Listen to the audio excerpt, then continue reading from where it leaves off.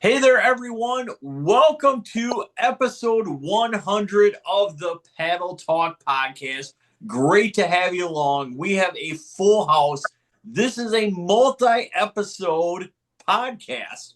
And what do I mean by that? That means even though it's episode 100, we have multi sections on it. We have a past section, a present section, and a futures or looking forward section. So it's going to be awesome.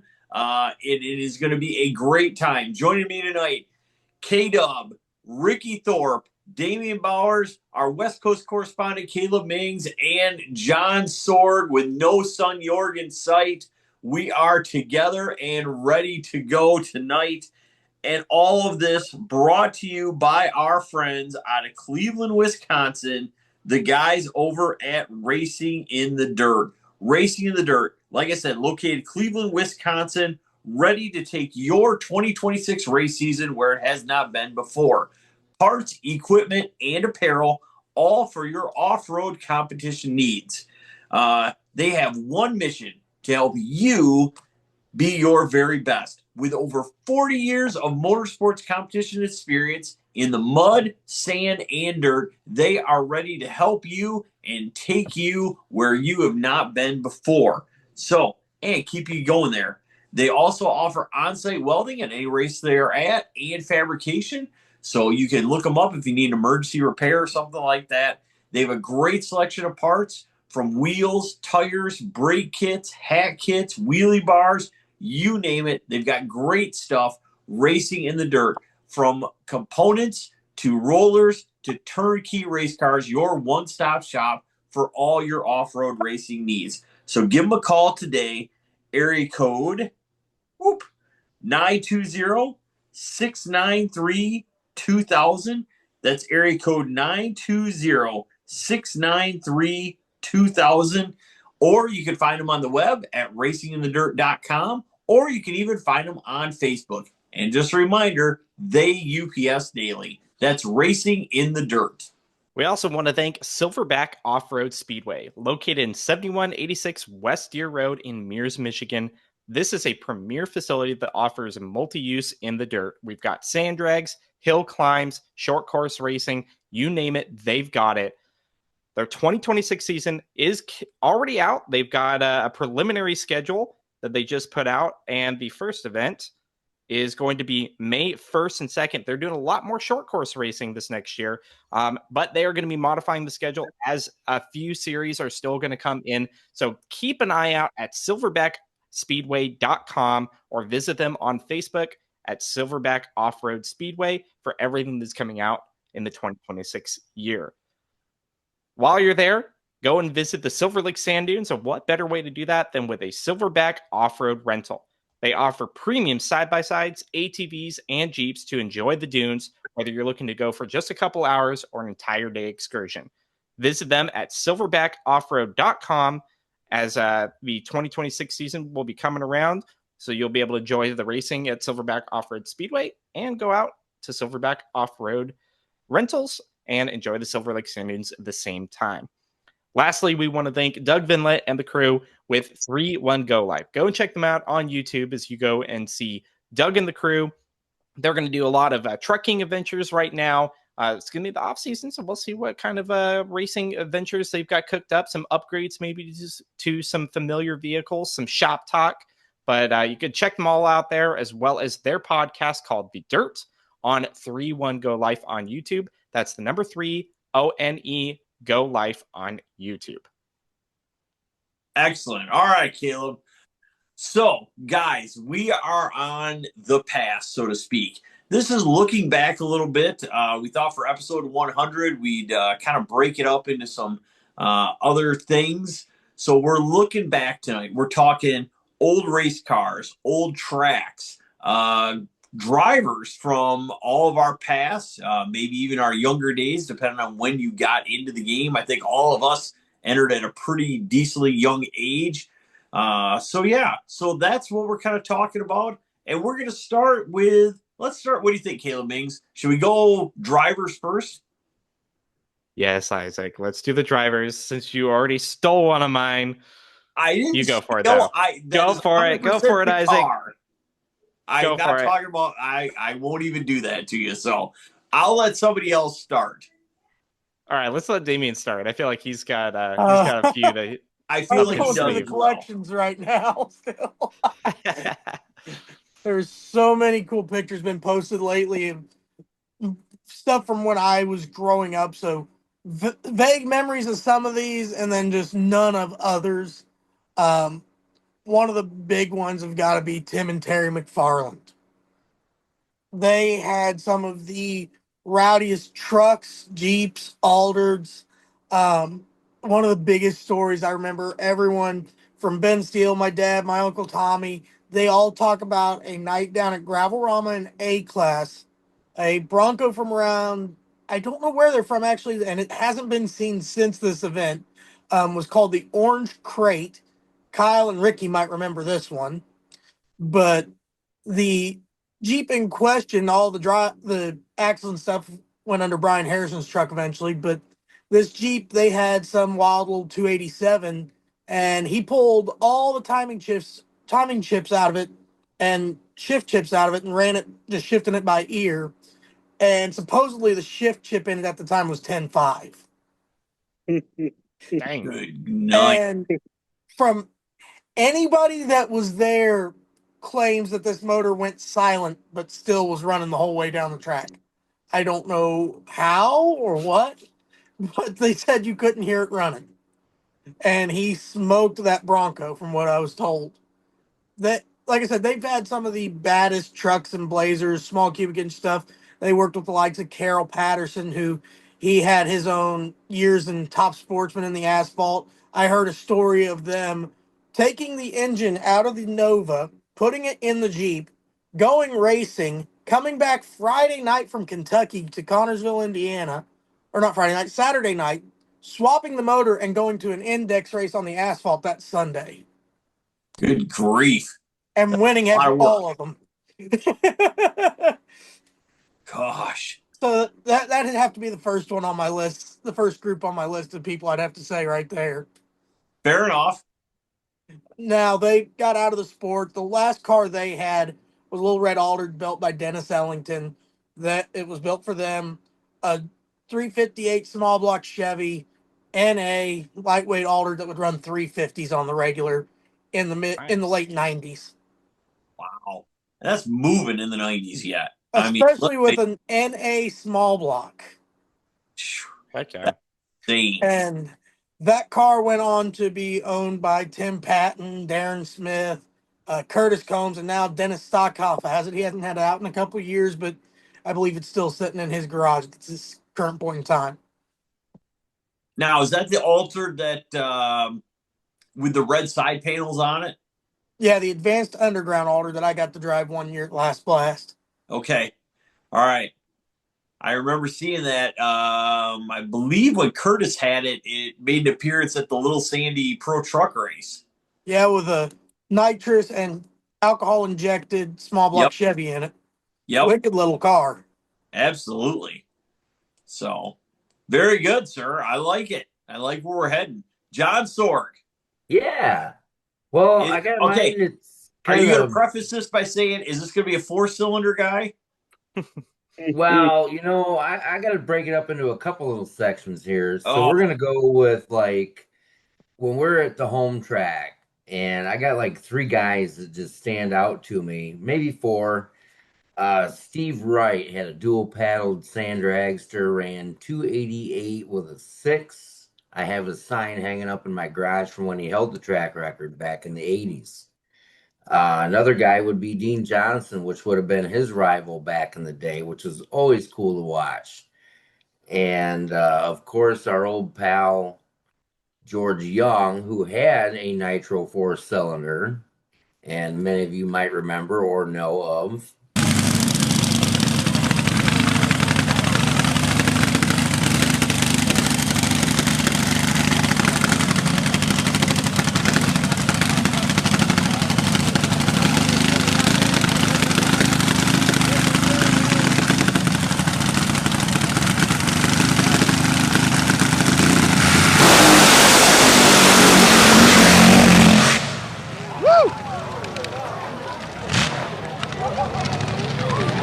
Wow.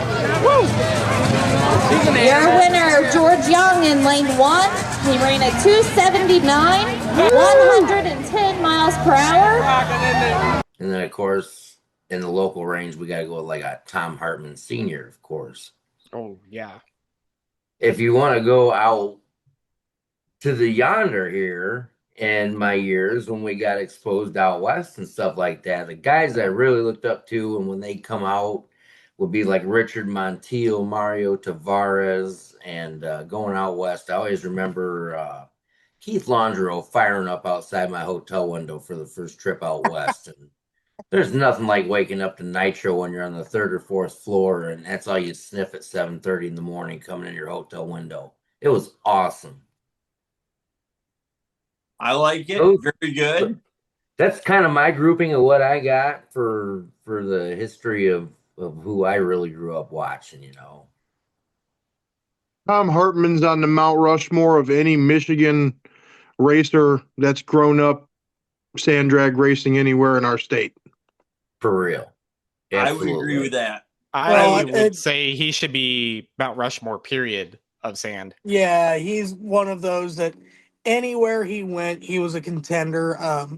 Growing up, he ran the Azro series, and him and my dad would trade wins back and forth in the comp class for years with our old red Jeep versus that gold Blazer. Cody Trice still has on his Facebook one of the videos from when I was a kid. That's the most memorable thing for me. My dad and him running, and that's our Jeep and Tom's Blazer down at Grayson, front end in the air out past 60 foot.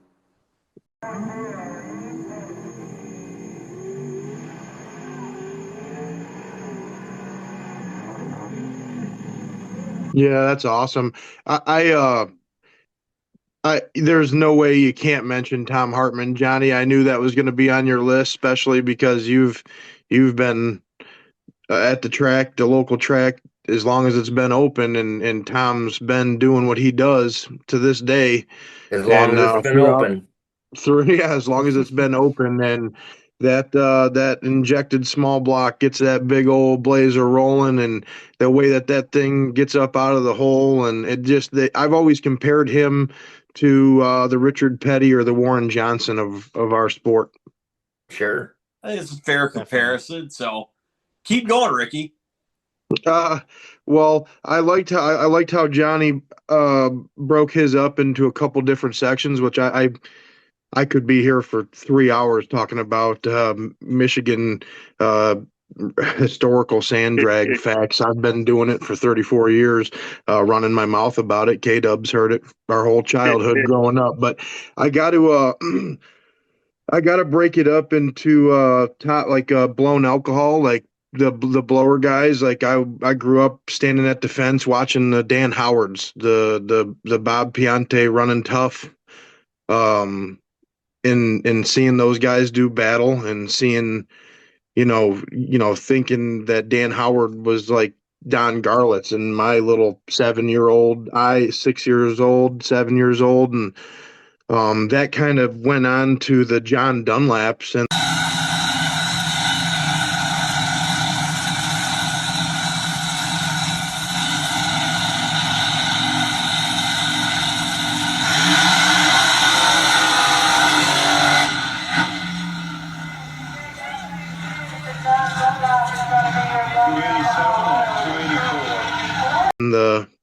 Frank with that blown V6, not quite Keith Langero, but that was pretty unique. And I know Kyle was always a big fan of that one, that blown V6 with a little bit of nitrous and slip tube chassis hanging, gave the definition of hanging the front wheels with the chassis arced out with the slip tube chassis. John Dunlap, he took the record from Dan Howard over here locally. Dan held it at like a 278 or something forever or something like that. Johnny or Isaac, if you guys can correct me on that. I don't remember exactly, but I know John Dunlap won a 277, and that was he was Chevy power, battling the Hemis of the Chiat brothers, and the Richard Montiels would come out. That was cool when we were kids, and the East meets West was East meets West. And Like that's what it was, a real, you that week in July, you couldn't wait to see the Taylor Brewers good news, bad news, Kerry Mahoney in the Oh big time yeah. altered. The big time altered was one of my favorite. I'll never forget him pushing it to the finish line for a win in front of all of us in Michigan. I was probably like 8 years old. But in my opinion, locally, Pat Goodell was impressive. A lot of impressive guys over the years. Jay Porniga stepped up and ran top alcohol for a while. The Ford guys were always interesting. The Dan Howard and John Ramaker stand out to me as the Ford guys that really tried to hold their own and did a pretty good job at it. In the warp speed car and with the altered and then the dragster but to me, Rob Shyatt's the fastest guy locally all around. Like as far as like me growing up, I just remember, they didn't have the most money and they didn't, but it was just always hard to get around Rob, and his car was so fast. That big Arius just impressed me. And it was so, the car would be broke sometimes and he'd still run. I remember he ran high gear for a whole season, I think in like 2009. Just super, super, super cool to be able to watch the top alcohol of the olden days with the Pianes and all those guys. And I love it that it's kind of resurfaced. But in my opinion, I was always a huge, the Bad Frog, the big area, the cylinder heads on that thing were freaking 2 feet wide. And so I gotta say Rob Shyatt for top alcohol has probably got to be up there. Dan Howard, but my overall number one, still going strong and driving just as good as he ever has, Dave Kramer's number one on my list. There we go. So Dave Kramer will always be number one on my list. He always has been. The man, nitrous small block super toy 5, hanging the front end for half track, always putting on a show.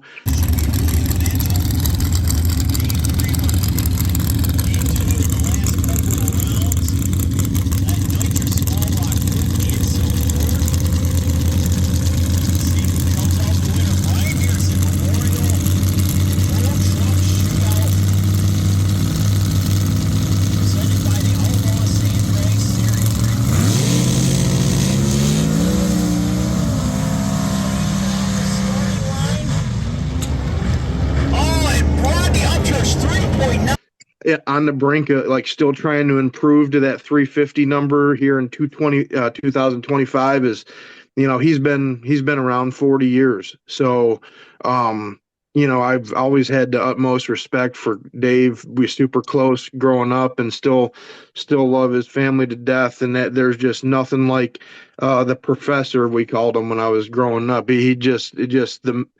Isaac, you got to speak on that. Am I wrong with the Super Toy 5? Please back me up on that. No, I would 100%. The godfather of pro truck, no doubt. And just, yeah, exactly. Dave is one of those guys where, and when you consider how long that Jeep has been on track, I mean, we're talking 1995. Yeah. I mean, it is insane to think of that. I mean, we're talking 30 years that thing has been making passes. That's nuts. I mean, really, that is absolutely crazy, and at a high level too. I remember when that thing came out and they put it in the show, and at the Cavalcade Wheels, Ricky and the Grand Rapids. Yeah, and it was still white, had 2000s on it, didn't even have a hood scoop. Dave just got the Jeep finished. I mean, built it himself. Mr. Cascade 4-wheel drive. I mean, I am a diehard Dave Kramer. Might be his biggest fan. He's beat everyone. The Tom Hartmans, the Jay. I mean, he's raced everyone and beat everyone. And so I'll never forget when his wheelie bar broke and he never lifted. And he was racing against Tom Hartman, and the front end was. I mean, the wheelie bar was broken and. He rode a wheelie. I wish I still had that VHS tape somewhere where he literally did a wheel stand. I mean, 300 feet. Just that signature when he pulls the Jeep from the staging lanes and puts it in neutral and does that signature he clears it out. You know it's Super Toy, and then you're all if you don't stand and watch that uh, nitrous small block wheel stand, and that doesn't do something for you, there's something wrong with you. So I got to put Dave Kramer as my number one. But John Dunlap also was pretty up there for me as a kid. The rat infested Jeep was just, I'm a sucker for a wild Jeep. So the Super Toys, the rat infesteds, like I said, I could go on for 2 hours about it. There was a lot of good action up here, but Dan Snyder's got to be up in my top three or five, 3, 4, 5 somewhere. Also with his wild side car back in the day, Johnny. I know you didn't forget that one. The small block dual carb slipper clutch setup on 2000s. You can't beat it. Just you knew that thing was gonna. I think he was the only guy I ever watched get disqualified on a buy run for hitting a cone. It just a lot of cool stuff up this way, a lot of good history, and that's got to be my top up there. With the Dave Kramer will always be number one though, as far as I'm concerned. Well done, Ricky. No, I like it. All right, Kato, what do you got?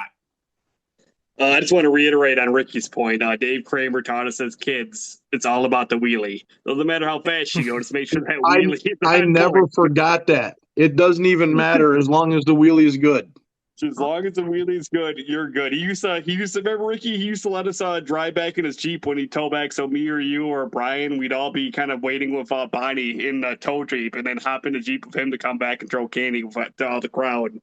I mean, I am 34 years old. I am 34 years old, and throwing candy out of that Jeep at 10 is still a highlight of my life. And I'll never forget him letting me steer it to go through the scales at Gravelrama, and me telling some kids that it was mine. They like, is that yours? And I told them, yeah, because I mean, it's the coolest Jeep in the world, and just Dave, and on top of being an absolute legend of the sport, me and K-Dub and our families were blessed enough to be, and still super close with Dave and Bonnie. Just some of the best people you ever meet. Dave just let me rummage through his shop and pretend to build motors or ask him a million questions. I mean, he probably still sees me to this day like, oh shit, Rick's going to keep me here for at least 15 minutes. Because how do you not? Dave's just the man. Also, K-Dub, I've always been curious, K-Dub, aside from Dave, who's up there for you? up there for me, like going back then, like a lot of people hit on a lot of people like are like watching Top Fuel growing up, seeing Dan Howard. I remember watching Dan Howard as like a 5 or 6 year old go stood his dragster straight up in the air, slammed to the ground, and bent his whole chassis. Seeing all the Top Fuel wars. I remember as a kid, like one of my favorites was Kyle Hommick, just because he had the same first name as me in the Hellbent car, and then he ended up driving a hearse the whole year. Some other favorites of mine, like obviously my dad in the funny car, full drive record holder going.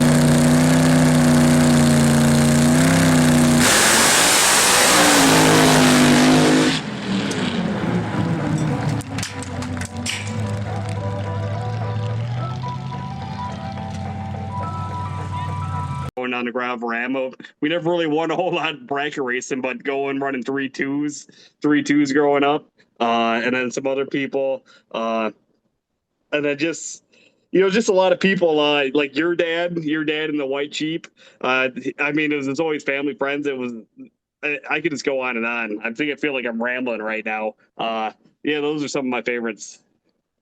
Damian Bowers, you've had your hand up very patiently. What do you got? Well, with a lot of what you guys are saying with the Top Fuel stuff, down here my way, we did not get a lot of that. Our big fast cars were the quick 8 guys. Occasionally you'd have Bob Pienti and like Ben Steele with the adrenalized dragster with the big block on nitrous. There was a lot of that stuff, but for me, the big fast cars down here were always XA at Gravelrama, and you'd have the likes of Jerry and Josh Stevens with the blown income T bucket and then the blown all my income altered. We had the illusions altered that would come to Brookville on occasion, trying to break the track record there before that car became blown all my income.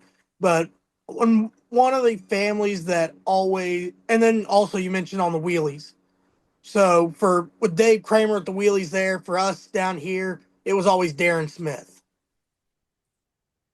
Because he had that little black Jeep with a small block on nitrous, stock wheelbase CJ5, center rear seat with no wheelie bar, running at Brookville, Haspin, and the like. And nothing's changed because he still likes to wheelie. Yes, very much. That's true. Isaac, we got to hear from Caleb to split up all this. We're all in the same area, so let's hear. I got to read about Caleb's guys in sand times. I never got to experience that firsthand. The Keith Longereaus, seeing Richard Montiel come up here and stuff like that. It was incredible, but our track surface wasn't what those cars wanted. So I never got to see the Top Dog car run the way it did, when they would come up here. So who were the guys and maybe even girls back then that really stood out to you? Ooh, I got plenty. Obviously, yeah, West Coast was the place to be for a lot of these heads up cars. I mean, we're talking all the top classes. We had the quickest fuel cars, in the nation. Lots of the quickest top alcohol cars. A fuel. I mean, we had cars that just dominated that. I definitely want to talk about some of the heads up stuff. I want to do some bracket stuff, and I want to do some ATV stuff because we haven't really talked about a ton of ATV guys yet. And I see you, Isaac. I see you. He's got a Laundry and Stars t-shirt on there. I had one of those, but it fit me about half my way to go because I had a little kid's tee for it. But absolutely, I have to say we're talking Mount Rushmore. Keith Longereau is definitely dead center on that mountain for me. I don't know who the Don Garlitz of Sandregs is, but I could tell you who the John Forrest of Sandregs is, and that was definitely Keith Longereau. Most people know him for the Too Shy V6. It was a Hemi, 2 cylinders cut off, made it a V6, supercharged on nitro, top fuel car. That was his killer weapon. Before that, though, he was actually a Volkswagen guy. The No-Dose A fuel car was previously piloted by him, and he won a crap ton with that. And I know he had a whole bunch of other Volkswagen cars before that. I mean, we're talking back in the ASRA, the NS National Sand Competition Association, NSCA days. We're talking a big heyday for some big crowds within Sandregs in the late 70s, early 80s. And I mean, Keith Longereau with that top fuel car, Too Shy, was it is still the most unique sounding vehicle. And we'll have to throw some videos up there. I remember a couple of big deals with that. I remember when we were running the national events at Laughlin at the Avi, and it was the last pass of the entire event. And they used to have at the finish line, they had several different heights of the finish sensors because people liked to wheelie across the finish line. And Keith came across and he actually took out the finish sensors, won the pass, took out the finish sensors for top fuel. You were there for that, Caleb? I was there for that. I was there too. You were? I was. Dude, yeah. I still remember that. Such a freaking cool way to end the event. I don't think that they had any spares for the I think they charged him for the lights too. Les Gray was pretty up on that shit, and I'm pretty sure he got charged for the lights after he got his check. Let's be fair. I would not doubt. Les Gray would have charged his mother for the lights if he thought he could get a check that wouldn't bounce. Dude, yeah, he'd have dug her out of the ground to get that check. That's right.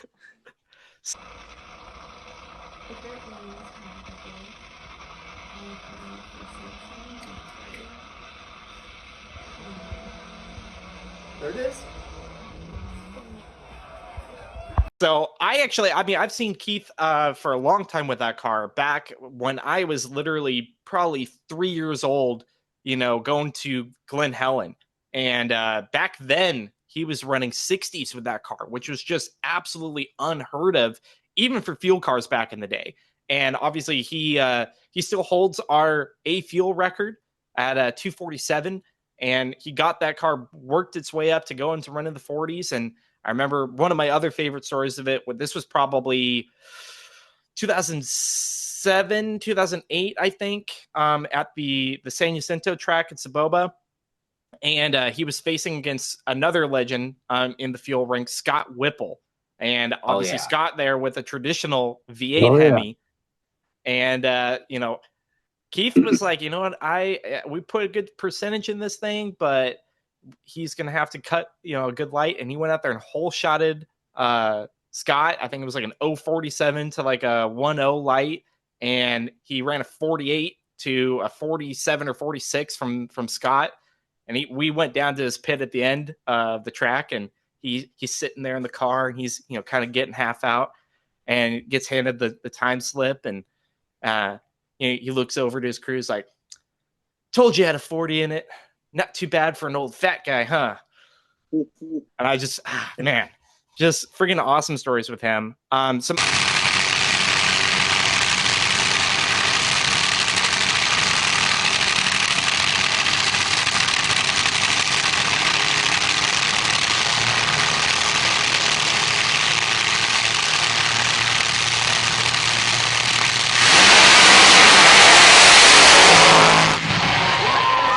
other fuel cars out there, obviously Charlie Brown Jr., the last real fuel altered in the sport. Chris Barlow, Turtles Toy, ran both in top alcohol and eventually top fuel. Chris, he's a great guy. Let's see. I can't forget about the Blairs, Butch and Terry Blairs. And we're talking about some females. Terry is still probably the fastest lady in sand, I would gather. So. I don't know what her quickest pass has been, but I mean, it was a fuel car, and that was the last dual paddle fuel car as well. Right. I luckily got to see that thing when they first brought it back out at Prim. And I mean, I was just a buzz with it. Just seeing always seeing old photos of the dual paddle fuel cars from the 80s. I'm like, man, these things just look mean.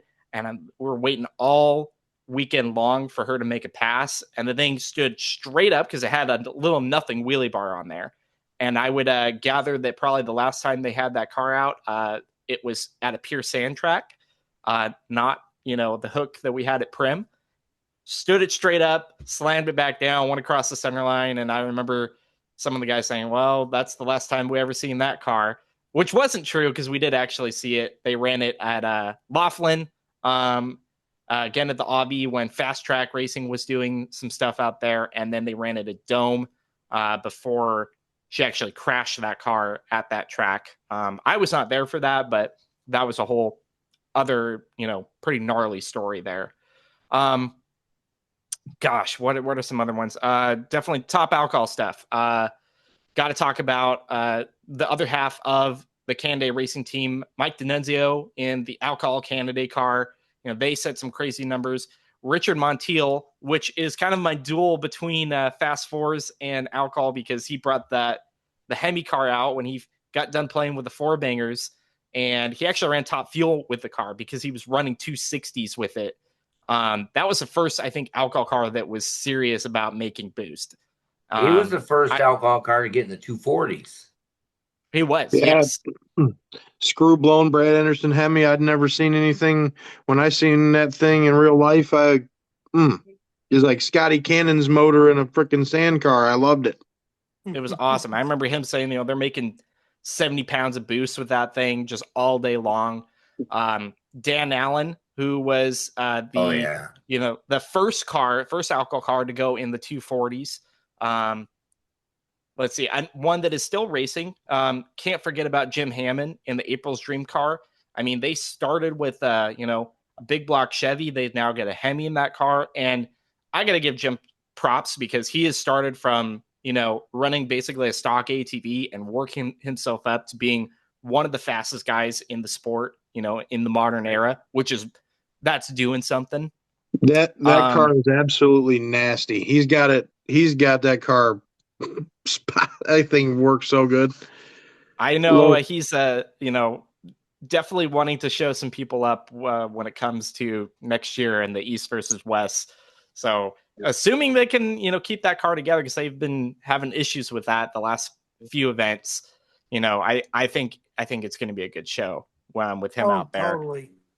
The guy that can show up there and ruin that whole thing, Caleb, is going to probably be on your list at some point for top alcohol. If he still runs. I don't know. Does Gary still run? Well, Gary Mink? That's a good question. I think if he is going to show up at all. Listen, if we're going to name names, they got to be on your list. All right, come on. I'm starting to rethink this whole strategy going last. But continue, kid. Yep, I would definitely say Gary Mink is up there for sure. And yeah, if he's going to show up to anything next year, my bet would be it'd be a dome. As cool as Gary Mink's dragster is, his old mud rail, that Willie's pickup, is still one of the coolest machines out there. Oh yeah, we're fanboying out NMRO style over here, Damien. Some cool people. I can't forget when we're talking top alcohol. Nick Janik with his. It really was even more of a slingshot than a slingshot was. That was just the coolest top alcohol car. It was. Some older school ones that were back, a little bit more in the day. I really liked John Keller's Plum Nasty Altered. Yeah. That was a really cool car. I remember seeing that. That was, what would be equivalent of a top limiter car nowadays. Another one, dear family friends, we got Jim and Kathy Williams. Jim Williams, you guys have seen his car, the Wild American top limiter car that Ron Moran now campaigns, but that was Jim Williams. His wife Kathy had a small, I think it was a small block blown Jeep, really, really tiny blower on the thing, black with pink flames, and those two were just an awesome, awesome couple. Really loved everybody out there, the Sand Drags. They were all of ours, our grandma and grandpa growing up. The Fast Four ranks, just getting to have the West Coast action of, the whole zoo, as we often called it. We had Jeff Mamer in the Sidewinder, Richard Montiel with Top Dog, DL King and Animal Control. You had the Good News and Bad News Dragsters with the Brewers. Just tons and tons of awesome four-cylinder. And it really sucks because I loved the Fast Forwards class growing up. That was honestly my favorite class. And it pains me to see the state that we're in currently, just with the lack of cars with that. But man, just seeing all of those legends, Mario Tavares, it was so cool to see all of these big West Coast events and just see all these four cylinders come out there, just flying down the track. How many legends do you get to pick? Too many. I'm sorry. Poor Isaac is I'm gonna make it. I'm gonna make like, it shorter man, here nothing. for some bracket racers. Oh man, I loved Don Henniger. He had a blown injected small block, and he used to come to Michigan a lot. He did. Yes, he did. Do you remember what he used to do for staging the car, John? Not off the top of my head. Help me out here. So he had kind of one of those cars that had like a lot of blower surge. And what he'd do is he'd go up there and shallow stage in the pre-stage beam. And he'd literally get on his trans brake, off on. Oh, and just no. pop it right into the stage beam. Perfectly staged it every single time with bump box before bump box. Exactly. Yeah. No, it was cool. So he was definitely one of my favorites. I don't remember the guy's name, but one of the favorite cars I had, another blown car, was Nightfire. I know that was it the Switzers had it last, and it was called renamed Dragon Slayer. Yeah, it was white and green. That was the last paint. I haven't seen that car. Ralph Switzer. Yeah, Ralph Switzer had that car. Okay. Yeah, yep. that was a clean car, and it was quick. Yes, and I don't remember who the guy's name that owned it before when it was called Nightfire, but that was a super cool car. Some big bracket racers. Bill Gonzalez. I know just a few weeks ago we talked about the Bantam Jeep factory burning down. Bill had an original Bantam body Jeep, and he ran that thing from the time he bought it off the showroom floor, drag racing on pavement, all the way through sand drag racing, 8-in-1 header, super cool. Now, Let's see. if we're going to talk about people that they bought their vehicle damn near brand new and raced it, obviously, like you say, that Bantam. Tom Hartman's another one on that list. Bought that Blazer new, but another one on that list is John Brown from this part of the country. There's so many John Browns out there, but he runs the 6-pack Jeep that his dad bought used off the lot. I don't know the exact year, in the mid 70s from an AMC dealer that he worked at, and that Jeep is still running with a Jeep Straight 6 in it to this day. Yeah, that's a cool Jeep too. Caleb, do you remember Fuller and Crook? Fuller and Crook, yes. Yes. John Fuller and Crook was a good one. Yeah. Keith John Ahart. McCone. There we go. That was going to be my segue, Ricky, to getting to to transition to some ATV people. But Keith Ahart, I actually didn't know this, but Keith had been racing since sand drags basically has been invented. He originally ran a 2-wheeler out on sand back in the day. Yeah, I found this actually just got posted up some old live streams from National Sand Drag News, and it was one of the races at Saboba, and they had a nostalgia display. I started looking through stuff, and then they've got Keith Ahart, like, I don't know, 1970 or something, with a 2-wheel sand drag bike. And I'm like, I had no freaking clue that he ran that, but he's run 2 wheels, 3 wheels, 4 wheels, like dragsters. Back before track maintenance was a thing. Yeah, exactly. And then he had some very unique ATVs that he's run for a long time. I know one of them is still out in Oklahoma. He actually just brought back one of them and raced it at Dome on Friday, which I missed. But I mean, and he's 80, I think. He's up there. He's got to be close. If he ain't, he's got to be close. Keith is probably the only guy I know of that had to box for his paycheck one time because he was not getting paid at a race. What do you do? He threw down with a promoter when he wasn't going to get paid. Did this have to do with that big? I was about to say, did this have to do with that big race that they did back in the day where they brought all the pros out in Mustangs? No, that was a whole different situation going on with that. But yeah, Keith, man, he's probably one of the winningest drivers out there, just across everything that he's been in. But as long as he's been in the sport, he was probably there for that. Oh yeah, no, he definitely was. And obviously with him doing the ATV stuff, I have to, the Mount Rushmore of ATVs, we've got to go with Rudy Kurtz. And rest in peace, Rudy. But man, he was a local guy to us. He literally lived in the same town, and he helped me and my dad out so many different times just because we had no money to go racing. We brought over, I had a little Suzuki LT80, and we were at the time, some of our tracks, they raced the kids on an index that wasn't quite fast enough to run the index. And my dad was going over there just to get some tips and stuff for porting it. And Rudy starts taking it and starts drilling it in. All of a sudden he hands it back and it's like, it's done. And our dad's just like, well, what do you mean it's done? Like, what do I owe you for it? It's like, nothing. Go have fun.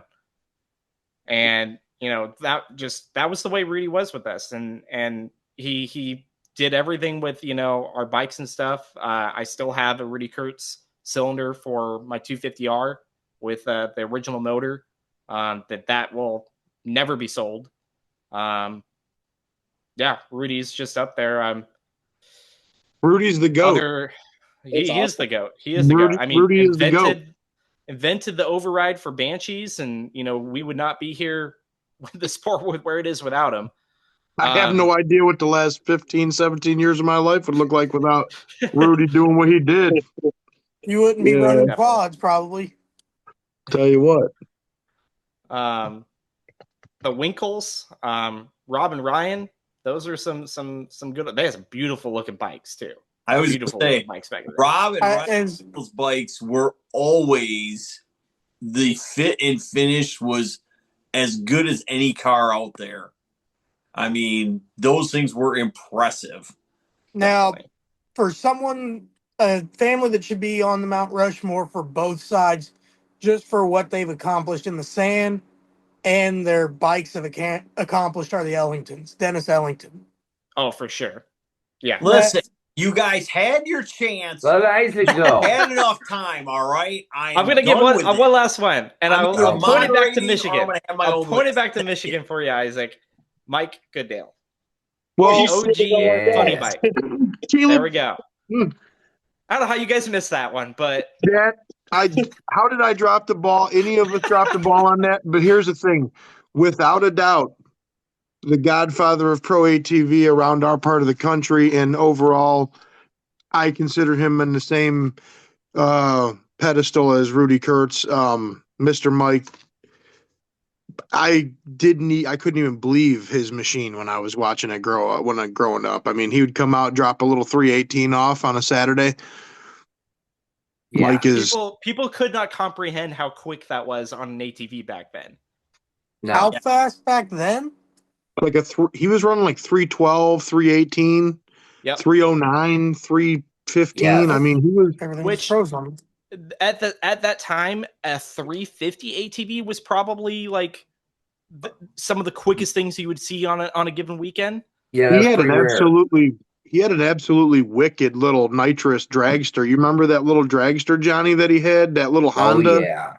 It was like it was carbureted on a bunch of nitrous, and it sounded like a pro stock motorcycle, and it was a little junior dragster basically, but he drove it, and it ran 370s in like the mid 90s. And Pat Goodell, who went on to do the Top Alcohol stuff, he ran that crazy two-wheeler for a while. Oh, yeah. Like Kawasaki two-wheeler with a super scoop on the back. But I mean, Sam Whitten, a lot of like the guys in one Isaac, go ahead, because I'll get. What am I doing? I'm sorry. Let Isaac go before you take. I almost branched off, Isaac. Sorry. No, it's all Isaac. Good. You got to show the back of that shirt, though. All right, I'll show the back of the shirt at some point. Mine kind of divide into basically an East Coast and West Coast thing. I'm very fortunate enough to experience a lot of West Coast stuff, maybe a little later in my life. But earlier on, it was more the East Coast stuff, especially Silver Lake, the Midwest and stuff like that. I'm going to reach back maybe into some names that haven't been around for a while. I appreciated guys like Mitch Bowen, who still holds a fast four record with that buggy. Yeah, I thought that thing was cool. What's that? Mile per hour record, yes. Yes. The airbrush on that thing for the even now is good. Back in the 90s, it was incredible artwork on that thing. And I always appreciated he was not afraid to mix it up with the dragsters at any point in time. And it was beyond the fastest buggy that we had at that. I remember that.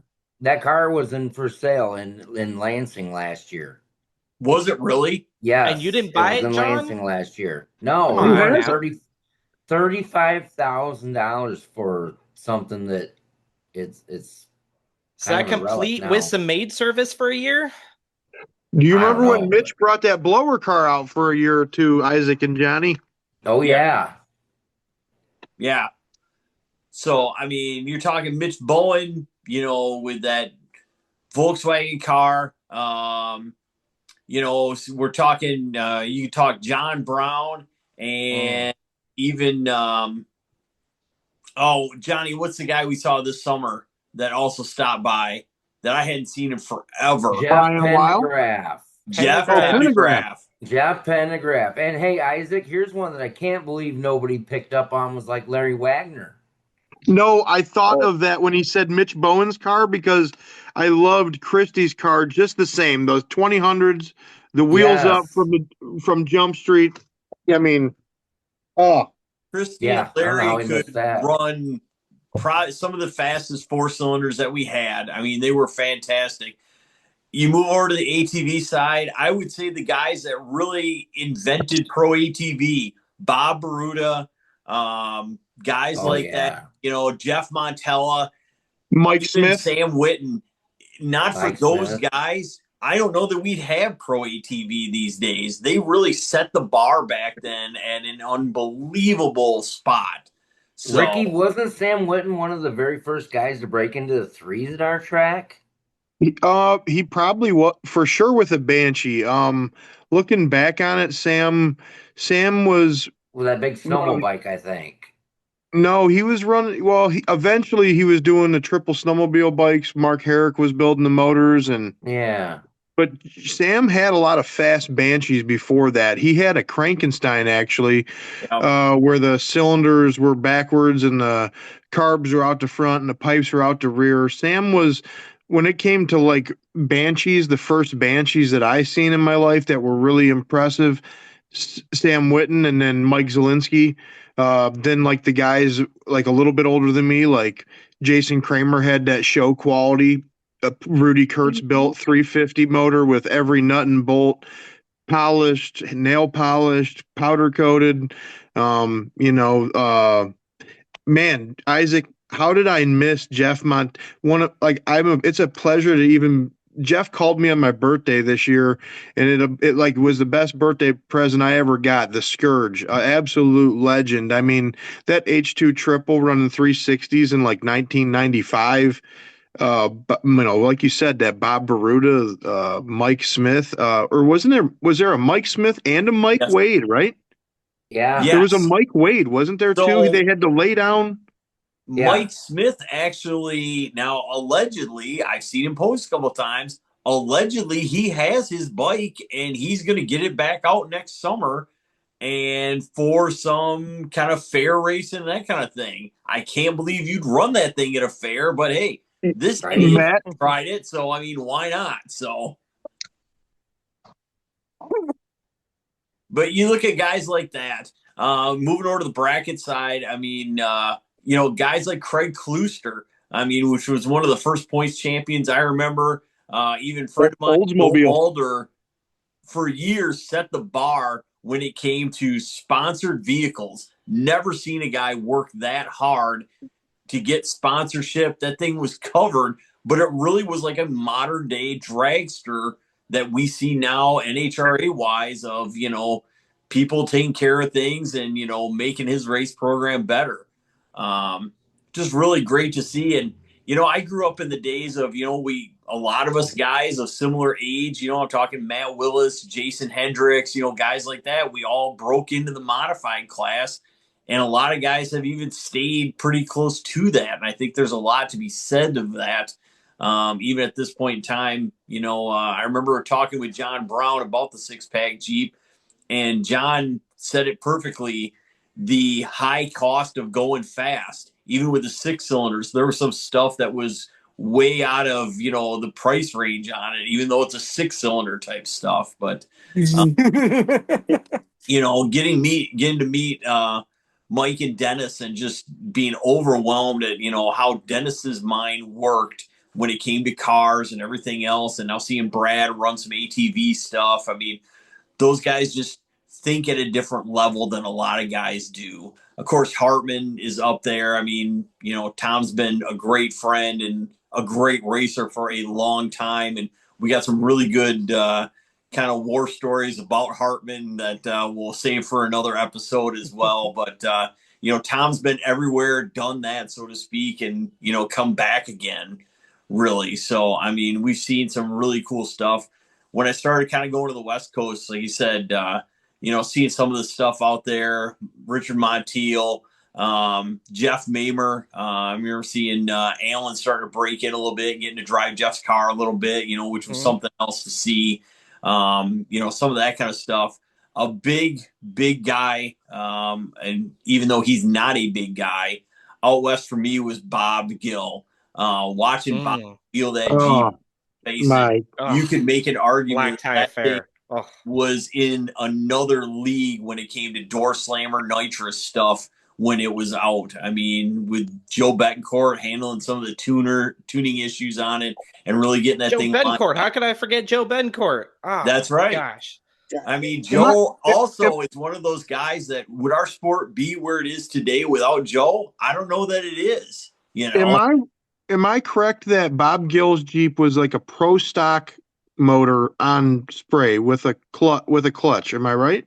It was a Mountain Motor Pro stock. But it was on nitrous, correct? And it had a yes. clutch. Yeah. Yes. Oh, I remember when he'd go on the standards. two-step with that. There was nothing like that car on the two-step. Yeah. It was just like a pro stock. I'd never seen it in the sand ever since. Incredible car. Now, So I two- think two eights. Kip Martin. What's that? I think he went 2.8 for that car out west. Yeah. Kip Martin posted a picture this past week, I think it was, maybe the week before, of probably what I would call the greatest pro truck field we ever had. And that's when Bob and Jeff came out and ran Ionia one week and then ran West Michigan the next week. And they went like 317 at West Michigan, which was literally, you could have run top fuel at that point with that kind of number. That was the bad boy Jeep. That wasn't the black tie fair one. That was the yes. What do we call that? What do we Jolter. call that one? The Jolter. There we go. Yeah. Yep. That was the Jolter. That was probably, but the black tie Jeep really set the tone and set the groundwork for that Jeep to come into place. You know, I mean, I'll be honest, Caleb knows this, but one of my earliest memories going out west was Bob and Jeff with this 632 in this black tie Jeep, and they wanted every bit of Larry Minor that they could get with that. Oh, yeah. With that blown combo, and they literally would just turn on the next kit every time he was getting close. It was unbelievable, you know. I mean, well, you mentioned Larry. I know we've talked a lot about Larry, but I definitely got to reiterate Larry Minor. I mean, he's done everything. I mean, when we're talking the OGs in the sport, Larry is probably one of the people that invented sand drag racing, and you know, definitely would say that the sport would not be here without him, just with everything that he contributed, both as a racer, you know, equipment wise, obviously with his whole, you know, farming empire and everything, just racing, not just sand drag racing, but so many other places. Sand drags out there. He came to Gravel Rom, if I remember correctly, at one point, didn't he, with his original Jeep? That I don't know. But Larry brought agriculture into our grading, which everybody uses today. I mean, let's face it. Larry was the guy that literally brought a land plane for the first time with a tiller to not only work the track up, but also flatten it back out so you could use it for whatever. ATVs, cars, didn't matter. And almost every track around has copied it to some degree at this point. But Larry was the first. Larry, that I did not know that.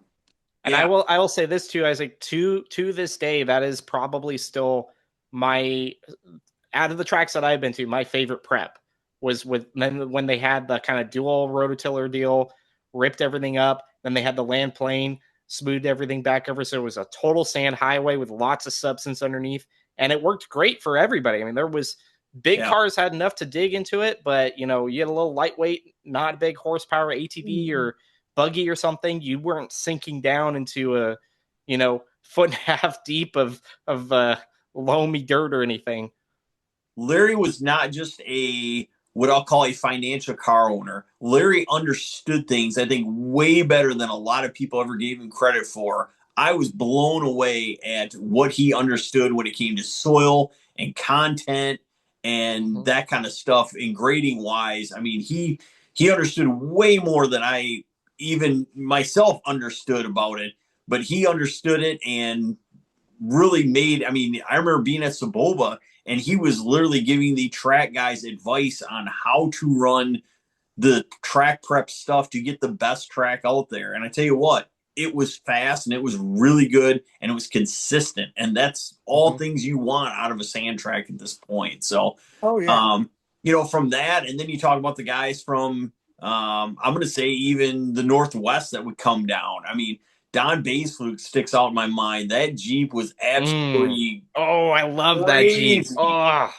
Oh my word! Him and Ron Shield would come down, and Ron, ever the practical joker, but Don, that was a bad hot rod, and just amazing at what that thing would do with what it was. I mean, it was fantastic. And then of course all the, the upper class guys. Dan Allen being the first car to rip off, going an entire weekend running in the 40s, which was unbelievable. I mean, that just didn't happen. And Dan just basically came out and said, well, I'm just going to run the whole weekend in the 40s, and one of my favorite memories as well is, you get to a race on Friday and everything else, and you get to be like noon Saturday, and all of a sudden this truck and trailer would show up, and it's Gary Mink for his one qualifier, and Gary would go from unqualified to top 2 or 3 in the field, and all of a sudden before you knew it, it was the semifinal times, and Gary Mink was still there, and they just chip away with that car, and then just start laying some numbers down. I mean, it was unbelievable. So I think that's going to wrap up our people portion of looking back a little bit. Let's talk about, where do you want to go, Caleb? Should we talk about some tracks? Yeah, let's talk about some tracks. So rest in peace to all these tracks that we're about to talk about here. Obviously, there's still a lot of tracks out and available, but some of our favorite members are probably at tracks that no longer are around. And I'll kick it off. I think I've talked about it before on the podcast, but I have to give top marks to Amargosa.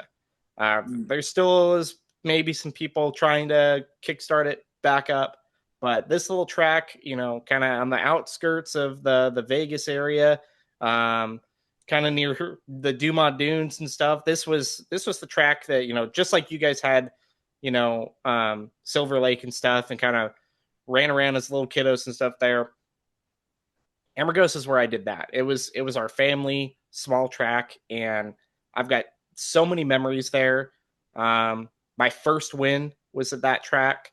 They had a race Father's Day weekend, probably 2000, 2001 maybe, and this was back when my brother was still racing with us, and my dad won, I won, and my brother won. And that was like bracket 5 for my dad. And I was in Kids B. My brother was Kid C, or maybe it was Kid C and Pee Wees or something. But we all won. And my dad was sitting around the campfire, that Sunday evening. And just like, man, could not have asked for a better Father's Day.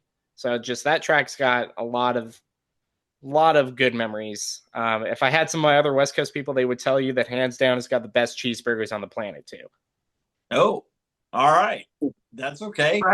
Track food matters, does it not, We'll Kato? have to do a track food one too. Yeah, we'll have to start doing dedicate track some time food. to track food. That's fair. One of the first things you got to evaluate on your race weekend, concession stand. Yes, exactly. Absolutely. Like, am I going to get a good breakfast sandwich? Am I going to get a good taco at some point? Am I going to get a cheeseburger, hot dog? You got to figure that stuff out. Little tendies, you never know. That's fair. Cajun fries. Yes. All right, Ricky, dead tracks.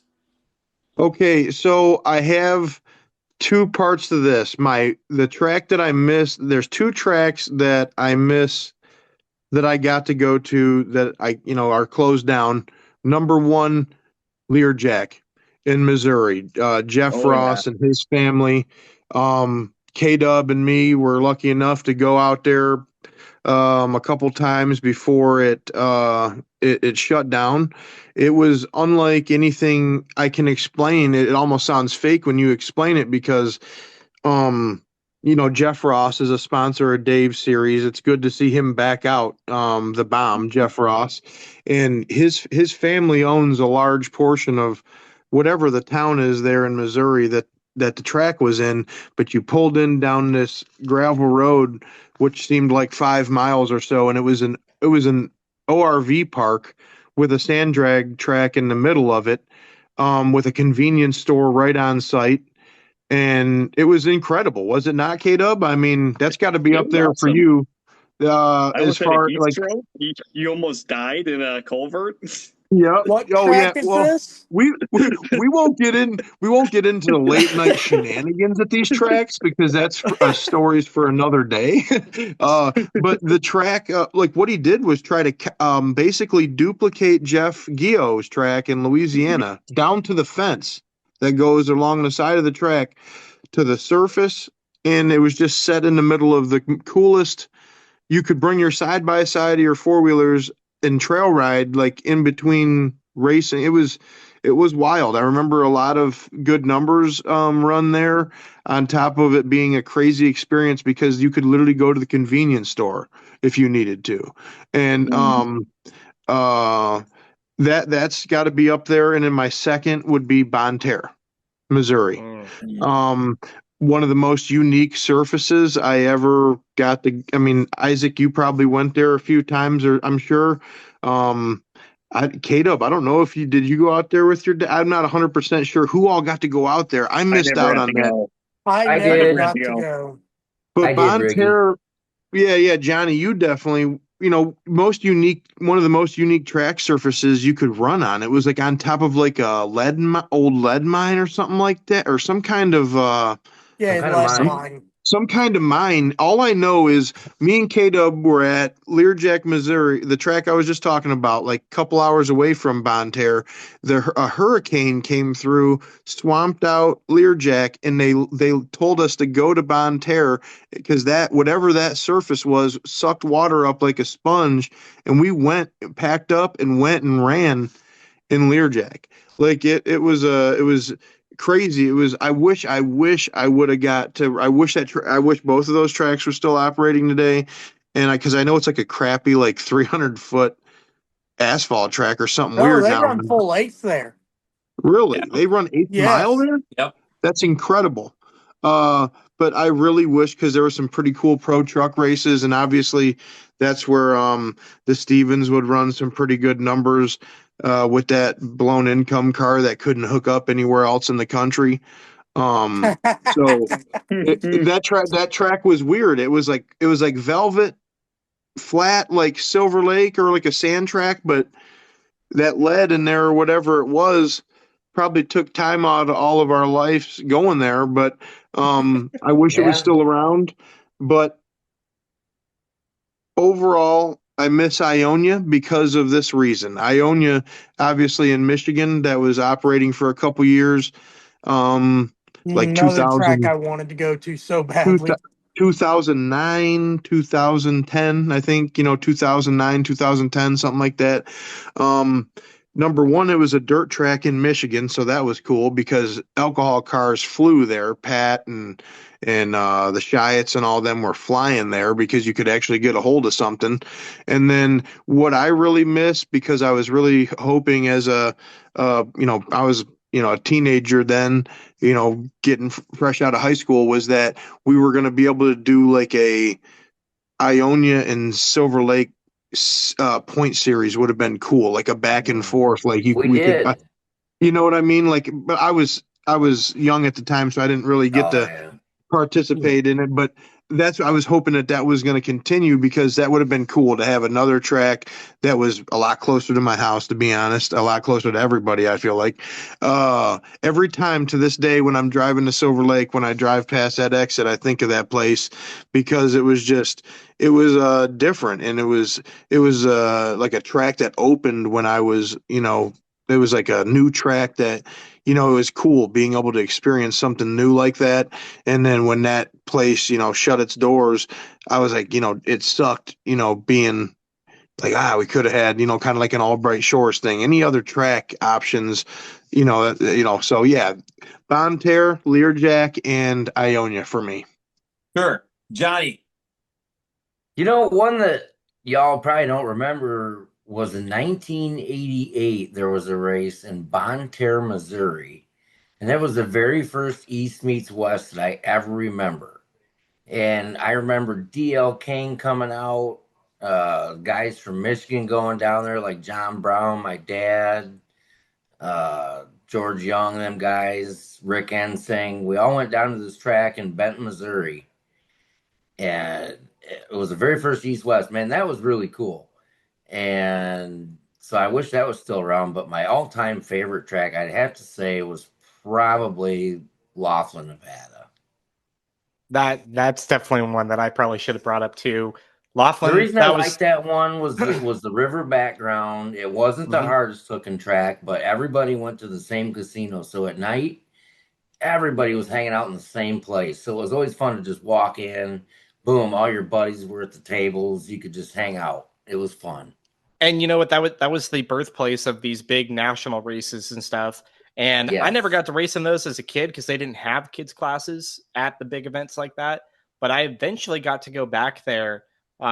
This was probably junior high. Maybe I was in high school at the time. I think I was junior high at the time, and it was a different racing organization putting it on. Same service, same track, everything.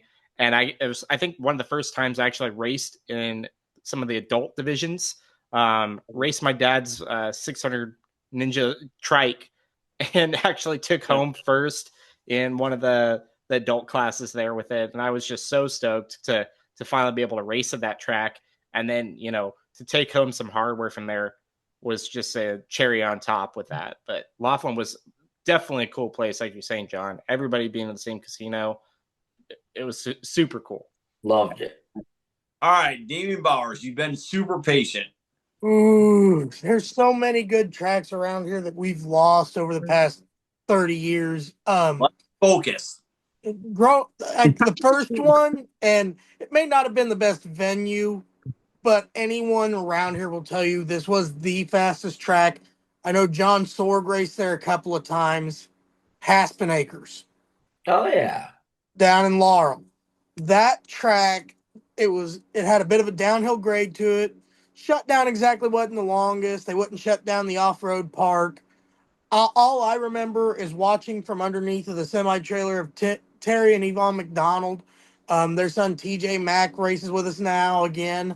But all of us kids at the track, me, Blake Cole, etc., they would drop us off at this trailer underneath the semi-trailer with our baskets of toys, bags of toys, whatever, and we would just sit there all day till our parents came and got us. Fair. But Haspin's a track I never got to race at. They ran an old timing system where that as soon as a stage light lit, you didn't have to have a pre-stage on the other side, but as soon as one person was staged, the timer started and you had 30 seconds to get in. Nothing wrong with that.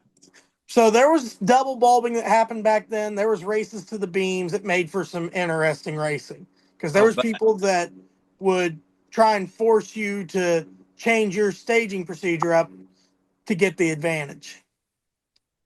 No, then when Haspin shut down, Sidra, the club, they went to Richmond, Wayne County Fairgrounds. Occasionally they do some dirt drag races, usually like with KOI or 503 Diesel around here. Hard pack races now, but as a kid there, that's one of the first places I got to race. Another track that I never got to race at, I remember going one time, Frankfort, Ohio. John might have ran there, I don't know. I did. I actually got to run an ATV down there. That was a really neat track and venue. Shame that it's still an empty field because when it shut down, it was supposed to become a housing development. Then they found out it's a floodplain. Oh. So nothing has been done with that property since it shut down in the early 90s. Oh, they should open it back up. You Did gotta you have run the someone old 250R there, Johnny? I ran the old 250R there. Yes, I did. That was Heck fun yeah. times. But yeah, Richmond, right outside of town, we have Union County Speedway, Route 44 Raceway, whatever you want to call it. Dirt track that's been around since the 50s with an oval. They used to run on the front stretch there until they built a sand drag track behind it. That one's shut down now. I've heard stories. My dad always tells me about a 200 or 250-foot dirt drag track where they started inside of a barn. And if you didn't get shut down, you climbed a wood pile. The owner used some Roundup to put some interesting letters in his garden, and the mayor flew over, seen it, and shut the track down. What was the letters, Damien? I'll leave that up to the imagination. Let's Nice. just you say gotta he did not like his mayor's skin tone, unfortunately. Oh, Oh, Yeah. I'm like, you gotta say something pretty stupid to get shut down. that's pretty That bad. and that's Probably do up it. there. Yeah. Carlisle, Ohio, which had an ASDA race. Mike Ellington just posted some pictures. Sharon Stansberry had from back then when they had a dragster crash there when the throttle hung wide open. I believe it was Mike Woodry's. We had a lot of really good, really fast. Because down here, almost every track was clay. Now the best track down here that we just lost this past year. Little Sandy. It is now a cow pasture. How did I not think of that? That is the track Loved racing there. oh yeah, I grew up racing here. The first year my first race I won was at Brookville, but the second race I ever won in the Pee Wees or the juniors, whatever, was at Grayson, and that track was always so much fun, such a beautiful venue. The guy who ran the track always knew just how to keep that track right. Um, like I said earlier with the Tom Hartman, my dad, one of my best memories of them racing each other's down there. We went down there for the day after my graduation for the Pro Truck Nationals down there to run on Saturday, just because I wanted to see all the crazy stuff that was coming down there that won't come to Cleves for some reason. But Grayson was one of the most beautiful places to go racing, even though it was kind of a narrow back road into the place. That's true. Also true. So nice. K-Dub made me seeing Jesus on those corners and going in and out of Little Sandy and his Dodge Neon. You know what I'm talking about, K-Dub. Though. Yeah, going into that hairpin at about 63. Now, Like, how did I Isaac, forget about this again? were you a part of our trip to Biscuit World Pro Truck Nationals? Biscuit World? A restaurant in Grayson. We left the track. There was 14 of us in a crew cab dually. Most of us hanging out the bed, the tailgate down, and pull in there, and there's 3 or 4 cops sitting at Biscuit World as we pull in going to breakfast. Good grief. All right. Kate-Up, how about you? I got one. When I was a kid, I legitimately thought the only sand drag tracks in the world were Cleves, Silver Lake, and Laughlin. But then I went to Clarksville, and then I only went to Clarksville once, and then I ran a funny car there, and Oh, wow. I remember I was like, this is crazy. I'm sure Ricky or you Isaac can talk more about Clarksville. That's the one that comes to mind for Michigan. Oh, The tracks are shut down. Bob's Family Raceway was the Yep. Bob's Family Raceway was the official name, I believe. And I know my dad had a deer run across the shutdown area when he ran his Jeep out there. And I need more information on this place. I've not heard of this one. Okay, let's just say, how many tracks have you been to where you had a different dial in depending on which lane you were in, and they allowed it? I mean, Okay, it wasn't like the allowed part is the important term there. no, seriously. Am I wrong, guys? I mean, different dial ins for different lanes. My brother-in-law introduced us to that place. I think what was odd about it that it ran on Sundays, right? Yes. I only went there one time, so I can't tell you anything. I know Earl even ran his truck out there. Oh my before. God! I mean, a couple guys ran there that shouldn't have been. Yes. Was it a narrow, short shutdown? What was the funky part here? It was in a guy's backyard. Funny car. Yeah. All the It was in a above. guy's backyard. Yeah, literally. This wasn't Phil. What became Phil's? No. That's Phil's backyard bungalow, which that might be going away too soon. And me and Kate have had some fun times there too. Yeah, if you got a cool $850,000, you can buy that place. Hey, get me a winning lottery ticket. Yeah. Listen, it is pretty cool to just go there on a Sunday and race your 4-wheeler. Yeah, so, just dominate Tyson guys over and over. Yeah. You can't beat it. Oh, shoot. All right. I'll say, as far as Michigan goes, yes, Ionia was a great track. It was fast. One of my favorite memories is, our friend, Mr. Greg Price, standing there saying, "We're not putting sand in the track," as Jim Bailey is saying, "All right, take this lead in this pup, you go down this lane and you guys go down this other lane, and you just start dumping it at the 60-foot mark, and it's pure yellow sand coming out of the back of that thing, because at that point there was so much water, we needed something to soak it up, and that's what was happening. But Ionia, super fast track.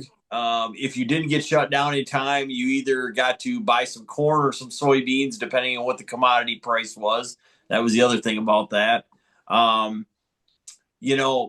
Going to Prim. I never got to go to Laughlin. Prim was my, really westward shot at that point. Prim, again, same thing. Not that the track was super fast or anything like that, but it was all about the venue and the experience at that point. I mean, that was a huge deal to be out there. You had the 2 hotel casinos. I mean, come on, where can you go and you can make a pass on your race bike or a race, ride in the sand, and then you can go over to Buffalo Bills and ride the roller coaster after that. I mean, or you could take a loop on the what was that? The gondola log ride inside the casino. I mean, what the heck, man? That was crazy. Well, not to mention that, but just all the racing that you got to do. You had to race to make it into the show on Sunday. Right.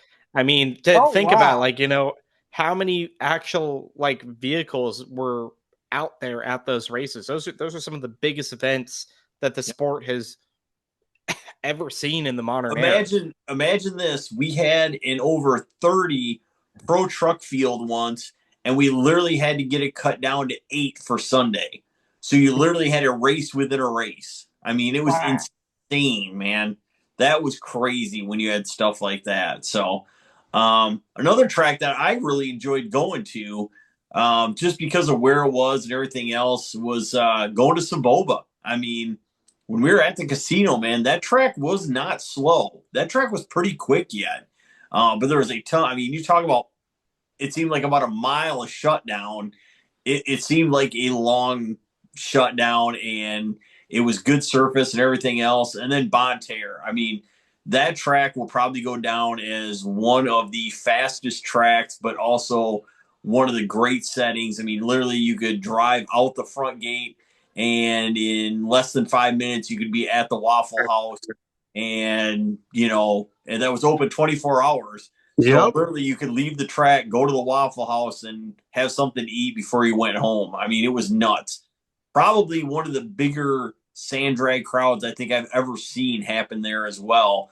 Only time I've ever seen where we had cars in staging, we were ready to play the national anthem, and they literally said, can we push it back 15 minutes because there are people outside in the cul-de-sac that can't get in the track yet. That to me was mind-blowing, that we were actually going to postpone the race a little bit because we were letting spectators get in. I mean, it was nuts, but they were packed in there like anything. I mean, it was unbelievable. And so the very first 4x4 nationals that we went to out there, they had this Missouri spot system, and you could either race 300 feet or you could race as short as 150 feet. It all depended on how many spot numbers you had versus who you were running against.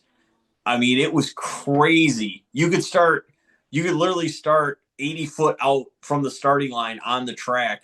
And the guys racing actually had to start at the 300-foot mark. That's some early 60s AHRA stuff. Oh, it was nuts, man. I tell you what, it was crazy, but it was so cool because it was so different from Isaac, remind me, that big race that you're talking about at Bonterre, was that the one that got rained out after there was like a crazy number of people there, or am I thinking of a different track around that same time?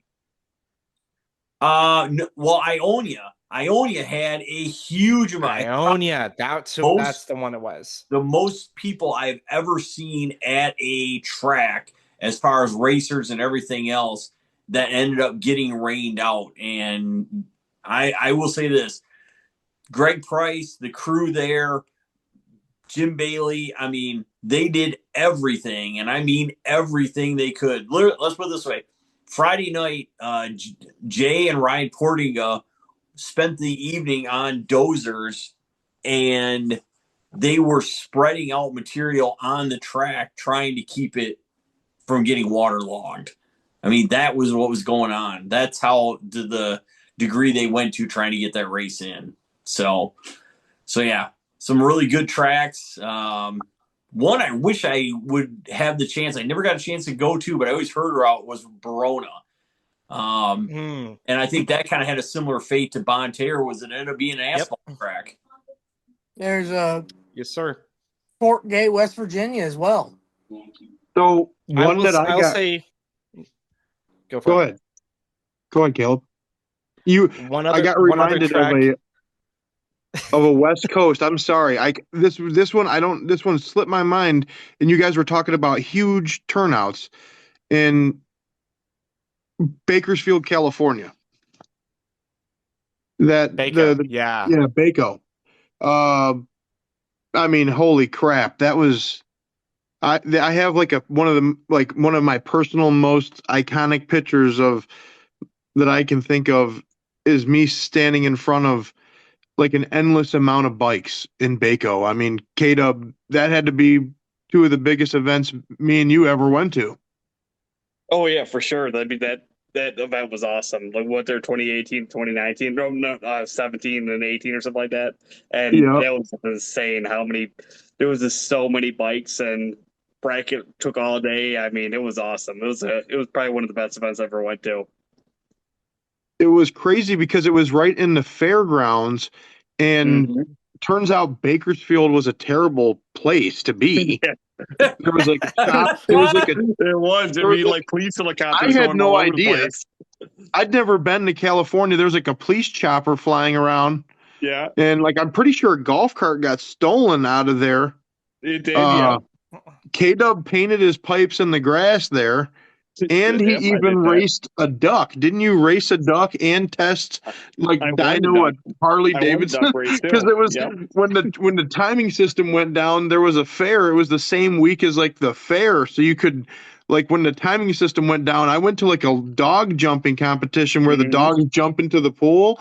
That's what I was doing for like 2 hours. I was watching that while you were racing ducks and pissing off the Harley Davidson guy or whatever that was running the motorcycle. I pinned it into high gear. It was like a Harley and rollers. They were like, it was like to show you how a Harley worked. It was so stupid. So I just pinned it and then shifted all the way to high gear. And he would give me the death there.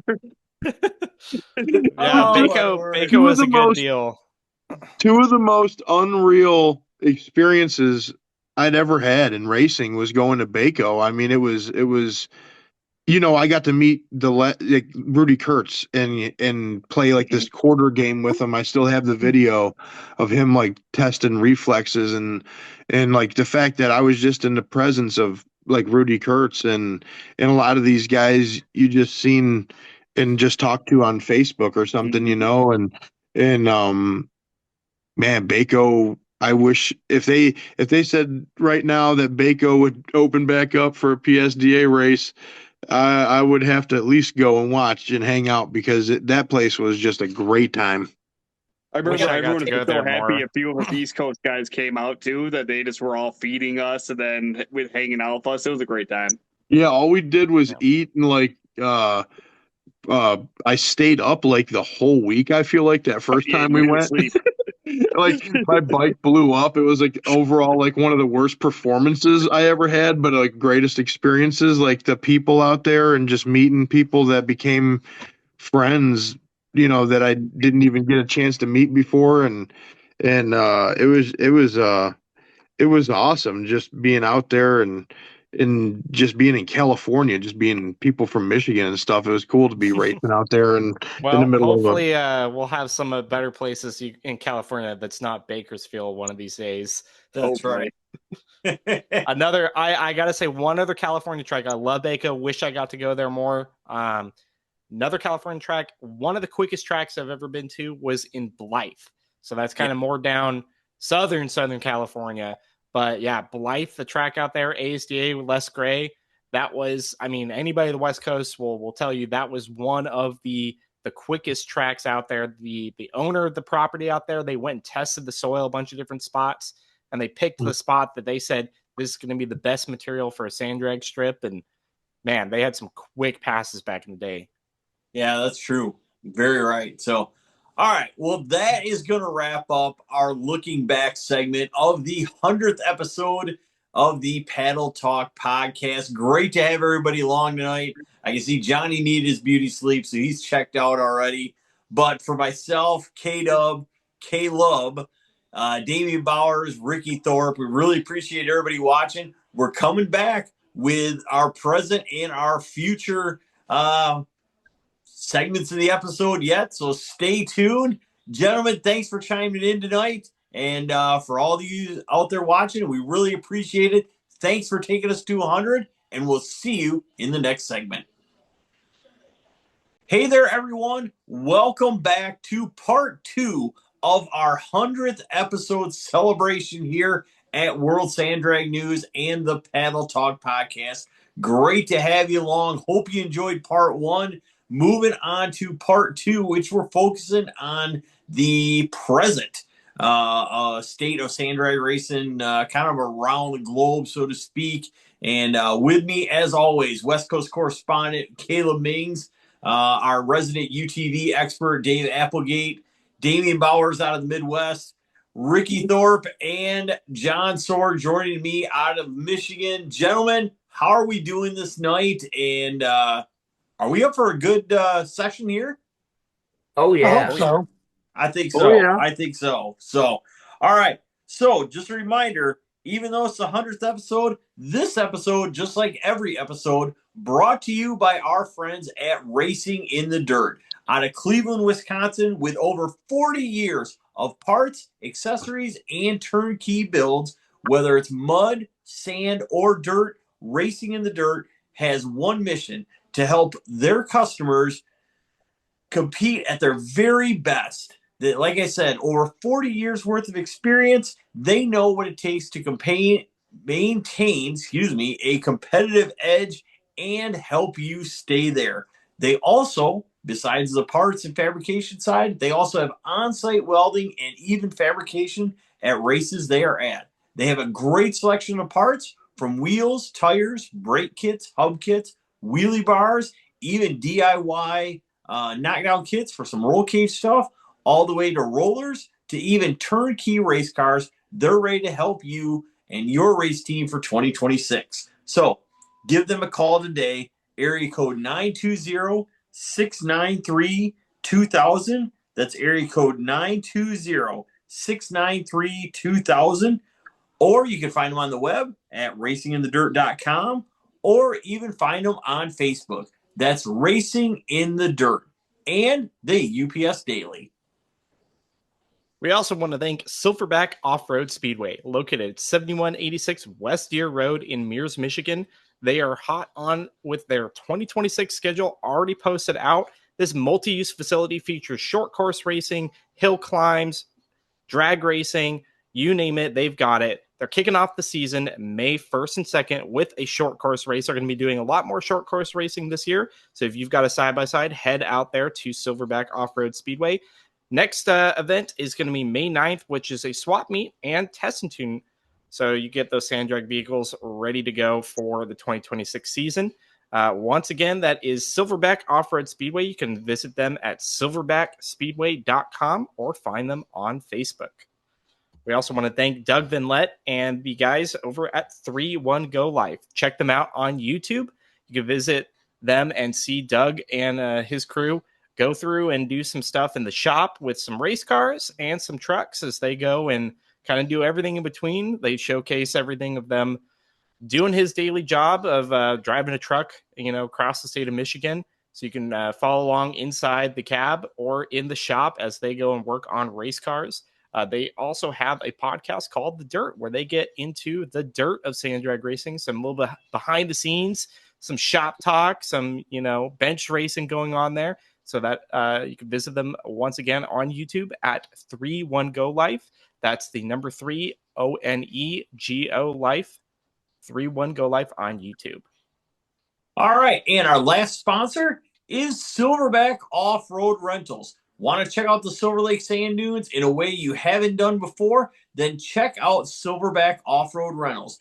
Open the same time as the dunes, basically April through October, Silverback Off-Road Rentals is here to put you behind the steering wheel of a premium off-road vehicle. Whether it's a sunset cruise or just hanging out with your friends during the day, Silverback Off-Road Rentals is equipped to get that together for you.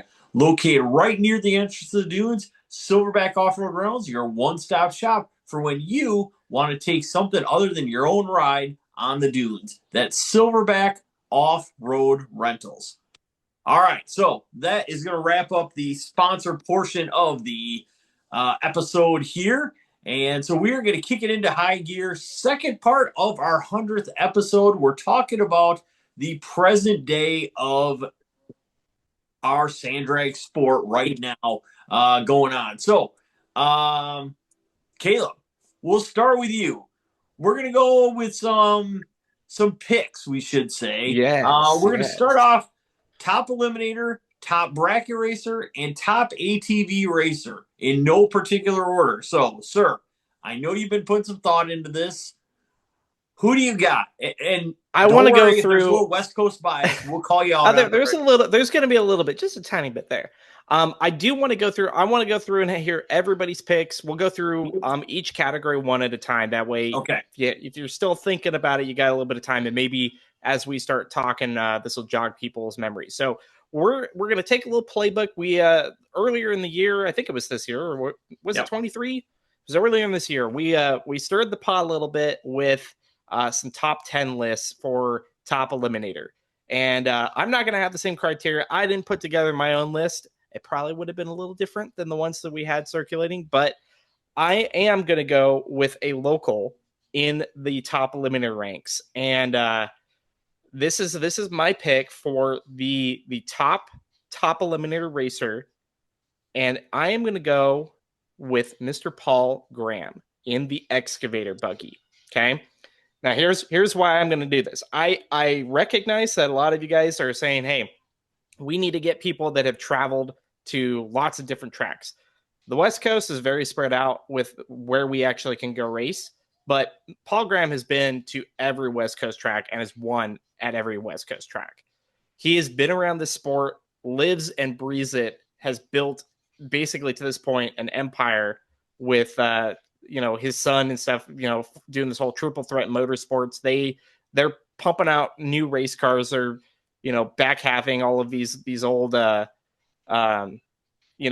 and putting V8s in them and stuff now, like it's, they do it in their sleep.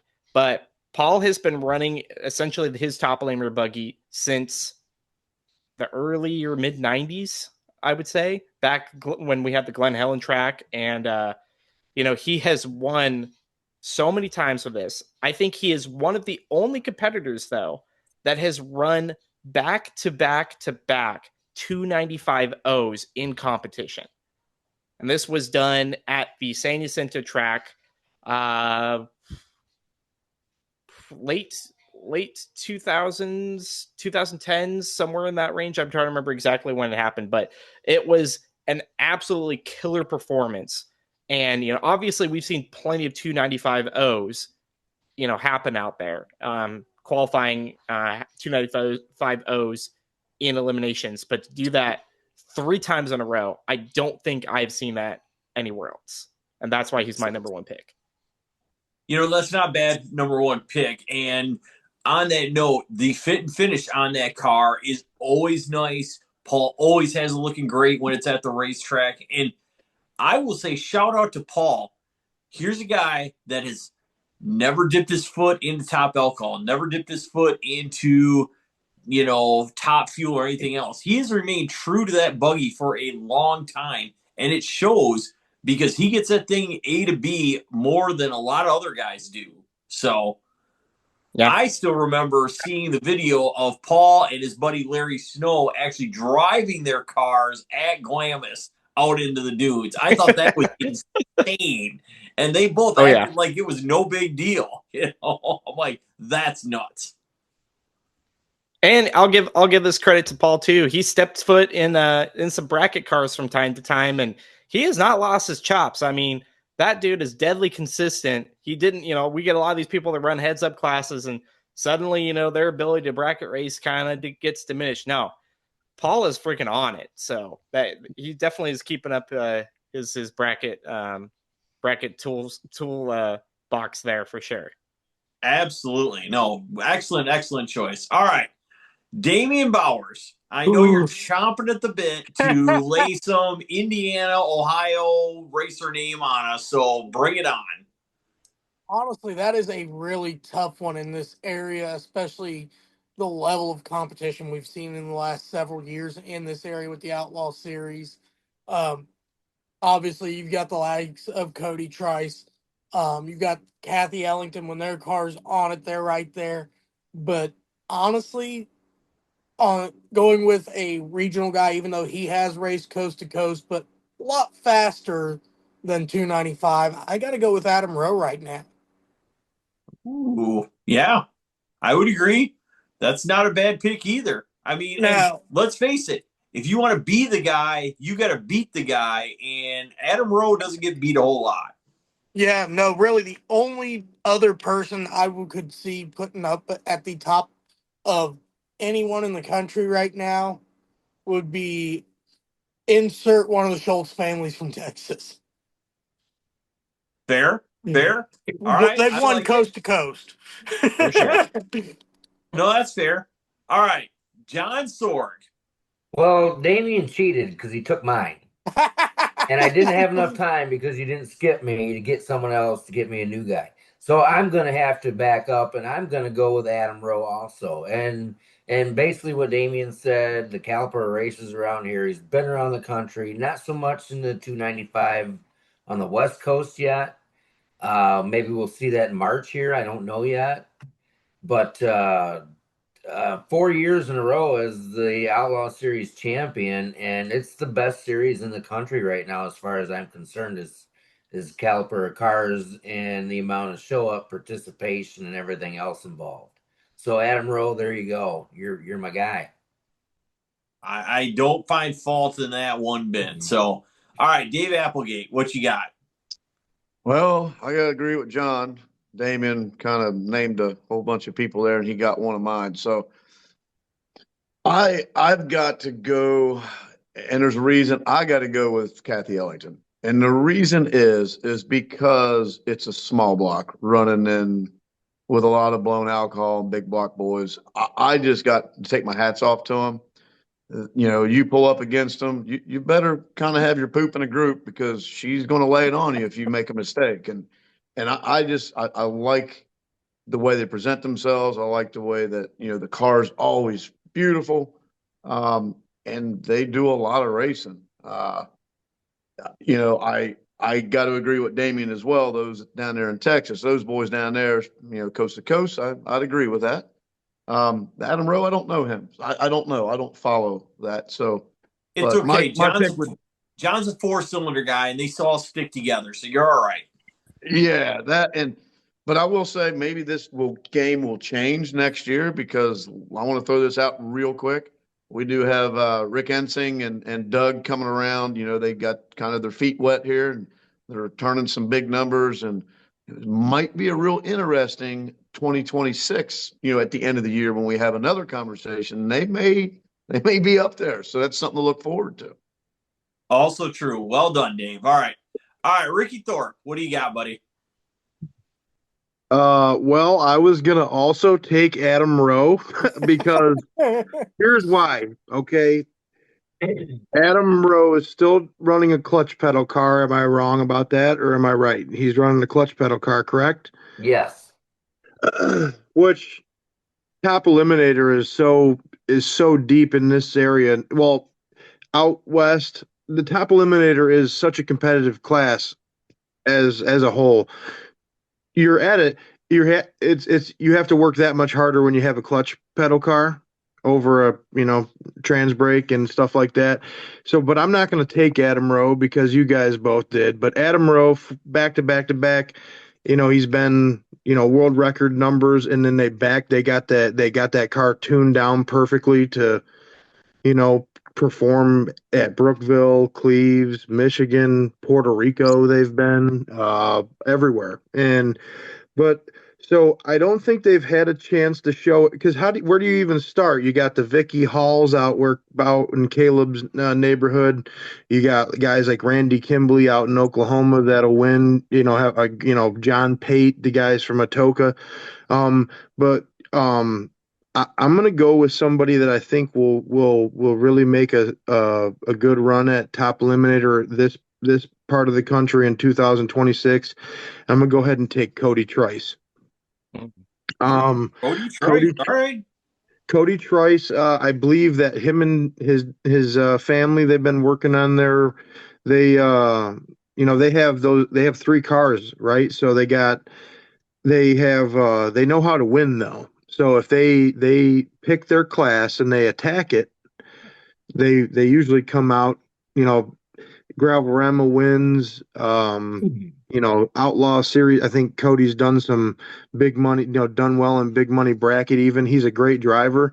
And whatever, I think if they really focus on the 295 this year, and I think they can really make a statement. So I got to go ahead and take Cody Trice on that. Now, Ricky, is that 295 with the dragster or the altered? Is there a preference that they put some points up or down for you?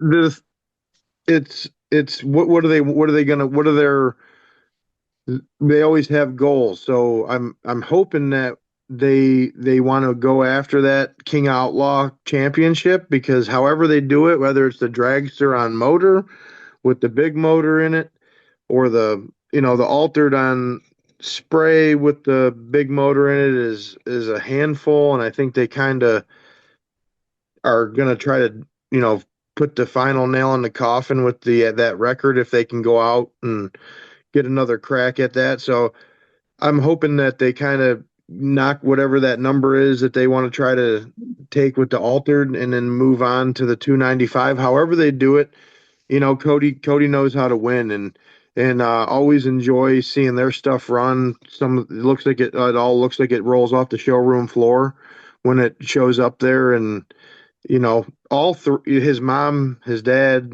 and him can all win if they're driving. So got to take Cody Trice. They got a good team, and always a pleasure racing with them and seeing them. So I got to take Cody Trice on top eliminator to make a splash in 2026.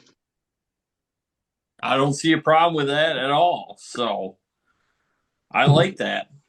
Sounds good, and I think that's a really safe pick. I think they're really sneaking up on the tune-up on that car, and if anything, I think maybe Dave's going to have his handful, kind of slowing it down to run the 295. It might truly be what kind of makes it for an interesting year for them. I think that car is very capable of going a lot quicker than that, and oh yeah, very much so. It's already been 94 at Brookville on motor.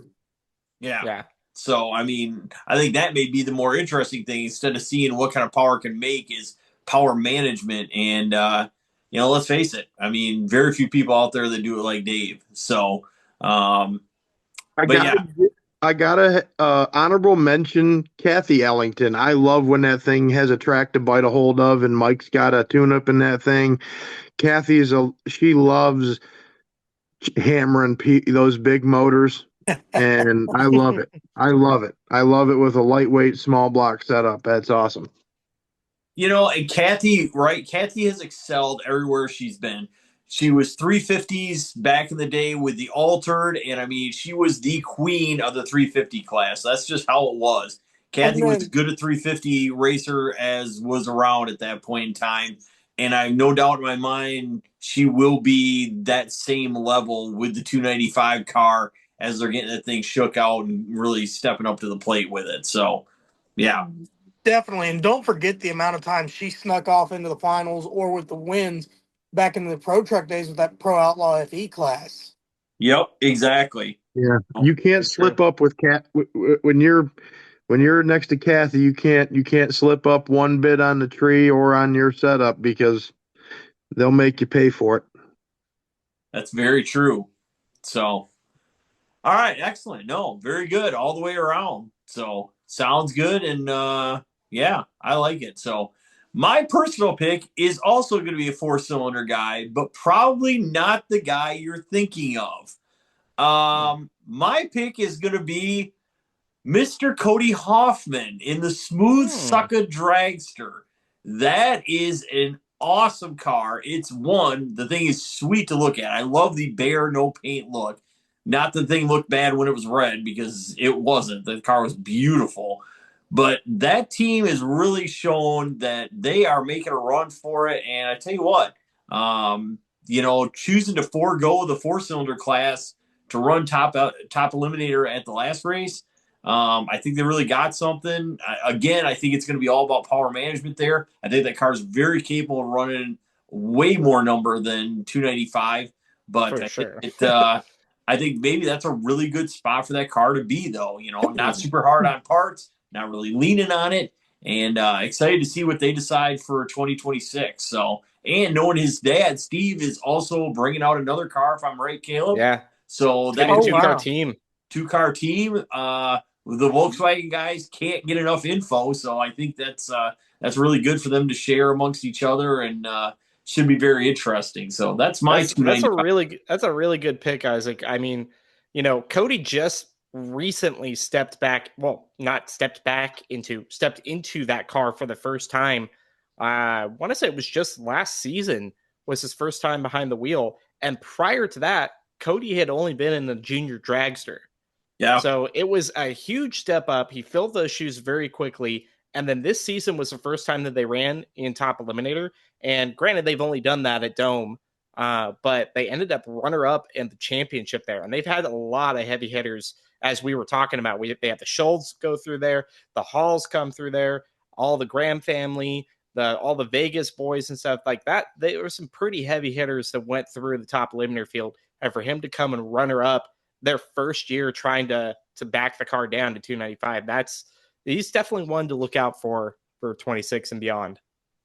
Absolutely. No, I feel that way. And, Top Eliminator, I still feel like Top Eliminator is probably with apologies to our Top Alcohol guys and anything else, and even fuel guys out there, Top Eliminator is really growing into the premier class across the country. I mean, let's face it, the variety of cars that's out there, and the number of cars that consistently make up that class at any track across the country, I don't think you can argue with that at this point. So, yeah, it's also one of the only classes that it seems like every series and track and stuff can agree upon that there's going to be a 2.95 index class. Most of the places call it Top Eliminator. It's hard to go across with the different bracket classes and indexes and stuff that we run across the U.S. So it's kind of cool to see that this is one class that we've said, hey, this is going to be at all the big tracks. Absolutely, and it is caught on huge, and big car fields and everything else. And really, I mean, it very well could be at some point in time. We don't have a whole lot of top alcohol or top fuel, type classes out there. But like you said, Caleb, every track seems to have embraced 295, and the racers have as well. They've supported the class, which is huge. I mean, that's really the first spot that's got to be. You've got to have the racer support, and Top Eliminator really has grown up here. So, all right. So we're through Top Eliminator. Now we're on to could be the most controversial picks we're going to have. Top bracket racer, or your favorite bracket racer around the country. And we'll start a little bit different here. Sorg, we're going to give you a first pick since, you and Damien have something to talk about later already. What is your choice for top bracket racer? So I'm going to go to the top choice. Y'all keep picking all and choosing these different people. I got one. I'm just going to go with one. And I got to say, he hasn't been around a long time, but he's been around long enough to become a pain in my ass. And that guy is Carson Combs. Yeah. He has had your number. I like Carson a lot, man. They're fun to race, great people, but my God, he's got my number right now. He knows that car so well. It's and as we always say, the lightweight cars don't need a ton of power. No, good you set of say tires. that. That's only you say that. Hey, You're a little. is it wrong though, John? Your I car think does the same thing. you are a racist. I tell you, and let's face it, probably one of the first, if not the first, suspended dragster that really we saw coming around. And he says that car rides really well to boot. I mean, that thing's really made to be a bracket car. And Damien is correct. Not a huge motor, big tires, so it doesn't, get out of shape. It just goes, it runs the number every pass, it seems. And yeah, I would agree, John. That's a great choice. And the young man has a lot going. There seemed to be I something don't about see that. him. I don't see him letting up either. That's the other thing. He's not letting up. Oh I mean, no, there's just more ass pounding to come. because he's consistent on the tree. The car does a lot of work, but Carson does a lot of the heavy lifting when it comes to that starting line. He knows Yes. that tree. He knows where he needs to be at the end of the track to be around you. I Yeah, am starting to what see a theme here, though. John and the under 25 crowd seem to have some sort of a beef going. I'm not sure exactly what it is, but maybe I that's the know. story to keep an eye on for 2026. I gotta watch that young gun crowd coming up, man. I'm telling you what, they're gunning. They're doing a hell of a job. Not gonna lie, had I known Carson Combs was on Johnny's list, I would have had to make a surprise appearance tonight just to rub it in a little bit. So. You would do that for me, wouldn't you? I You are the 100% would. man. All right, Damian Bowers, who you got? Oh, honestly, my list wouldn't be much different than John's. John's right up there. Carson's right up there. Jack Trainor's been up there this year. There's just so many names around this area lately that have been consistent double O's on the tree, consistent running within a hundredth or two of their dial in every single pass. It's just so hard to say. But Let me ask you a question. Do you have problems picking your dial in or what you're going to have for lunch? Because I feel like you picking one thing is kind of a problem. You noticed that too, Isaac? The dial in, no. Oh, But in all seriousness, this area is just so well saturated with people to pick. I could easily pick John Sorg is one of the top out there. Carson be right up there with him. And there's so many other names I can list. But again, I got to go with what's been out there winning a lot of the races. Another one I'll put in there just for good measure is Austin Bullock. That if you had to pick one though, your top bracket racer. And why is it not John Sorg? If I had to pick one out of them, I'm just gonna draw a name out of a hat. They're all so tough to beat anymore. Very true. All right, Dave Applegate, what do you got, buddy? all right. So I agree with Damien. Austin Bullock is definitely one of the guys, right? Carson Combs, like John said, no doubt. But I'm not just saying this, guys, but nothing against Carson or anybody else, but John's been around a while. My top pick would be John Sorg. Just because of the years and the experience he's got, and even though he's old as dirt, he's still kicking it. He's doing good. My pick for the one that I'm really watching in 2026, though, is Carmen Krug, if I'm saying his name right. Cameron. Oh, Cameron. Cameron Krug, yes. I think, I raced him last year in the side-by-side and a few times, and I was just I'm not saying it was easy. There's never a race that's easy, but you could tell that he was new. Well, he won a points championship this year with the Outlaw Sand Drag Series and that little alder to his, that 5-3 combo working day in and day out. Well, this year, every time I've run Cameron, I just went in the trailer every single time. So, and he's put a lot of people on the trailer. That's my pick for watching this year. Wait, hold on, Dave. I just got a text. Oh, Wayne Gunter says you should be used to it by now. So there you go. I don't know. You know what?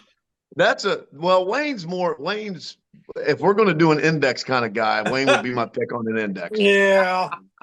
Wayne would be, because he's a really good at, what do they call that, John? I think you know what it's called. What is that called?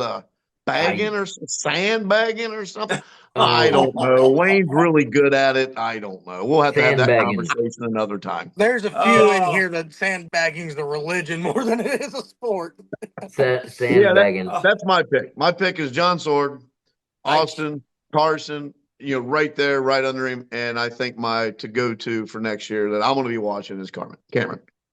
I cannot wait. Wayne is going to be on here in a future episode. We're going to have a lot of fun. I cannot wait for that to happen. But Dave, I cannot argue with any of what you said either. And I tell you what, Cameron has really turned it on in the last 12 months. Once they got the car sorted out, I don't think it was ever Cameron. I think it was just getting that car sorted out. And let's face it, he's got to kind of keep up a little bit because Zora is going to put him in his place if he doesn't do well. So he kind of had to, by osmosis, get a lot better very quickly. Hey, Isaac, can you spell that? What? Osmosis. Yeah. Okay. Ricky Thorpe. Well, a lot of what you guys all said, I can't disagree with one bit. Obviously, I don't know him personally, Carson Combs, but he's done nothing but win every race in the last 6 months. The results were posted. I seen his name, so he's taking a lot of money from Southern Power Sports. It doesn't.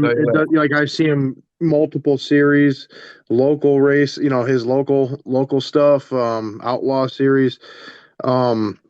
And also, I have to agree with Dave. I'm not saying it just because Johnny's on here. I've known Johnny a long time. Johnny's one of the best bracket racers, one of the best all-around racers that I've ever seen. And I've seen him work for a long time, and definitely if he's your pick during a bracket race, then you got a good chance of finishing well.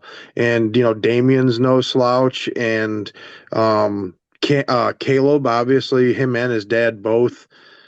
I'd put my money on them in bracket any day of the week against anybody on anything. But my bracket pick, even though in my opinion he's an overall one of the better, you can put him in anything at any time, and he's literally shown that and win. Is I got to go with Brian McWethy. Brian's. No matter where you're at, what he's driving, it could be. I seen him win in Earl Lentner's mule in a golf cart race. I seen him, race the funny car, and I've seen him go round after round in that yellow Jeep. So if I got to if I were to be a gambling, and K-Dub's gonna pick me apart for that because he's his proclaimed best bracket racer alive. Which K-Dub is on a roll. And if I were to tell you that I expected this when we were racing juniors, K-Dub was terrible. So I would have never guessed that he would have been as good as he is these days. But anybody who's seen the Brian, turbo car. You don't get the nickname Super Kid for no reason. When he was younger, Brian knows how to win. So I got to if I were to take if we were taking bets on a bracket race, and obviously I wasn't the first one to pick Carson or Johnny or any of these guys or Caleb, there's no doubt that I'm taking Brian against anybody. Very fair and well said. So, Caleb Makes, what do you got for us, big guy? All right. So, unlike my first pick, I don't think I'm going to go with a West Coast person, even though there are a ton here. We talked a lot about, kind of the Mid-America, East Coast guys. Everyone that you guys have said, I agree with. There's obviously a lot of really killer bracket guys out here on the West Coast. Thinking about the whole Adamson crew, Kenny Hayes, Chris Wells, Weaver. Man, Joey Weaver, heck yeah, on the bike and now in the Jeep. There's definitely a lot of killers, but I'm going to go with somebody that maybe you guys are not thinking about, and this is because he really doesn't travel. But this is Mr. Randy Kimbley. Now, we had his name brought up with Top Eliminator, and he does run the Top Eliminator car, and an alcohol car, and a Pro 1 car, and a Pro 2 car, and a Pro 3 car, and a Pro 4 car, and a spare motor, and a forklift to change the motor on site. Okay, sorry. He's told me But- stories about him running with quads with the paddles backwards. Oh man, he has done everything and anything. But I've raced against him once, and I lost against him, and that was in the final round. This was the 2017 Heartland Nationals, and he flat out beat me. You know, it's his home track at Atoka there, but I found out that they have a T-shirt that gets passed around. I beat Randy Kimbley. It's a big deal there. And, you know, when we have Derek Howard on here, how many championships that Randy has won? Like It's 17. absolutely He's like, insane. He's like Ric Flair, but for Atoka. Crazy. And so I got to say that, you know, obviously everybody we talked about here, I did like what you were saying, Ricky, as far as Brian going in there and being able to jump into any vehicle. I think Randy is one of those guys that throw him in any vehicle, bike, car, side by side. I don't care. He is going to find a way to win in a bracket class. Fair enough. I like it. Most versatile racer definitely goes to Randy Kimbley. Anything from a 400EX to a Area Semi. So that's true. And speaking of Randy Kimbley, I just got a phone with him last week, and he will be making an appearance at Dome Valley in 26. So that's in the future, Sword. Come on. Oh, hey. Put down the magic 8 ball and stay focused. Hey, Grinch.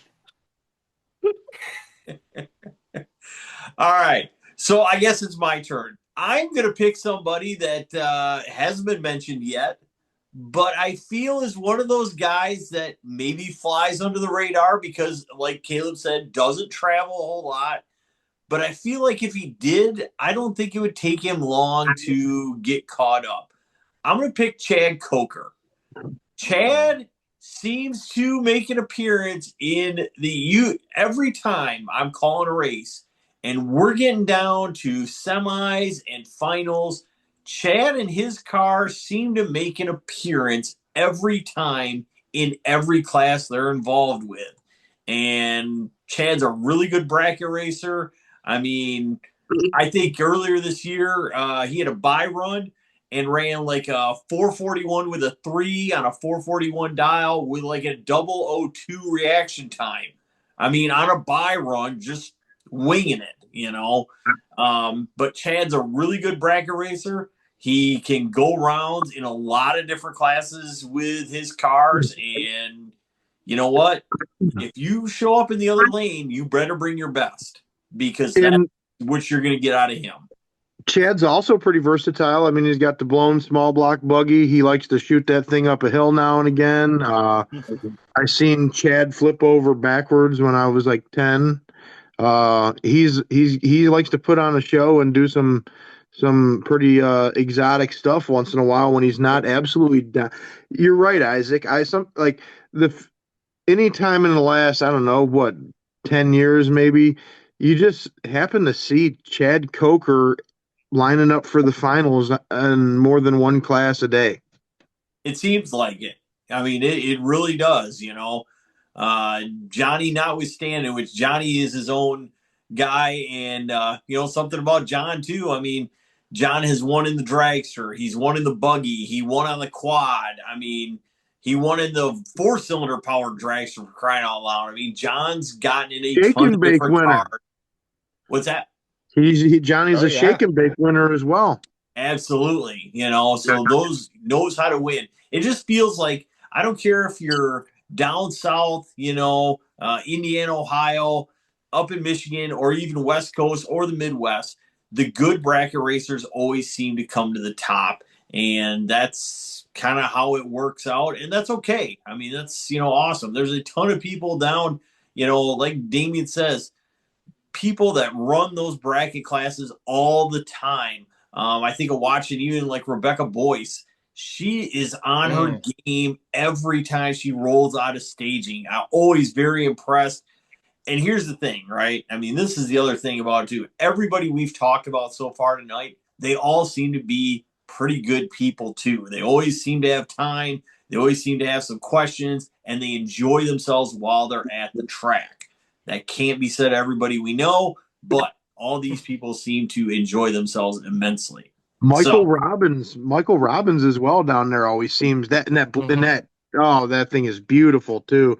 And also, I got to give another honorable mention. Nicole's always perform. Oh They yeah, always show Oh up. yeah. Blake is Braden and another Blake. one. Blake is super strong bracket racer, and I have to share this story real fast. He even beat me in 2016. We were racing the side by side hill drags. I was racing my little buggy, the Orange Gasm, up the hill, and his car broke, and he got in his friend's car and then proceeded to destroy me. I do remember that. I recall that, Ricky. I was Yeah, helping you on the Johnny, you owner's were call that standing right night. there, and that I'm like, was what's he doing? yeah. Johnny was like, "Dude, let's go. What are we waiting on him for?" And I'm like, "Ah, it's all right. It's Blake." And then we should have timed him out, Johnny, because he borrowed a car right in front of me and then hammered me. And then, you can't just borrow a car where I'm from. So I was like, I "What? This know. is crazy." And Whereas down here, that's common practice. I'll never forget that. And then he casually comes over and tells me good run, like I actually had a good run. All right, so on to our next topic, ATV racer.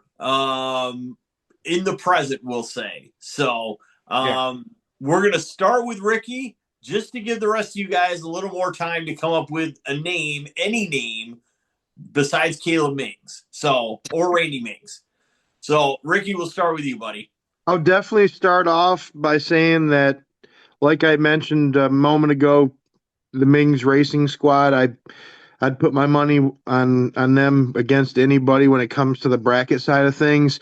I do have to pull a Damien and break this up into just a couple segments, okay? Because when it comes to PSDA style heads up racing, um, or overall heads up racing in ATV world, I have to say that Cesar Cordero probably gets my vote, and he also drives cars as well, like the Marshall Jeep from Puerto Rico and a couple other those little crazy short wheelbase no bar.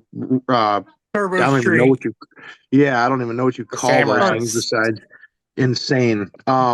But Caesar went a 298 without a wheelie bar on an ATV, which is Absurd. just absolutely absurd. And Tavon Huntley and Blake Chavis are my honorable mentions because they have been both breaking records on eighth mile asphalt, running into the 460 range and north of 140 miles an hour on twin cylinders, all motor in the eighth mile, and then coming over to Louisiana and breaking records in the dirt, 300 foot. So Cesar Cordero, Tavon Huntley, and Blake Chavis are my but my overall number one. I'm biased here. When it comes to ATV racer, I'm biased. I got to go with my sister.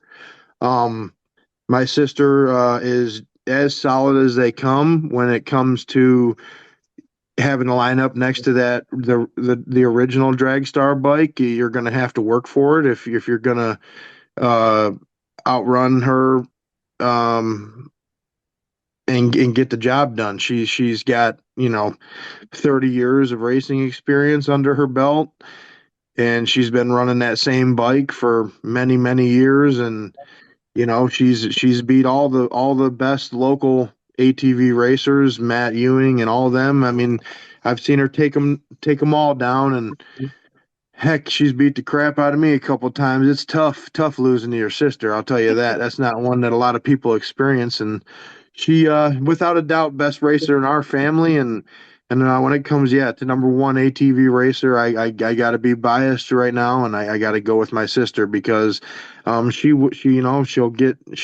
run bracket, and then she'll run, index. She will go to Louisiana now and again and run some heads up weight bike action and full titanium bike. And I gotta go with my sister, Stephanie Roth.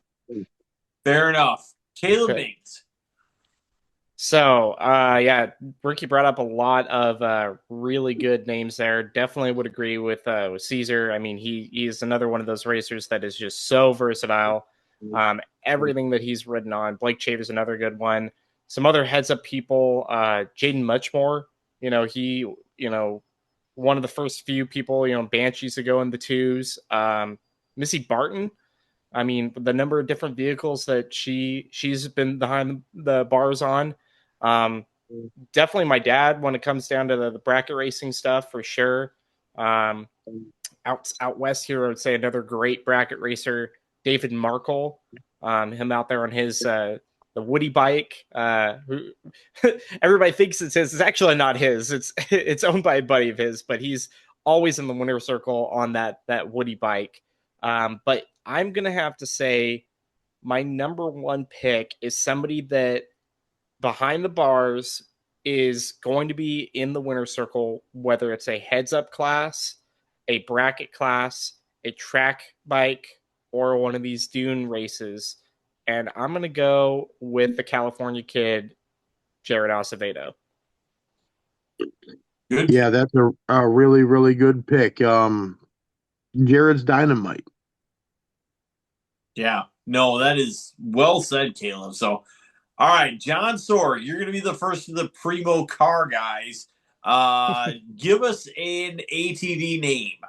Well, and if you say Sun Yord, you're getting blocked. I'm going to pull a Damien here. You can't go wrong when you go to Caleb, and his dad. You can't go wrong when you go to like Stephanie Roth. But you got one guy that doesn't travel a lot and has been really showing himself out this past summer was Matt Smith Jr. He come out and he started kicking some butt this year and really starting to come into his own. So I'm gonna put him up there, man. He's been rocking and rolling. Now I do have a special award for biggest poser, and that's KW. Now you can move on. Wow. All right. Shots fired. All right, I don't know, John. I mean, many people have said he's the best 4.0 index ATV racer out there. It's not just him saying it. Yeah. when he shows up, when he actually gets the bike out of the garage from being a queen for how many years, he does all right. But he's we'll just say that. Hey, it's his fault for not being on this part of the episode. So. That's true. He got the invite just like everybody else. So he did. He could have fired back, but he chose not to. So that's right. It's all me, buddy. All right, Damien. Honestly, I've got to go with the easy choice here for the heads up side of things for the ATV. I got to go with Caesar. That's the name I see the most whenever I see ATV stuff coming up on repeat. Is Caesar Cordero. On the bracket side, it'd have to be between Caleb and Caleb, because again, those are the names I see pop up the most. Let's be honest. Wingdingers is kind of a foreign concept for Damien down in his part of the country, so we'll give him a pass on. I couldn't wait for Damien to pretend like he was paying attention to ATVs. I couldn't wait. That's pretty impressive. There were a few ATVs back in the day that ran around with Azros. They had a ATV and an ATV open class back in the day, but I don't remember much of it. That's fair. It's hard, Damien. You don't get to play with the Wingdingers that much. I get it. Most of the races you go to are cars only. Yep. All right, Dave Applegate, what do you got for us?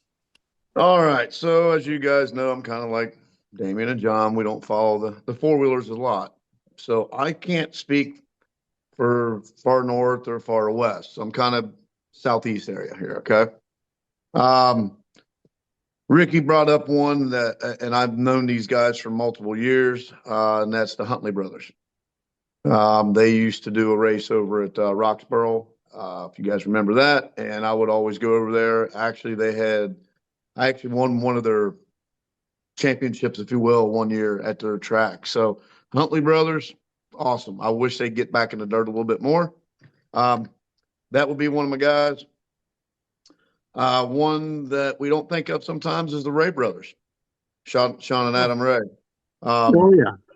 They don't get out a whole lot, as we know, but when they do, they're laying it down. You know what I mean? Those really good guys there. Really look forward to that, seeing them.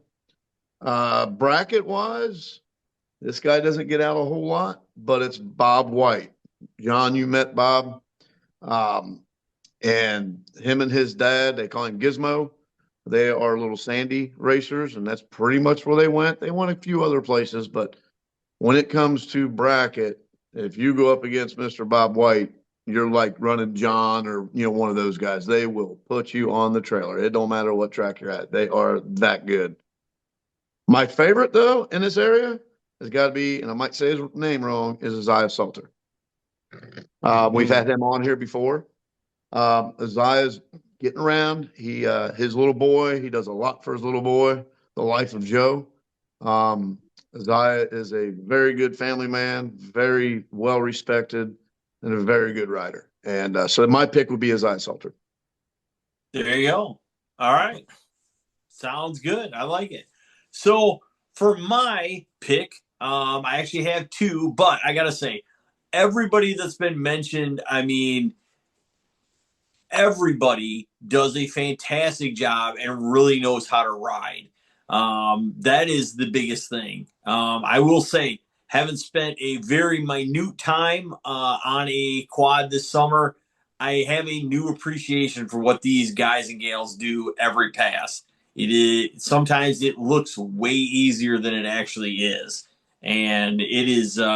There's a level of concentration that is definitely above what driving even a good dragster is like. So I really appreciate that and very impressed by what some of them do. That being said, one of my picks is going to be Mr. Sean Stoner, having won a Point Series championship.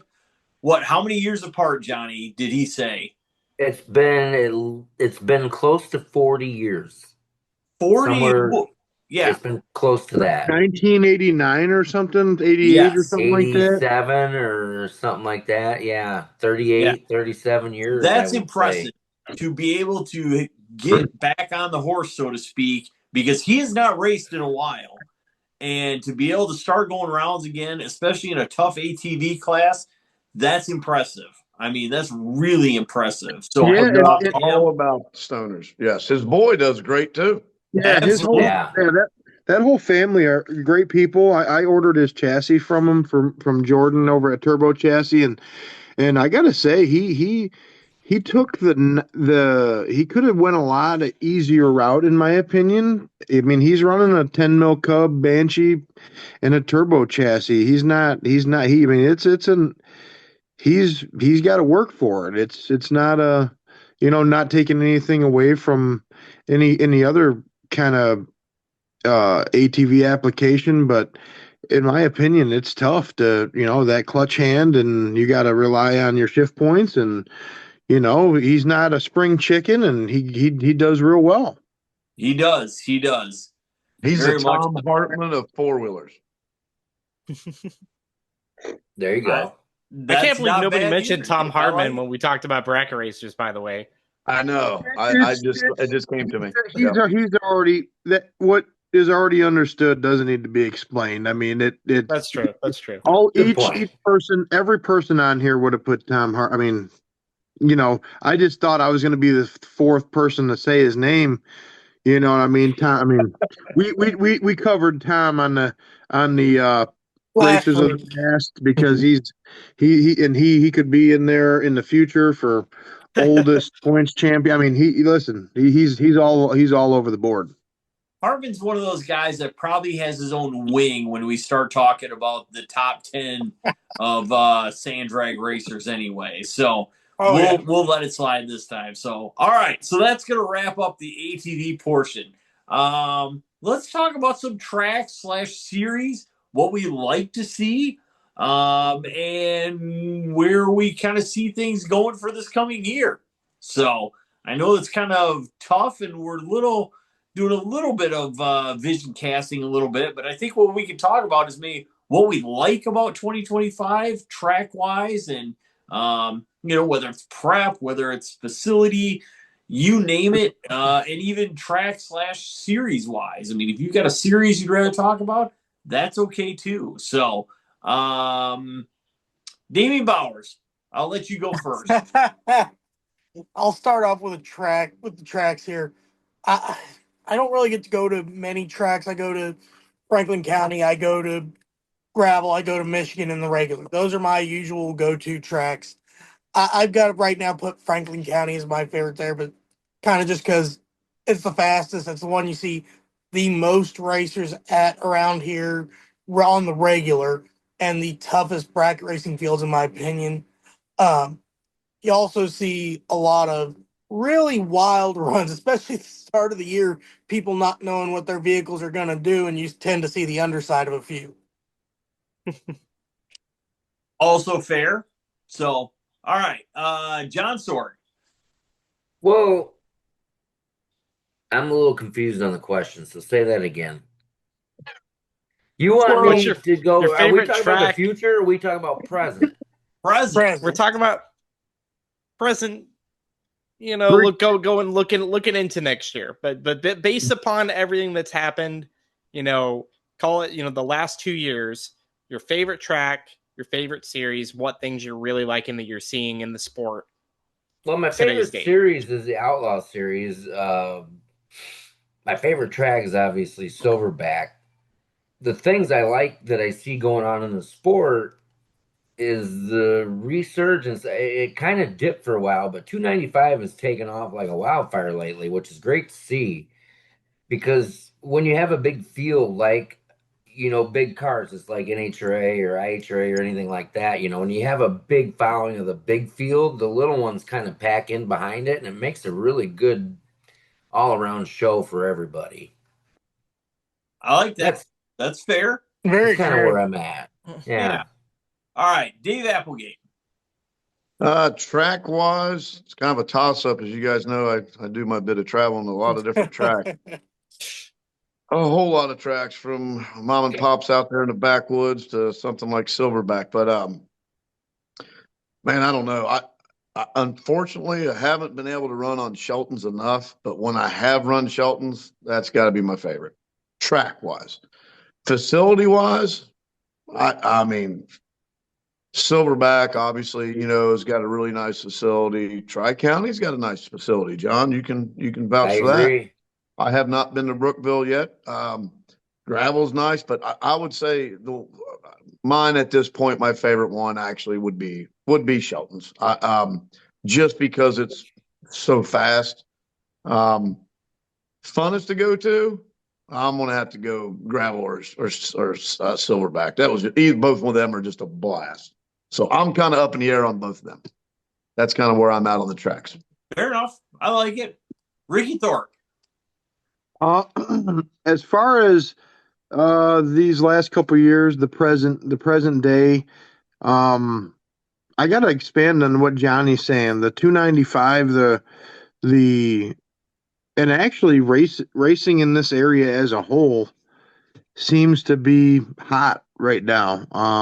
There's a lot of racing. There's the Outlaw series, which without a doubt, the premier, there's Dave's doing his thing, which is awesome, and I can't wait to try that out this coming season. And but I've been to multiple Outlaw series races, and it's impossible not to have a great time at an Outlaw series race. And then I'm looking forward to experiencing Brookville for the first time. But I haven't done a whole lot of racing these last couple of years. Obviously went to Gilbert, which is at the top of my list overall for tracks to go to. Mr. Jeff's facility is second to none, but I got the chance to go down to Homachito in Mississippi in March, and newer to the scene, and they've only run bikes down there so far, but this track has so much potential, and it was so much fun. And Homachito has a really good thing going. I really like what they got going. And yeah, I mean, I can't really. I got to pull a Damien here. I can't even pick even 3 or 4. Silverback. Dave got to go to Newtown. Willard has a beautiful facility. It's like a football stadium. He purposely set it up like that. There's a lot of cool facilities to go to. So I guess what I want to say is I'm glad that we still can go to these places present. Oh yes. Because, losing Little Sandy this year was tough. I had a lot of great times at Little Sandy over the years, a lot of great experiences, met people there that I would have never met. Just funny stories, just great times. So I guess I gotta say I'm happy that there's so much racing going on in this area and all around the country, and there is still plenty of um, places to go to around here because Caleb knows, and it gets tough when people start shutting down the facilities, and you gotta go a little bit farther to go racing and spread it out a little bit. It gets tough. So I'm just got to say that I'm thankful that it's in a nice upward swing, and opposed to a downward slope as far as tracks being available for people to go to. And yeah, I got to say Outlaw Series is huge. And yeah, I guess I can't really I can't really put the nail down to one area because a lot of good racing action going on around here. So just looking forward to experiencing new tracks and keep on checking more off the list, and that's it. All right. Caleb Mates.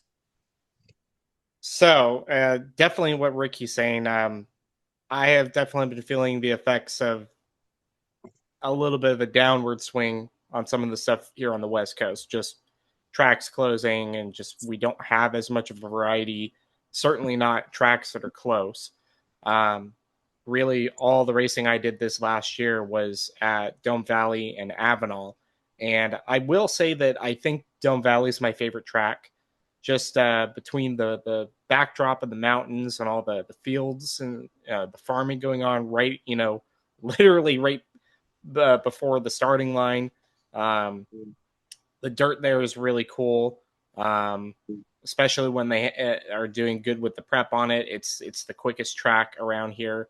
I always enjoy going to Dome, just the people that show up there.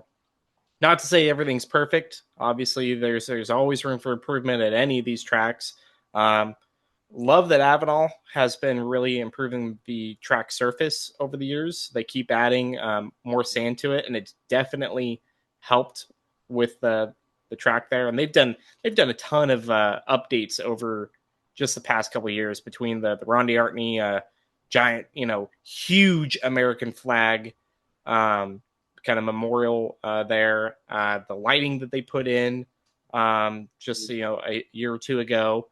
And there's talks of a PSDA race for West Coast, maybe coming there. So we'll see what gets on the schedule for that. But as you guys have talked about, the hottest series, which I haven't been able to make it out to a race yet.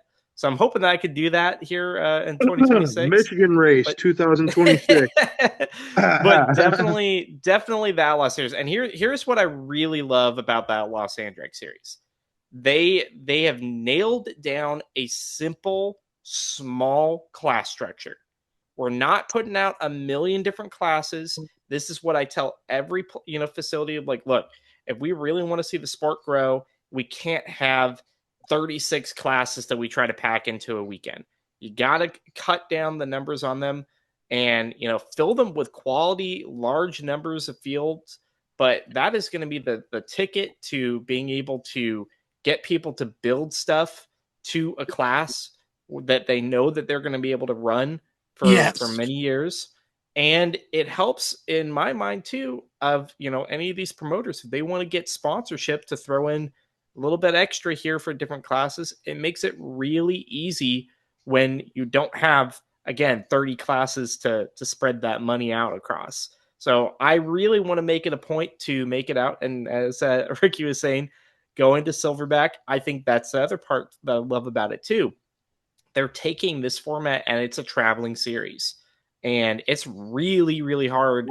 Dave will tell you, it's really hard to go and do a traveling series just between, dealing with different track surfaces, different staff, locals kind of wanting to do their own thing. The Outlaw series has really done a good job of making it so that, they're incentivizing people to want to travel to all 3 tracks, and it's a limited series too. That's one thing I do like. It's only 3 races, but they do 1 at each track. There's no favoritism. But yeah, I think that's really cool. And to echo another point of Ricky's track that I'm really looking forward to seeing do some great stuff this year is Homachito. Just saw, this was couple weeks ago. Literally, it was Michael Smith posted that they're going to be following the PSDA rule package, which that was one of my criticisms. Is that, man, we got people out there with shorts, and it's good backyard fun racing, but we don't want to get people getting hurt. And the fact that they're going to be putting out the PSDA rules for next year, I think that's honestly like, the more we put out safety stuff, I think that is something that is also going to grow the sport. Just to see the racers look a little bit more professional, I think that's going to help get sponsors. I think that's going to help people. The way I look at it is that any of these racers, whether it's, John Forrest strapping into a funny car, or back in the day when it was Jeremy McGrath throwing his legs up over, the 450 class for Supercross, everybody just seeing them with their suit on, that's their armor. That's their uniform. And I want to see that more in the sport. So I'm really looking forward to Homachito. I want to see them also do a car race. So I'm keeping my fingers crossed that can happen. But I want to see a car race on Jeff's track first. I've already made a phone call, so we are working on that. So He's not the only one that's talked to them. Yeah. So real quick, just to touch on what Caleb just said too, guys, when it comes to the safety stuff. If any of you guys deal with the tracks themselves or a promoter or whatever, insurance is absolutely ridiculous. And there's a reason, because people see these videos of guys not wearing what they should. And if we can get better on safety, insurance is going to drop too over time. So we need to keep that in mind. Very true. And it's something I continue to try and convince everyone in this area that, hey, if we look more professional, if we look like we're trying to be safe, the insurance companies may look and say, hey, this might be the good idea, and possibly give us better rates for the series and tracks and whatnot. Mm-hmm. And even if it's not better rates, just to being able to be insured at all, because we've seen many tracks deal with that. And if you're saying, hey, already you're addressing stuff that they haven't even thought of, they're like, holy crap, you guys really have it together. Okay, yeah, we definitely can insure you. Oh yeah. And that's something I've seen this week with, there's a ice racing series that just lost their insurance after 50 years. Wow. Yep.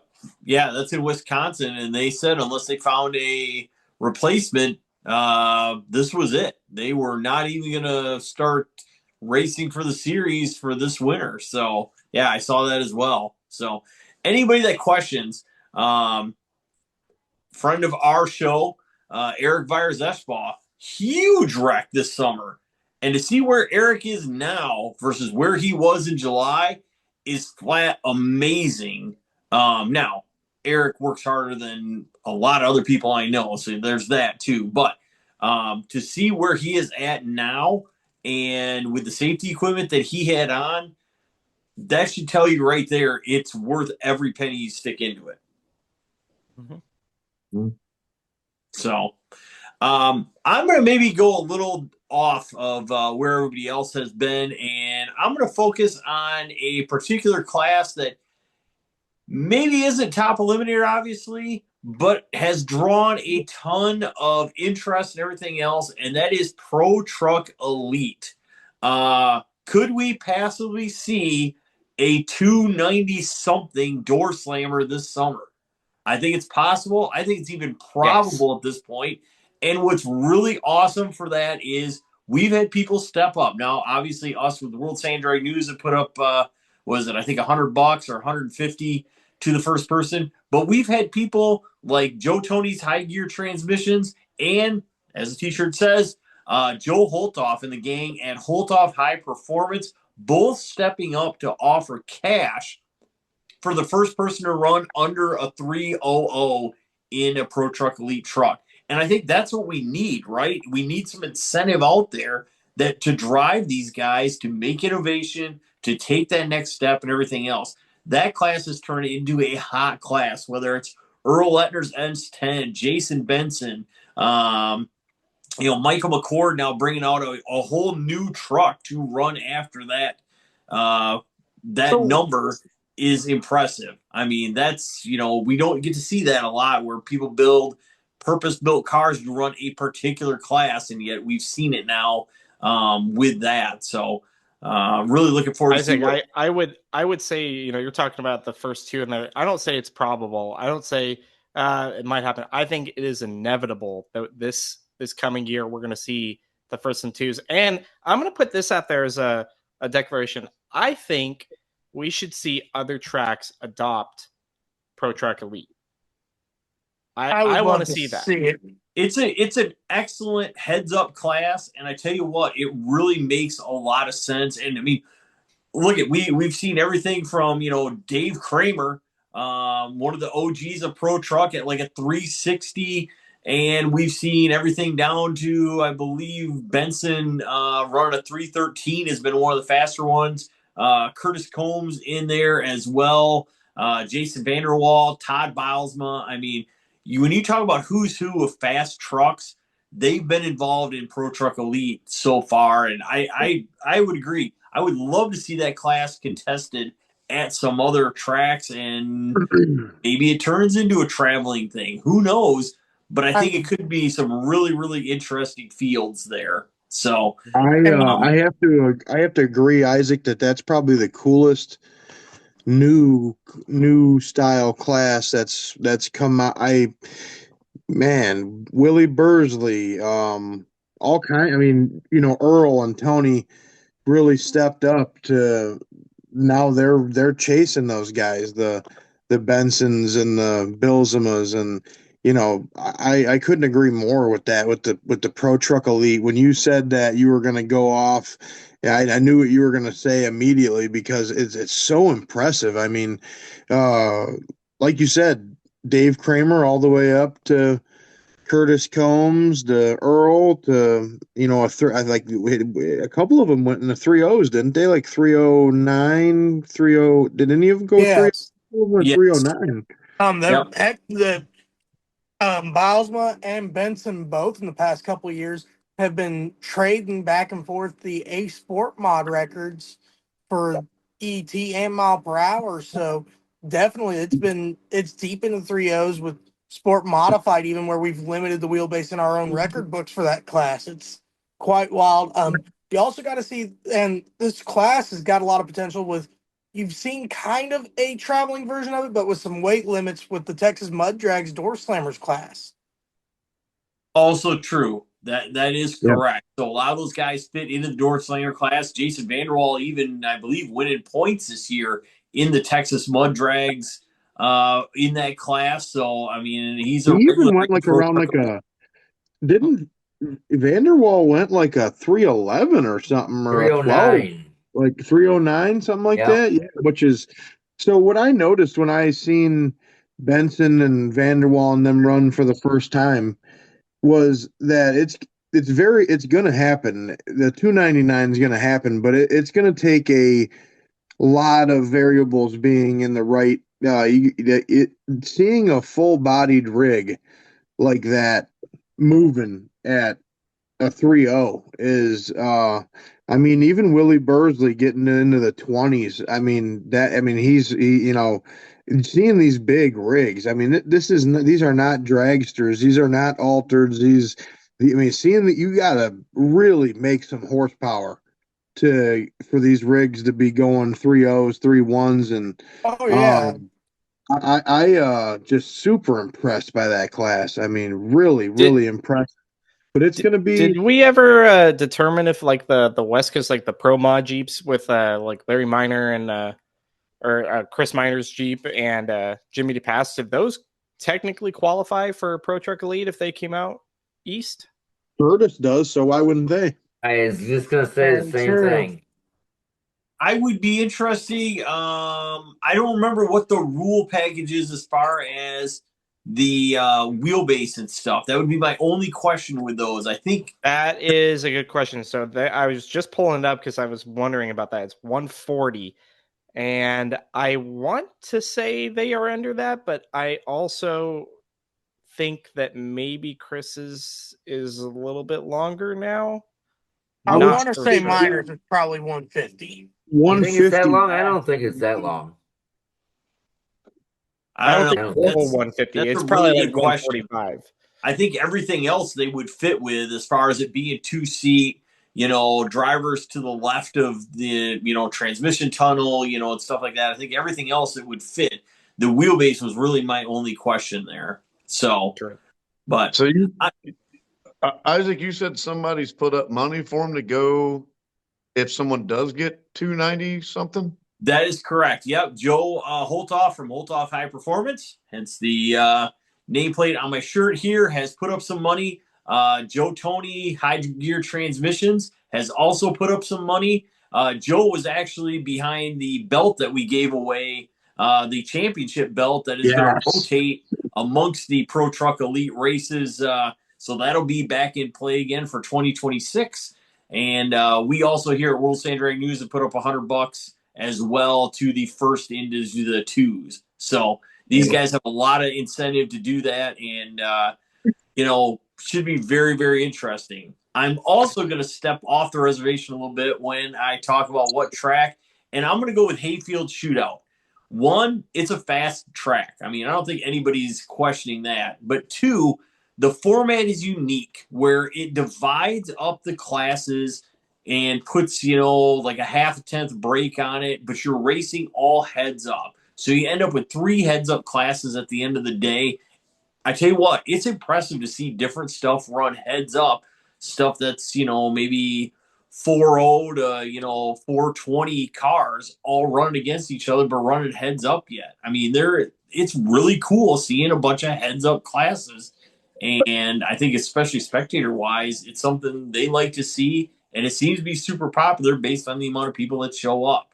So that'll be interesting. Now, supposedly there's some talks about maybe having another race of that style someplace like Silverback or someplace else in 2026. We'll have to wait and see, and maybe by the time we talk about the future stuff, we'll have a genuine answer about that. But that's kind of what my picks are for that sort of thing.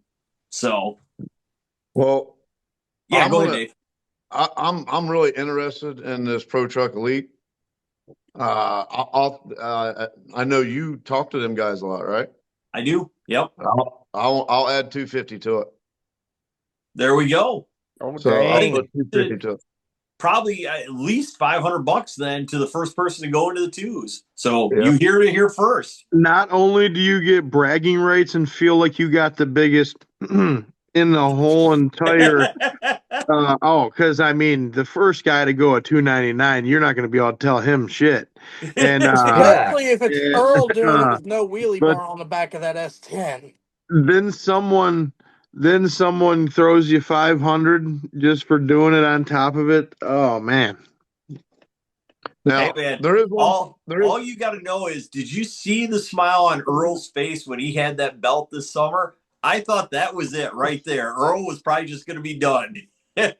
Listen, I've been watching Earl's man my whole life. And Tony, obviously, a good family friend forever. Those two guys right there, to see two old veterans that've been around for 30 years that still they really got intrigued by that door slammer thing. They really get intrigued by the Pro Truck Elite. So that proves how cool it is to get in the Hayfield Shootout. Somehow you are really good at this, Isaac. I don't know. You always just seem to just drop all the perfect, like Hayfield Shootout. Amazing. I can't wait to knock that off the bucket list. But then you see like Jay Porniga's out there, Matt Peel in the driver's seat. These 30-year veteran, these new events like the Hayfield, the new classes, they're lighting the 295. The Pornigas are also.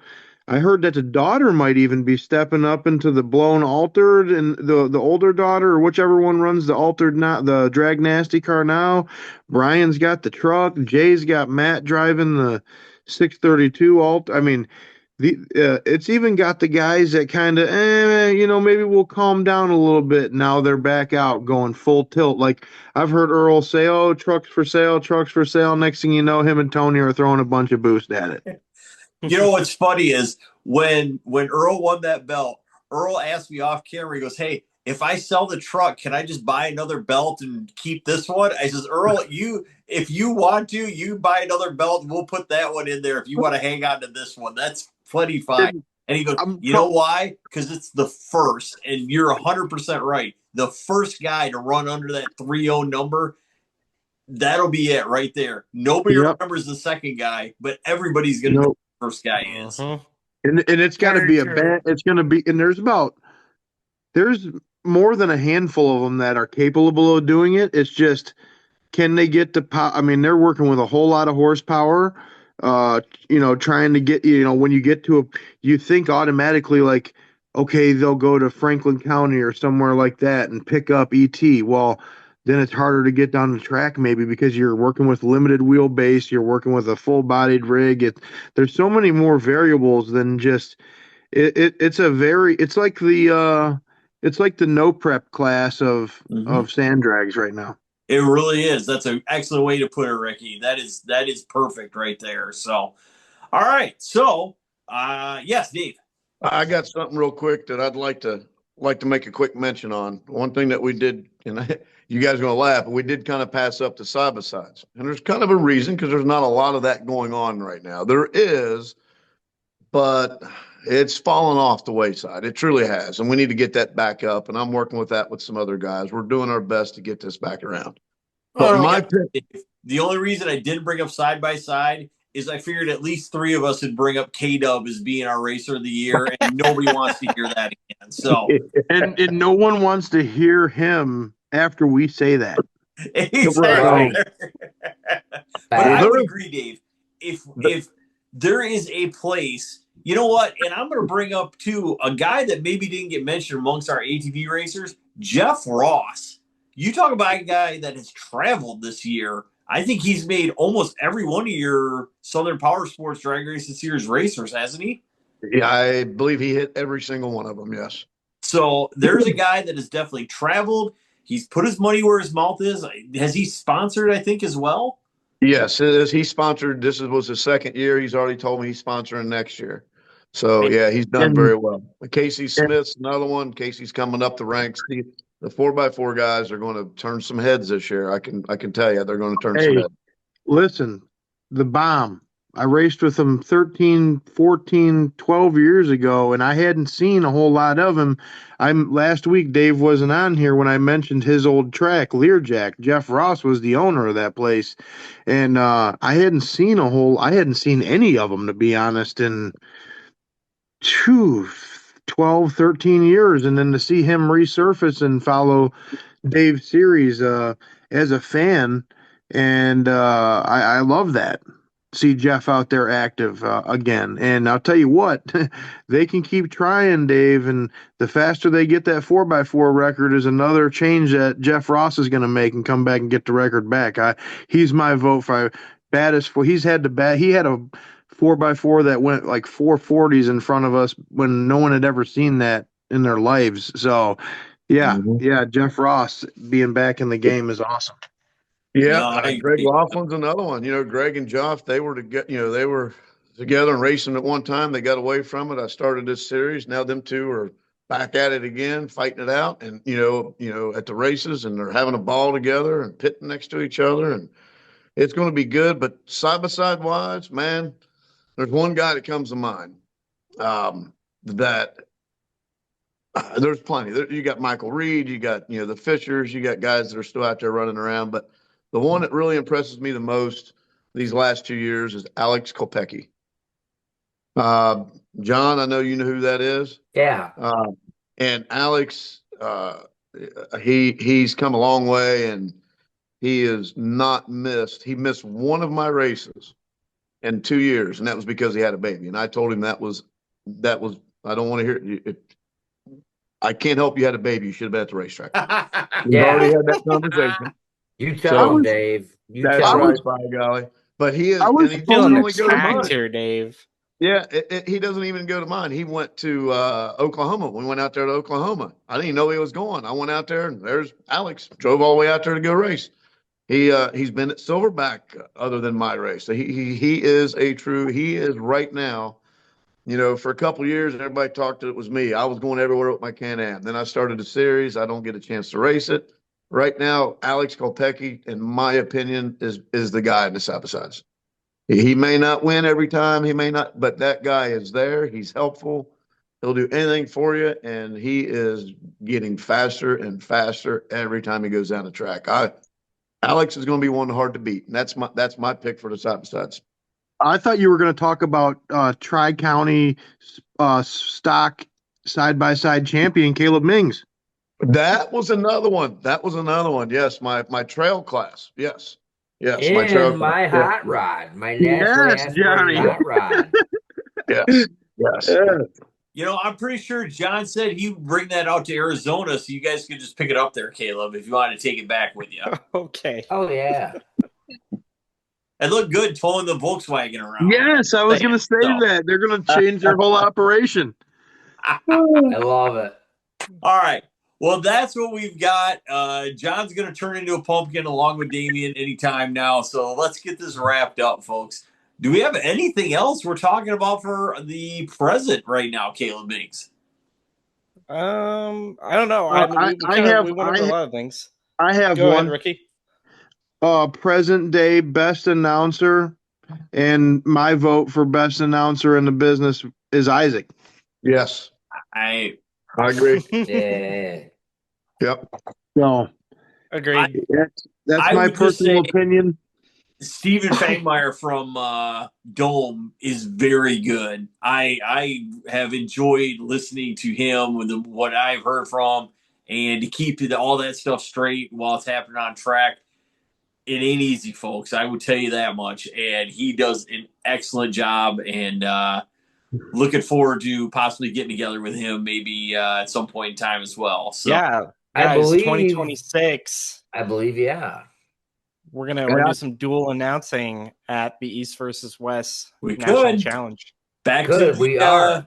back to my NSDA days where we had two announcers, and I think that worked out pretty well. So we'll see what Yeah. happens. So Well, all right. as an honorable mention with the announcers, to be honest with you, when as Ricky had mentioned, I went over there to Willard's track there at Newtown. I don't remember his last name, but his first name is David. That does the announcing there. It's pretty interesting, man. He does really well on the announcement, but then at the end, he goes down. He does an interview with each single first and second place guy. It's really cool. Hats off to him. He does a great job over there at Newtown. And I tell you what, Ricky Thorpe also is very well into his own. And I tell you what, there's nobody better on the ATV side that I know of.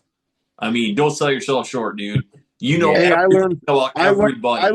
I learned from listening a lot to you, though, Isaac. Honestly, any event that you're announcing, it's that much better because you're on the microphone. I got to tell you.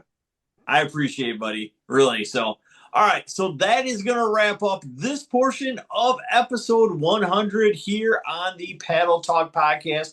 Great to have you along. And we're going to be coming back here shortly with our future cast, part of this 100th episode. Again, gotta say, folks, didn't think we'd make it to 100, but yet here we are. So great to have you along, and stay tuned for our next segment coming up next. Hey everyone, welcome back to the Paddle Talk podcast. It is episode 100. Great to have you along on this multi-sectional episode, so to speak. We've done the past, the present, now looking forward to the future. So great to have you along tonight. With me, as always, West Coast correspondent Caleb Mings, Midwest guys Damian Bowers, John Sorg, and Ricky Thorpe, and our Deep South correspondent Dave Applegate, all along for this evening. We're going to gaze into the magic 8-ball, so to speak, and try to throw out our predictions and what we'd like to see happen in the future of our great sport of sand drag racing. So, sit back, relax, enjoy this part of our 100th episode podcast. Great to have you along. And this episode, just like every episode, brought to you by our friends, been here since the beginning over at Racing in the Dirt. Scott, Shane, and the crew bringing over 40 years worth of racing experience to bear on your racing program. Whether you're looking for tires, that being cuts or DOTs, things like that, wheels, all the way to chassis, either roller or turnkey, they can help your race program today. They also do on-site welding and fabrication at any race they're at, so feel free to hit them up. You can find them on the web at racinginthedirt.com. You can give them a call at area code 920-693-2000. That's area code 920-693-2000. Or you can even find them on Facebook at Racing in the Dirt. Their experience, helpful, great staff, and whether you're looking for just a consult or you're ready to place an order, get a hold of them today. That's Racing in the Dirt. And remember, they UPS daily. Want to also thank Silverback Off-Road Speedway, located in 7186 West Deer Road in Mears, Michigan. This is a premier sand drag and multi-use facility for a bunch of off-road stuff. So they offer hill climbs, short course racing. The whole 2026 schedule is out there. They are going to be adding a few events as we go throughout the rest of 2025 and confirm a few more things for 26. But the schedule is out there. You guys can visit them at silverbackspeedway.com or visit them on Facebook. If you want to give them a call to purchase some season tickets for the sand drag races, you guys can give them a call at 231-629-6379 or visit them on Facebook for those season tickets. The season is going to kick off with more short course racing this year in 26. May 1st and 2nd, their first short course race. And then the first sand drag race is going to be May 22nd and 23rd. So visit them once again, silverbackspeedway.com, or visit them on Facebook for the full 2026 schedule. And also, while you're up there, if you want to take a ride on the Silver Lake Sand Dunes this summer, Silverback Off-Road Rentals has you covered. Want to decide what to see and what to skip? Then there's only one choice. That's Silverback Off-Road Rentals, where you drive yourself. You can get behind the wheel of a premium off-road vehicle, whether it's just a sunset cruise or an all-day excursion. Be ready to have a great time with Silverback Off-Road Rentals.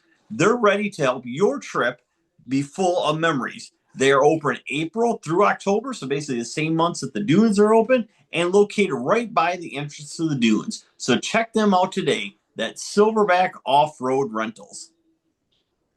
And last but certainly not least, 3-1 Go Life on YouTube. That's the number 3 ONE Go -Life on YouTube. You can visit Doug Van Lett and the crew as they go and explore all the ins and outs of the trucking business and behind the scenes with that. Follow him along on the road and also see all of their behind the scenes on racing programs. So they've got a few different vehicles under the stable there with 3-1 Go Life. You can visit them in the shop as they break down some of their victories and defeats in the sport of sand drag racing, as well as a little bit of banter back and forth with other racers on their podcast called The Dirt. So that's all available on YouTube at 3-1 Go Live. Go give them a follow and check out the content. All right, so guys, it's time to gaze into the magic 8 ball or crystal ball, depending on what you're up to. Time to futurecast a little bit. We've been through we visited our past, so to speak, talked about our present. Now looking 2026 and beyond. So we're going to start off, guys. What's one thing you would like to see different 2026 from 2025? I know that's kind of a big ask, but it's something worth thinking about. So possibly an easy one here. We're going to start with Dave Applegate on this one. Dave, what's one thing you'd like to see different 2026 from 2025?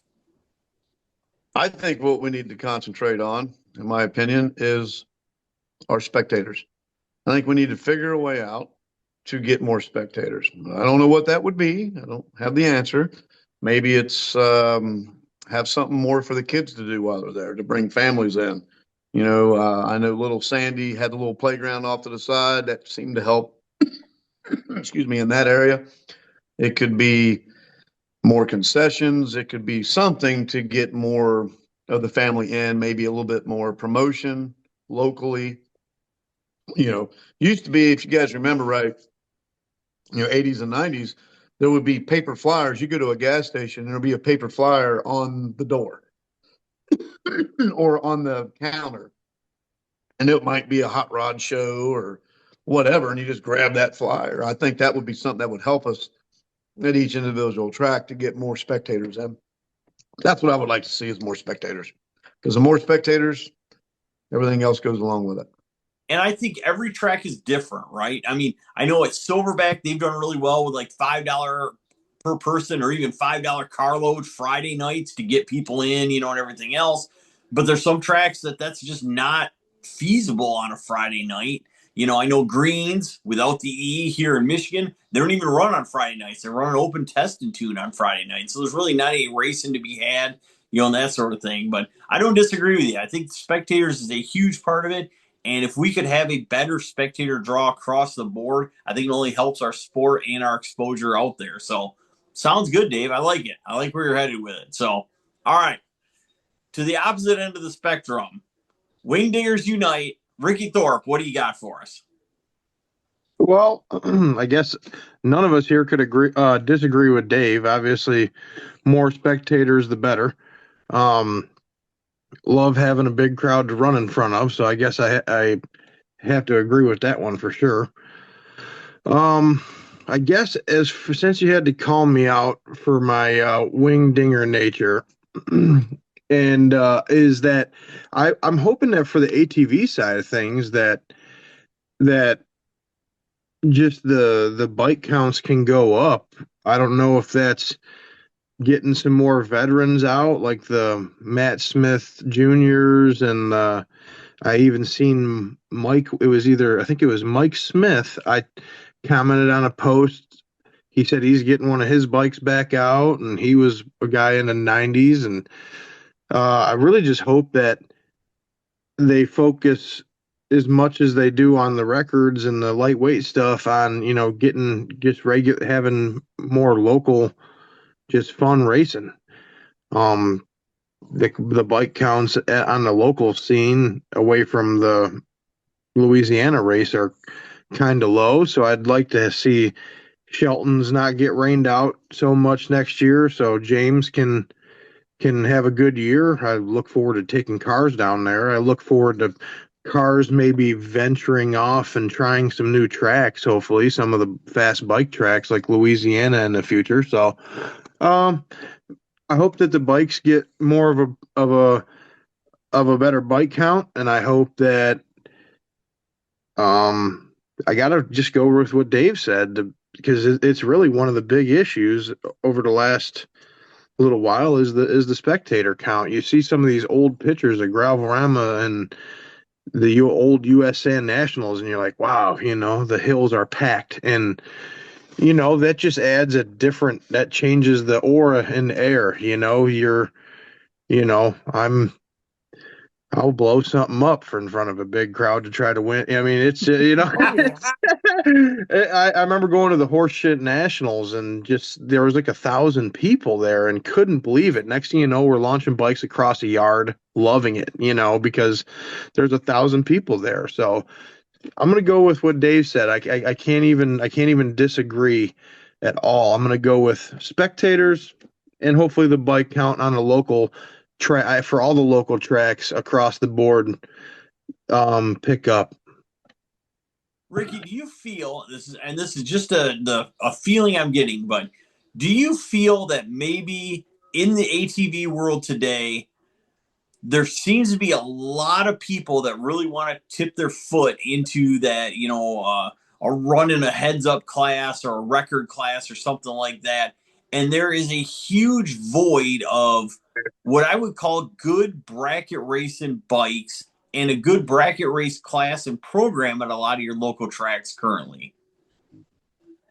I'm I hate I almost didn't even want to speak on it because I try not to, because then I just seem like the guy that took his ball and went home and went to cars, because that's what I'm doing. But I don't want to seem like the grouchy guy, like, oh, that's why. Because I mean, I love bikes just as much as anyone.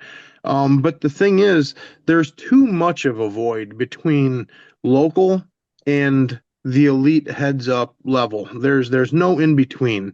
Um, like the in between was guys like me that I love going, like I loved being able to go racing locally, and then go travel to go do the PSGA circuit. Well, then bikes got so light and so purpose built. I mean, I'm just using myself as an example that I didn't run. I didn't run locally because I took my bike from Dome Valley, breaking the world record at a 346, and then the same exact setup and running a 365 at Silver Lake.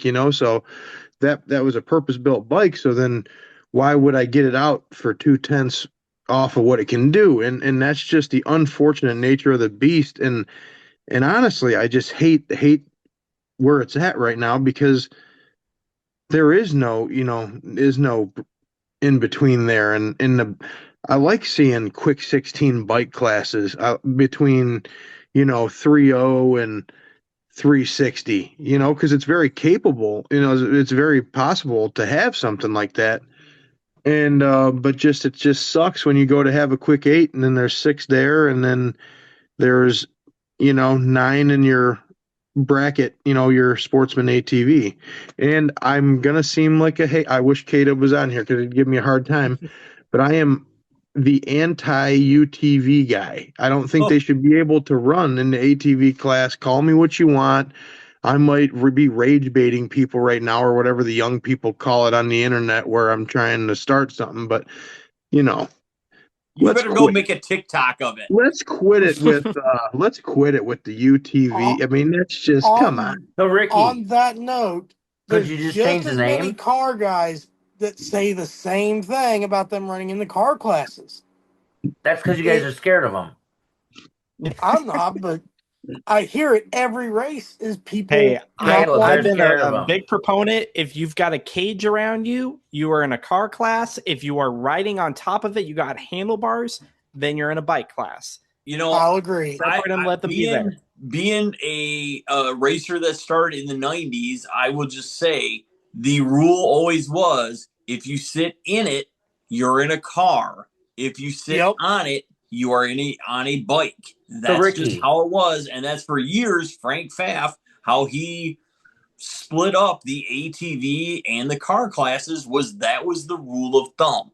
And what if they rename the class? for any of those guys, but I 100% agree with you. At some point, you've got to decide, because if you don't, you're only fostering the confusion amongst people of, wait, I thought it's a UTV. Why is it in the ATV class? Or it's in the ATV class. Why is it now running the car class? I don't understand. So, why John don't you just change the name of the class and then allow them in, call it power sports? Well, so listen, so am I the only one here where, oh gosh, okay, so I'm not rage baiting or trying to stir anything up, but this is just my honest opinion, because I guess I could have brought this up when you said, what do I want to change? Well, I mean, when you go to Silverback, right? I don't even know. I can't even keep up with the classes. And a guy in a side by side can run like 3 classes a day. Like, how does that even work? Like 2 ATV classes, or like an ATV class, a mod comp, a mod, a super comp, an open mod, an open super comp modified. Dang, the guy would. So do we have to do the same with all the mini buggies as well? No, yeah, like those Chad are Coker. So that's why this happened, is because power sports based vehicles started being allowed. And I'm not even going to get into the reason, because it was a very good reason. They allowed a racer that got injured that went to a car, and I was right there. Well, Johnny was probably there. I was right there. Ricky, I think it started out west, didn't it? Because when we were going out out there they had power sport class and they would let everybody in there, and then we kind of brought it back to Michigan when that happened.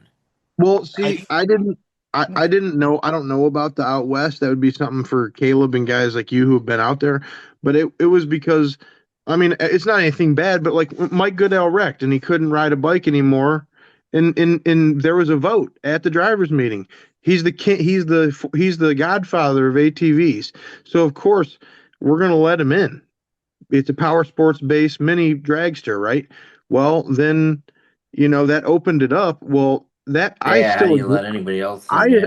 I agree with power sports like Andy Villamere. I agree with that. Like that's allowed, but then there is a gray area because like Eric, he's building a turbo Busa in a little buggy thing. He to run like top eliminator, not to run pro ATV, right? So like where do you but my thing is, you get a bunch of guys with side by sides running 560s or whatever they're running. Even like those are the faster stock mod type ones. But then you get 20 of them in the ATV class, which I guess that picks the bike count up. But they're not ATVs, man.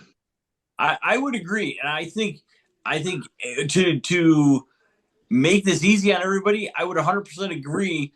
You go to a pro power sports class or a power sports class, if that's what you want to call it, because that's always how it's been. Listen, Yeah. when I had the dragster out, I entered a power sports class, and somehow I still got kicked out of it because of how fast I was compared to the side by sides. Not going to drag them through the mud after that, but y'all and your turbos can go suck it. All right. That's all I got to say. But Anyway, all right. Great stuff, Ricky. I appreciate it. Well spoken as always and well thought out. Can I Damien just Bowers.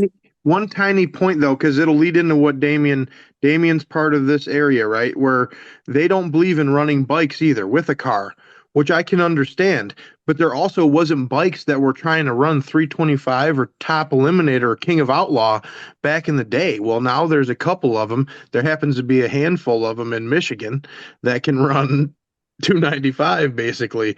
And like I agree 100% with why they don't want to run the bikes. And then it's a weird thing. You get fast bikes that want to run 295, 325. You get cars that are power sports based that can, what is the line there? It's a really, really gray area, really. It very much is, and it is. Didn't have this problem before. Now, there wasn't even side by sides when you started. So, you know what I mean? We didn't have that problem. That's true. And let's face it, our sport is evolving, it's growing, and it's a little bit of a growing pain to kind of figure out how this all fits together. I agree, man. You're not wrong. All right, Damien Bowers, consult the 2 liter and give us your best shot. What are we changing for 2026?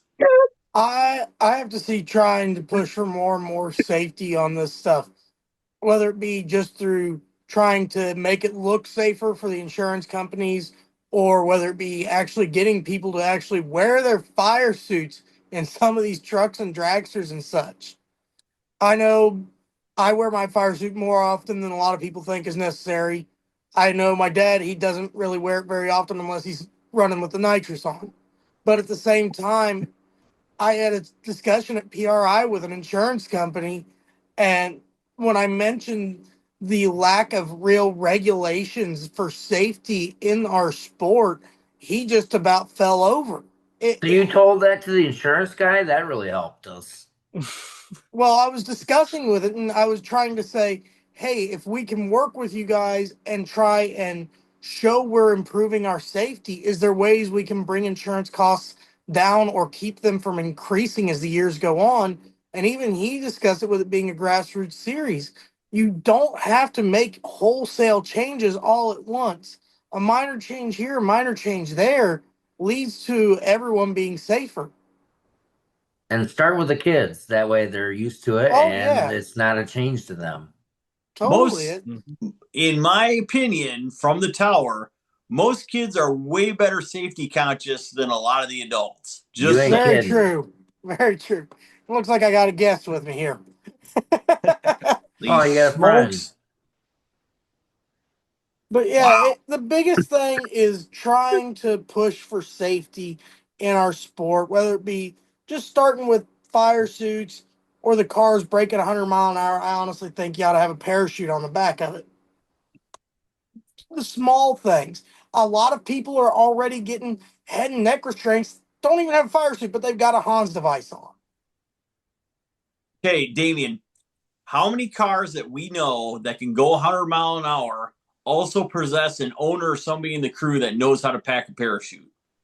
I understand that, but at the same time, it's not that big a task to learn. It just takes time to do it. No, I agree. And I'm just saying, I 100% agree with you. I'm just saying that there's a fair amount of teams out there. I'm not sure anybody on that crew is capable or trustworthy enough to be And packing a chute even after if every they pass. do have the chute, they don't need to use it every pass at a lot of tracks we run at.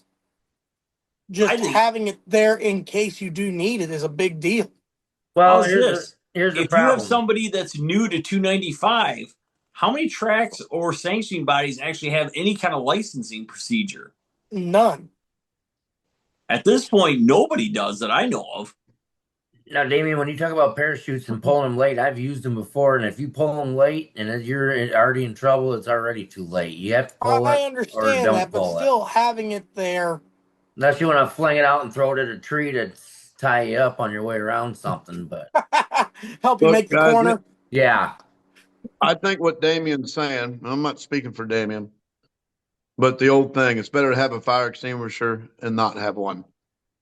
That's kind of what I'm getting from Damien. If it's Better to there and have you it and need it, not you need got it it. than need it and not have it.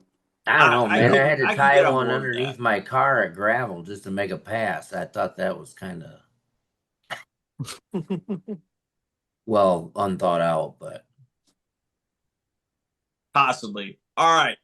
David Bowers, good stuff as always. All right, John Sorg, since you're itching to let something fly, let's go.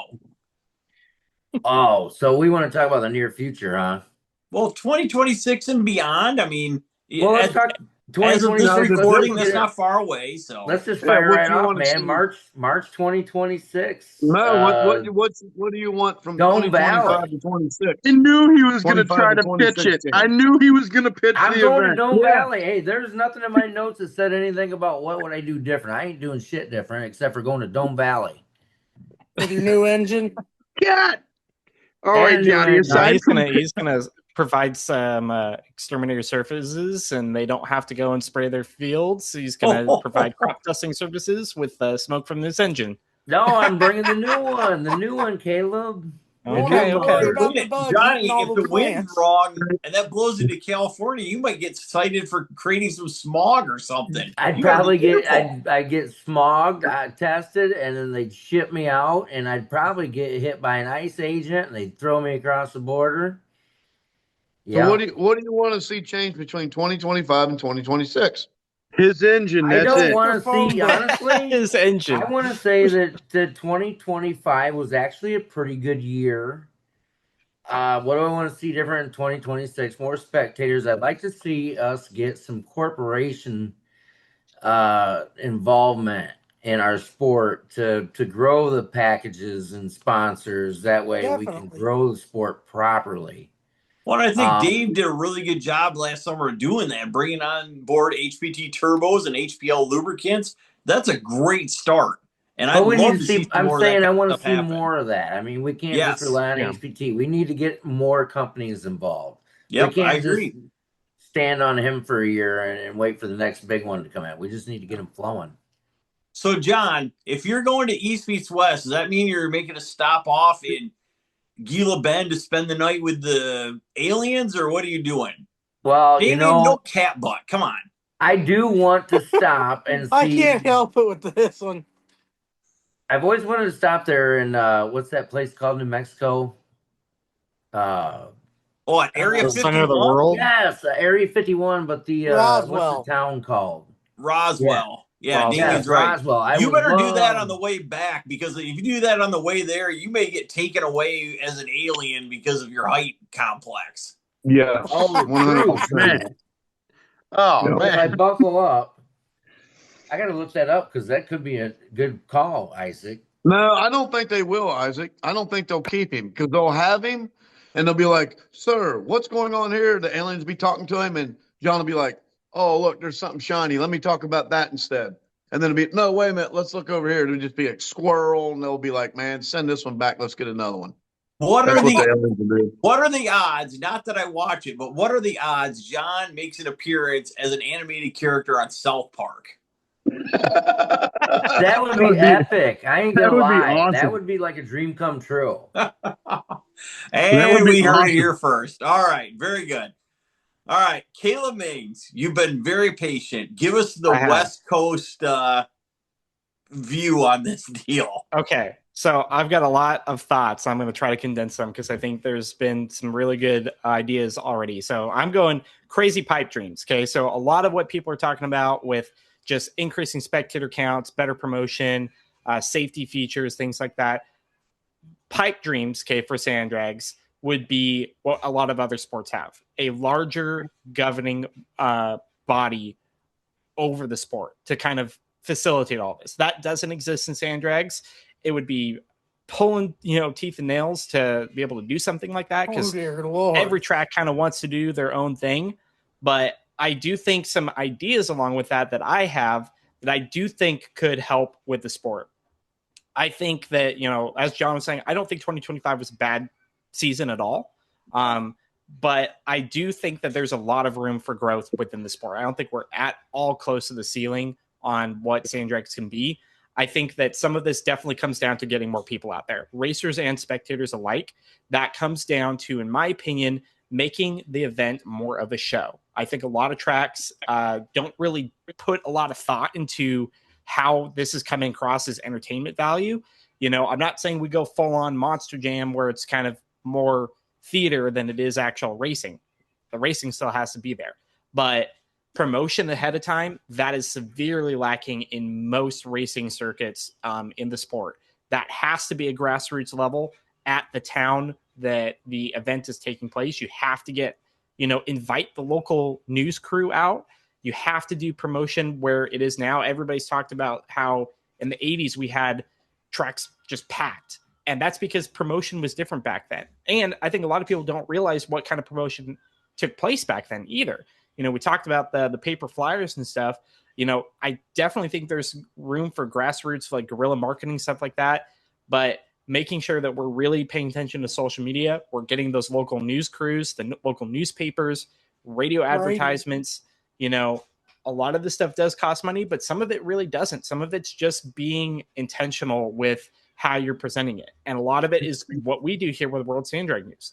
It's making sure that you have the media to back it. I think that there's some different organizations that do a good job of capturing some of the media. Texas Mud Drags always videos the passes for everything.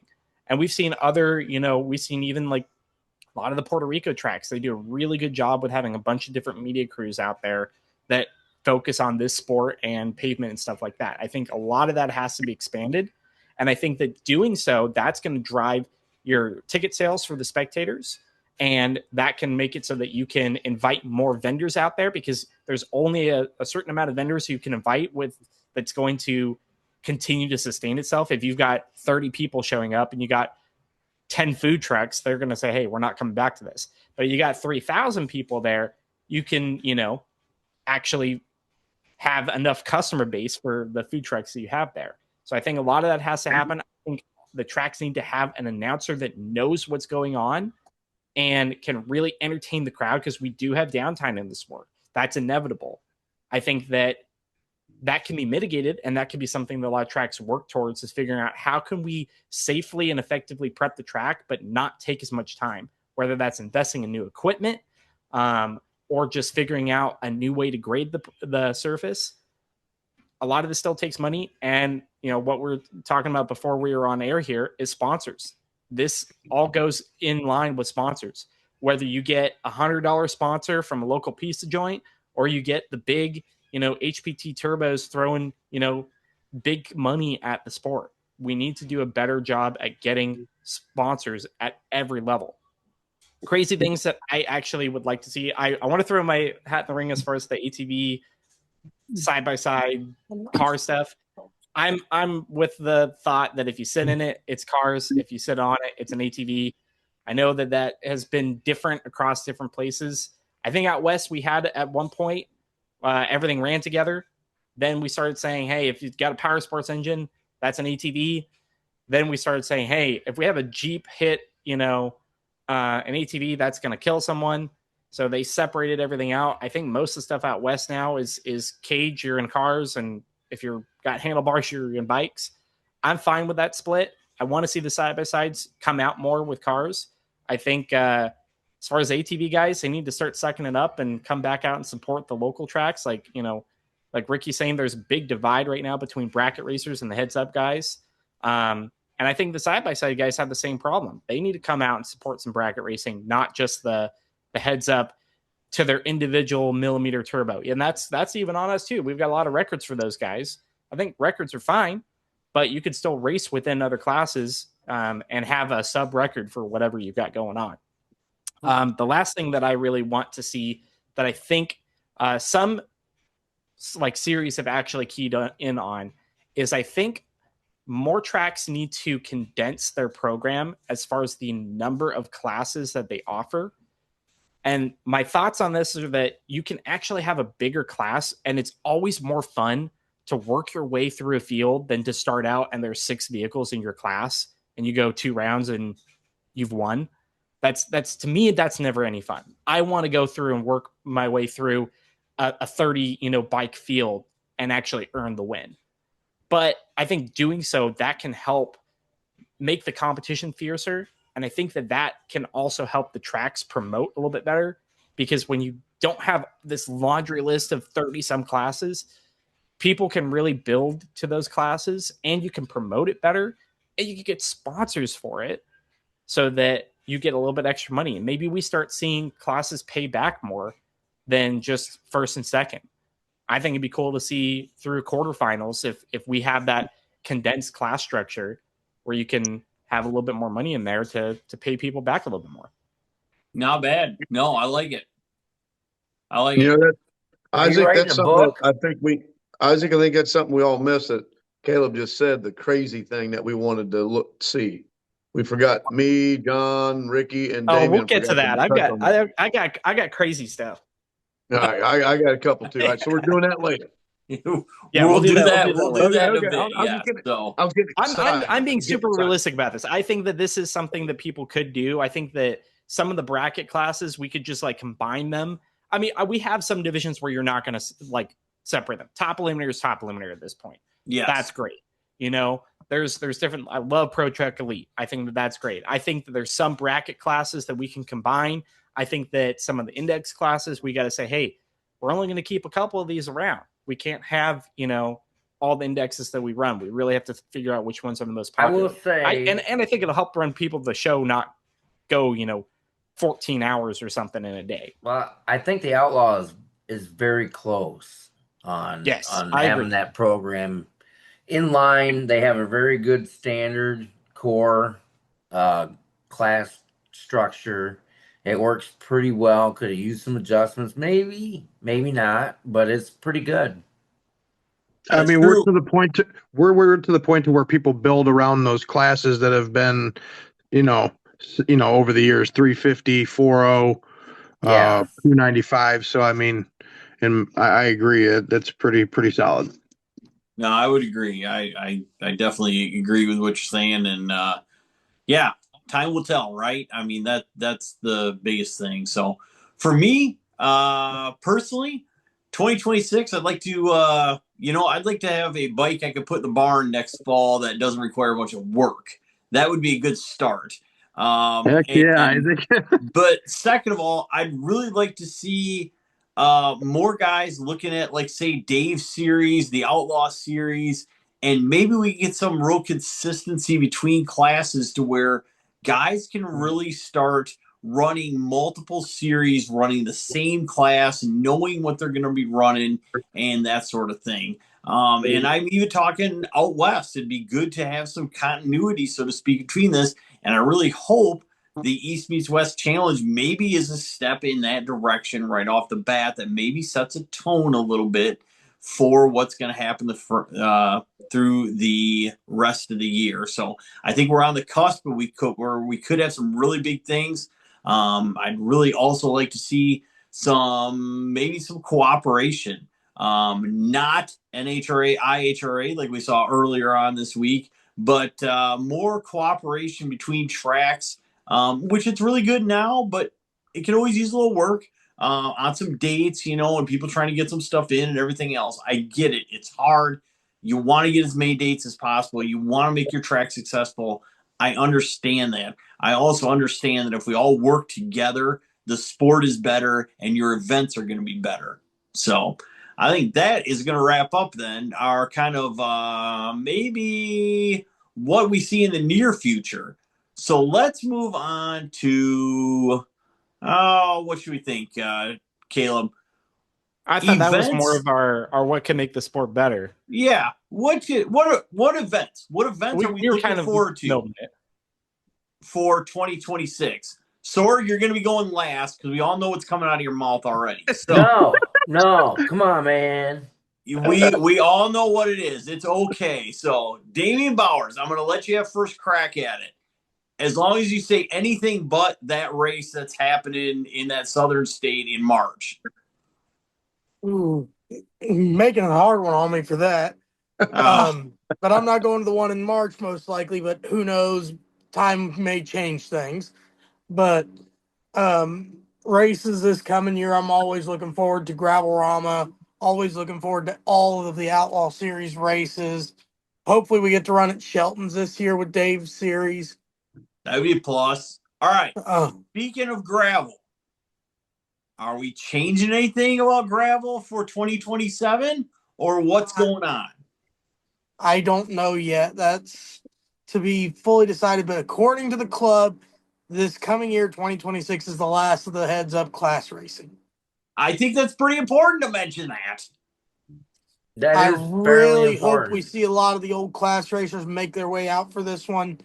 I hope to see a lot more people show that this is what makes this event unique. It's what, especially in this region of the country, Pennsylvania, Virginia, West Virginia, you still have some of that East Coast stuff, but in this part of the country, heads up racing is getting further and farther between, other than the Texas Mud Drag Series.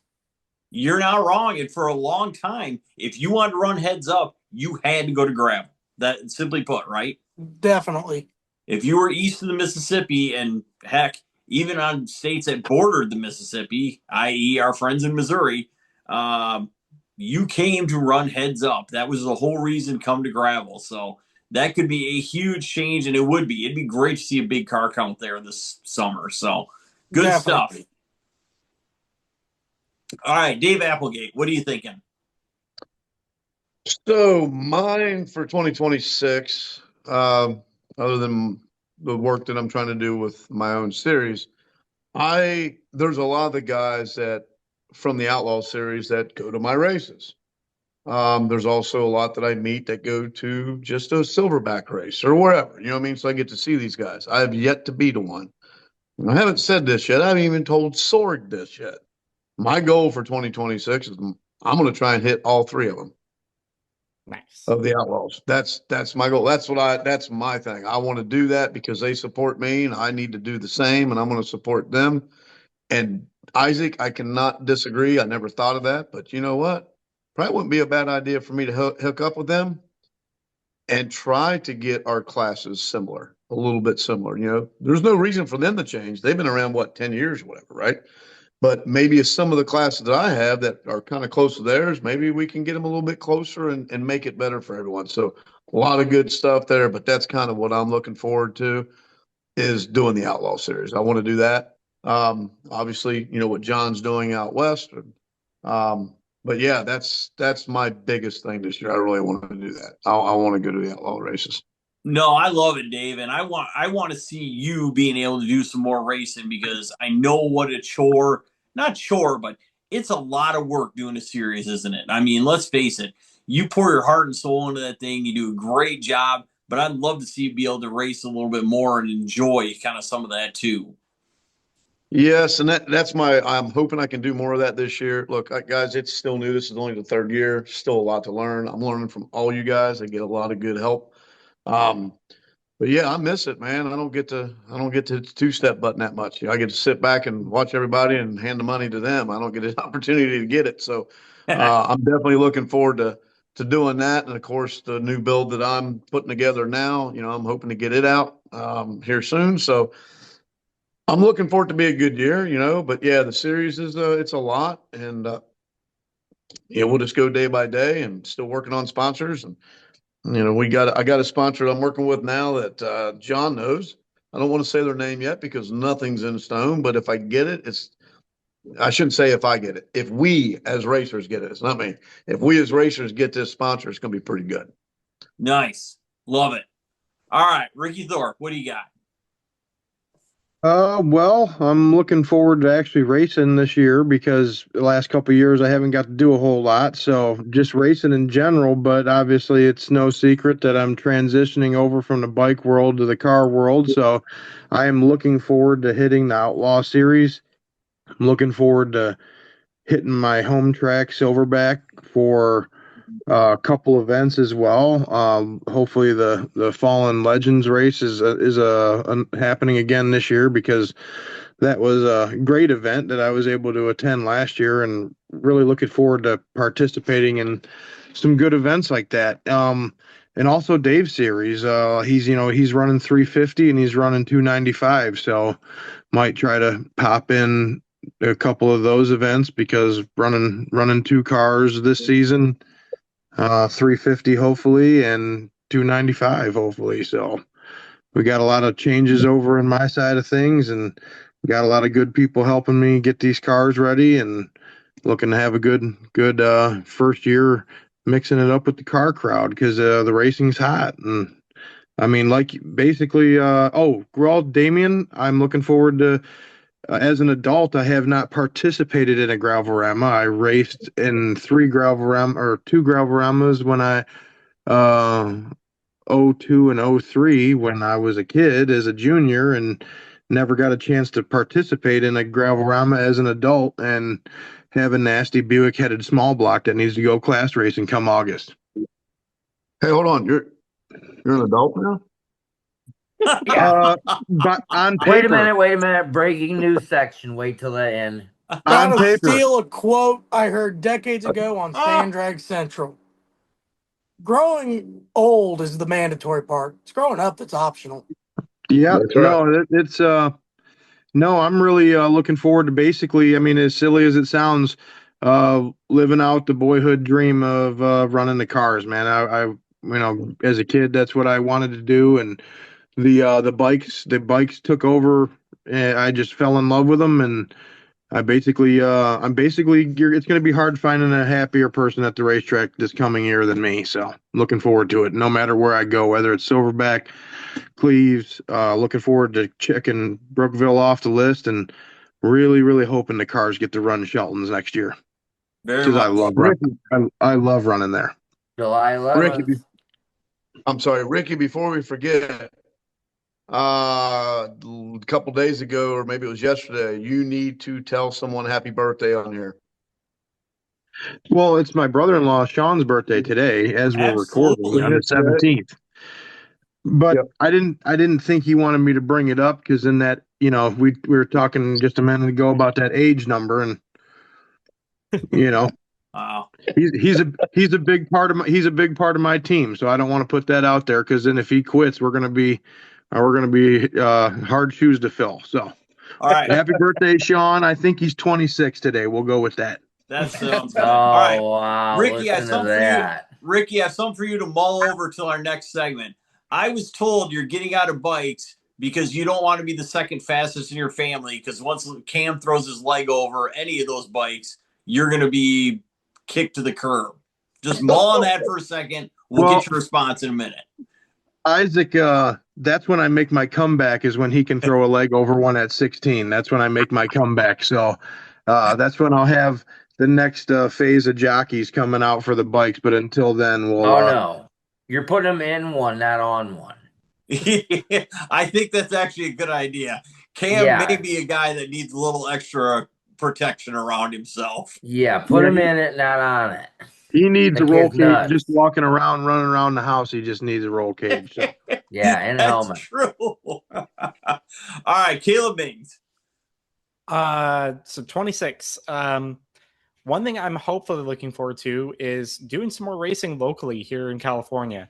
We're still holding our breath over Lake Elsinore. I'm hoping that we hear good news soon.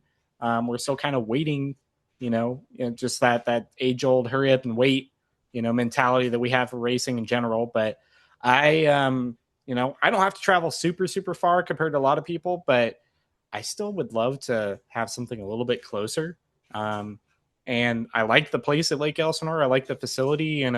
It's one of those that I'm hoping we get to do some more local racing. But things I'm looking forward to. I actually, not going to be able to make probably all of them like Dave is, but I definitely want to make one of the Outlaw series. Probably going to go to Michigan for that, but we'll see. Maybe the cards will be right that I can make Brookville too, because I'd love to go to some more tracks. I really like what the Outlaw series is doing. So we brought up a couple different times. They're very close on making a really solid program as far as the way everything's structured. And I really want to be there and just kind of capture the vibes there in person with it. I want to do there just to the coverage and, to see people that I haven't met and to be at these tracks that I haven't been at. And I think some other things I'm looking forward to is also just seeing more cooperation between the 200-foot crowd and the 300-foot crowd.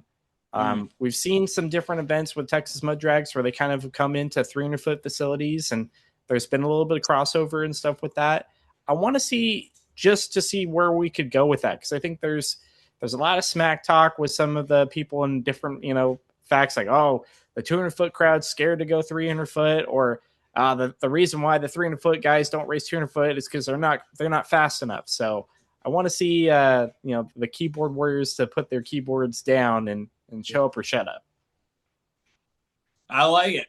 All right, John Sword, you've been waiting very patiently.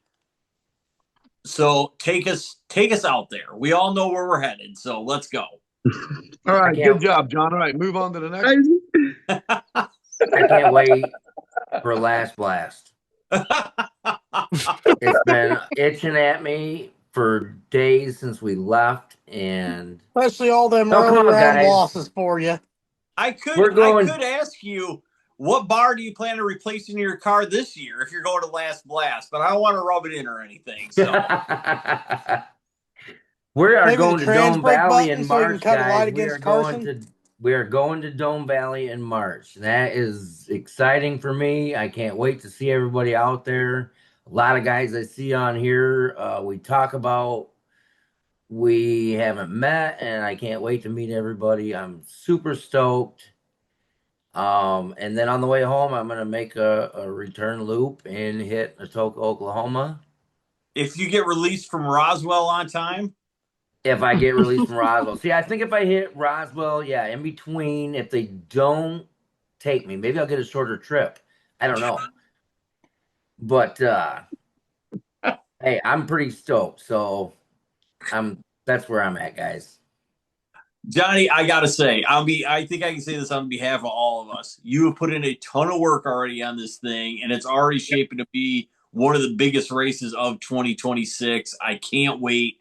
I'm excited. You've done an excellent job with the Legends race back home here at Silverback. Can't wait to see what this East meets West race really looks like. I think big things ahead, my man. And, hey, one, congratulations, and two, thank you for doing this, because I think our sports needed this race for a while, and it just kind of fell off to the wayside there for a little bit.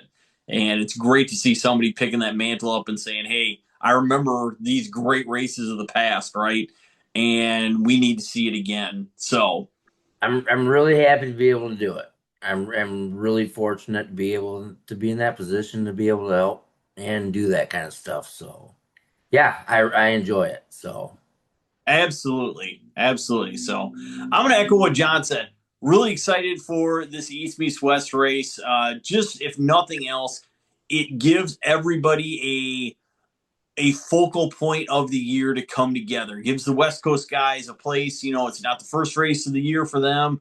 It's not the last race of the year. It's kind of at the beginning, so it kind of gives them time to get out, get going a little bit. It gives the Midwest and more further east guys really a good way to kick off their season by going on out there. So can't wait. I think it's going to be big, and I think it really signals a kind of a maybe not a full-on turn in our sport, but our sport taking a direction, sticking to it, and headed in that direction. I think it's going to be good, and really looking forward to it. So, yeah, 2026. And real quick, Isaac, John, if you take a second, you know more about this than I, but if you are out east and you do want to go out there, he needs to hit up Mr. Doug Vinlett, correct? He's helping get some people out there with his trucks, right? Yep. Last I heard, there's touch on that just real quick, John?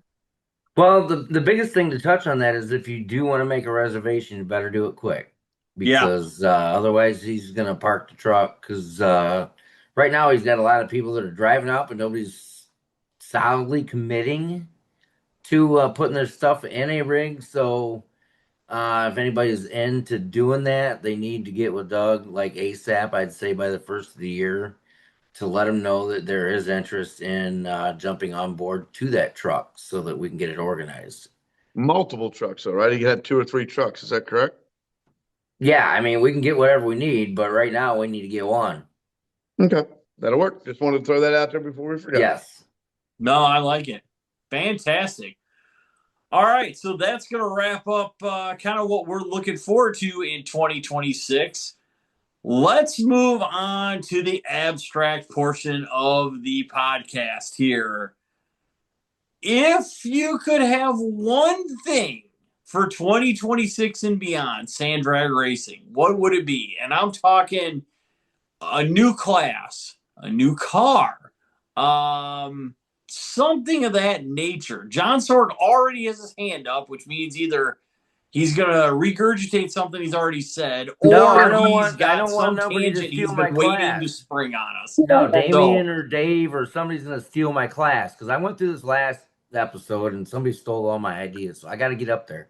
I would like to see, it's kind of funny you said classes, because what I'd like to see is like a 150-inch wheelbase max class, front or rear engine, with about a 34.5-inch tire, 500 cubic inch max. I don't care how you inject it or blow it or whatever, but 150-inch wheelbase max, front, rear engine, don't matter, and let it all hang out.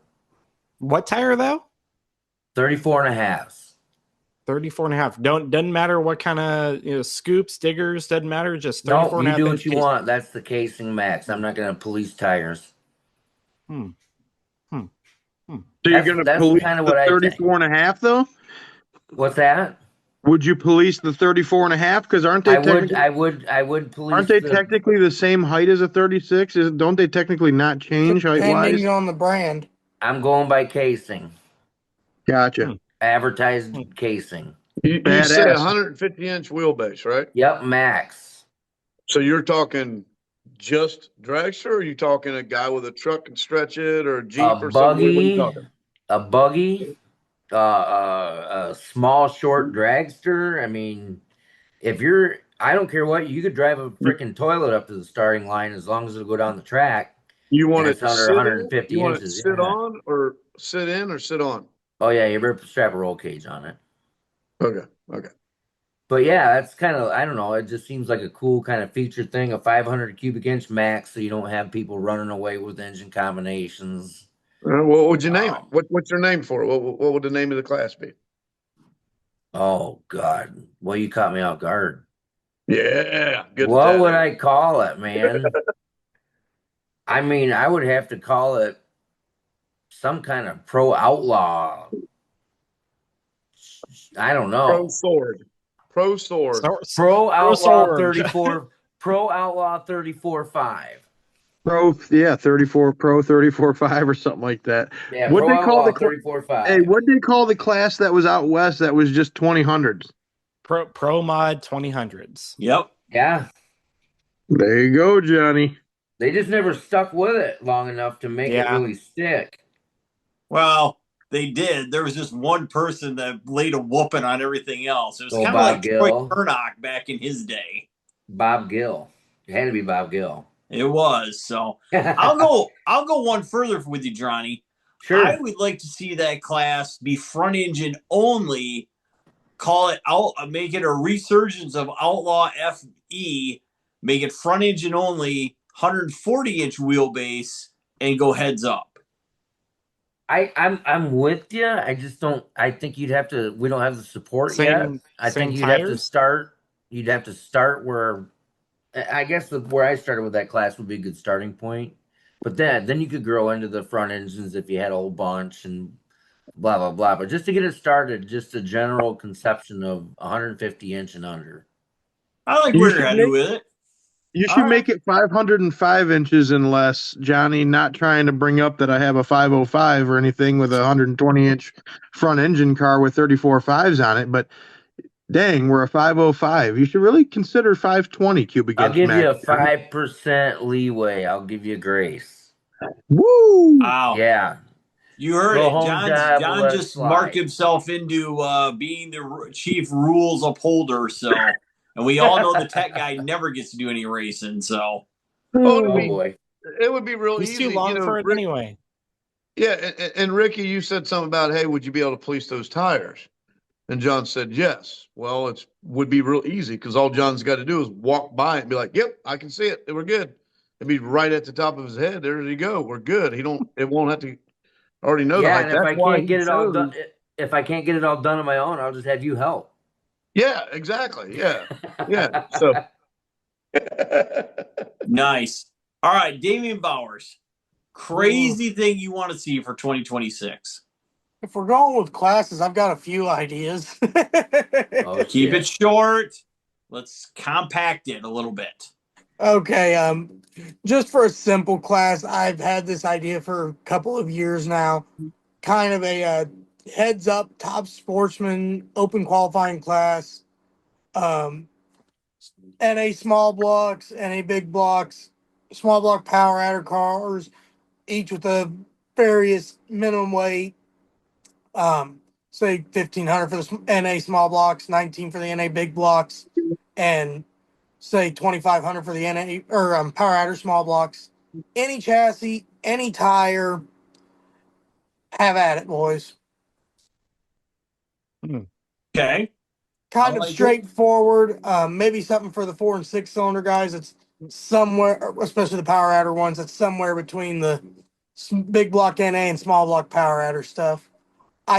The idea behind that class came up around thinking about cars that run roughly from a 340 to the 370s range. And I think a heads up feel to them would be a hoot to watch. Okay. I can dig that. Ricky Thorpe with your 504 cubic inch big block. Oh, 5. With 505, Isaac. Okay, don't cut me short here. Well, so I got a pretty wild one, but the less wild one is actually going to be a reality. Is I'm hoping to see my sister in the winner's circle of an outlaw race this year and kind of add to the women going fast in the sport. That's something that I guess I could have put on both of my responses earlier with the what am I looking forward to and all that. I like the idea of more and more of the female drivers. I think Ryan Pornigo was talking about uh, his daughter stepping up. I'd like to see all women. I like going to Gravarama and seeing the women's class. You know, if we could ever get to the point to where we could ever do like a quick 8 female outlaw class, that would be awesome. I liked seeing like Tina and Glenna and all them. I'd like to see something for the ladies of the sport in the car side. That would be cool to have like a you know some that's the kind of stuff I think would help with the spectators. You see cool stuff like that. Like you see, heads up, front engine outlaw class. That's what spectators want to watch. Wild stuff. Pro 34.5. That's wild. That's wild stuff. Pro Truck Elite, an all women's class. Heads up. I love the Texas mud drag stuff. Like, what I don't understand what the heck Damien's talking about, 1900, 1500 power adder. But all I know is I love watching those cars run. I love watching the small block power adder class. I like watching the door slammers. But that brings me to what would be the wildest thing that I personally would love to see is outside of that female outlaw class. I would like to see the World Series of Sand Drags, which, in my opinion, I'll keep it short and sweet. Would be a 5-day event, like a car PSDA race. Say, for instance, at Silverback, where cars that go as fast or faster than 295 can stop. Maybe even like a Shelton's, right? Let's go Shelton's. 5 days. Test Tuesday, test Wednesday, and then break down the classes like this. On Thursday, you have sports. You have pro comp, which is 419 and faster bracket class, and then you have modified, which is 420 and slower bracket class. And then I like what Dave does with his series. The winner of both run each other off for a belt, because I like belts and jumbo checks. So like a jumbo check for the winner or a belt. I love belts. I'm jealous of Earl. And then so you have your bracket class, your 2 bracket classes, you split them up, 420 and slower, 419 and faster. I loved that back in the day between comp and pro comp, where they would split off a little bit at the 420 mark. I like that. Bring that back, and then you go to Friday, which would be 295, 350, and 40 index classes, all 3 of those. And then Saturday you would run top alcohol, pro truck elite, and 450 index. World Series of Sand Drags. Let's make it happen, IHRA. Hear me out. And just to make sure Ricky forgot something, I know he didn't do it on purpose. Side by sides on Saturday too. No side by sides, no ATVs. Wow, Dave, that was with a completely straight face. I'm impressed. That was really good, actually. That's all right, Ricky. We'll be lining up in 295 this year, so it'll be fun.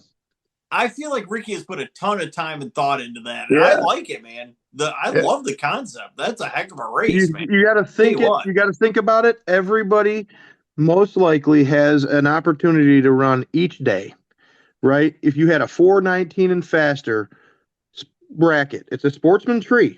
If you're on a 3, we've seen it, 3.0 bracket car, that's up to you. I don't care. 419 and faster is your fast bracket. 420 and slower with a 599 cutoff is your to eliminate the stock side by sides.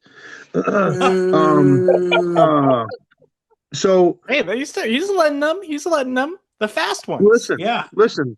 I let in. K-Dub runs a 5.3. He makes it barely. He can get in. Okay. But then you don't got a guy waiting on a 340 dial-in while K-Dub's half track with his open face helmet drinking a Pepsi waiting for the wind light to come on. Okay, so if you got to test your fast car, you're going to enter your bracket no matter if it's 419 and faster, 420 and slower. The winners run off. I like that. I seen Dave doing that last year. I think that's pretty cool. So then you'd get like bonus money or a belt or a jumbo check or his overall champion or however that works, right? Then on Friday, it's like what the PSDA does is index day, right? 295, 350, 40. You're not going to have a bunch of 350 cars trying to run 295. They're going to try to run where they can compete. And then you're going to have 40 cars. So it's all split up where everyone, you're not going to have a bunch of overlapping, this, car, you might have a couple cars that run 350 and spray or bump up into 295 maybe, and you might have a couple cars that bump up into 350 from 4.0, but that's not super popular. But then on Saturday you have Pro Truck Elite, which is one of the best classes in the sport right now. That's a really cool, door slammer, Pro Truck Elite, whatever you want to call it. I love it. Top Alcohol, I'd love to see a resurgence of that. There's a couple of them out there still. It'd be cool to have, like an eight car field, Randy Kimbley and Rick Ensing and, maybe a Shiat or two's lurking around right now. You never know. And, and then also 450 index to bring the other guys in that may not, been able to run the 4.0 stuff. So then everybody has something to run. And then there's a bunch of spectators there and there's good food there. And there's a great announcer named Isaac in the booth making it all sound good, I'm telling you, it could happen. Listen, I just need that guy. Ricky, what's the guy's name? The most important thing. What is the Snack Shack's signature item? You got to have walking tacos. I mean, you got to have, You can't argue with that. You don't want me to start going through the food menu, okay? Is it a car event or an ATV event? You said it's a car event, Ricky?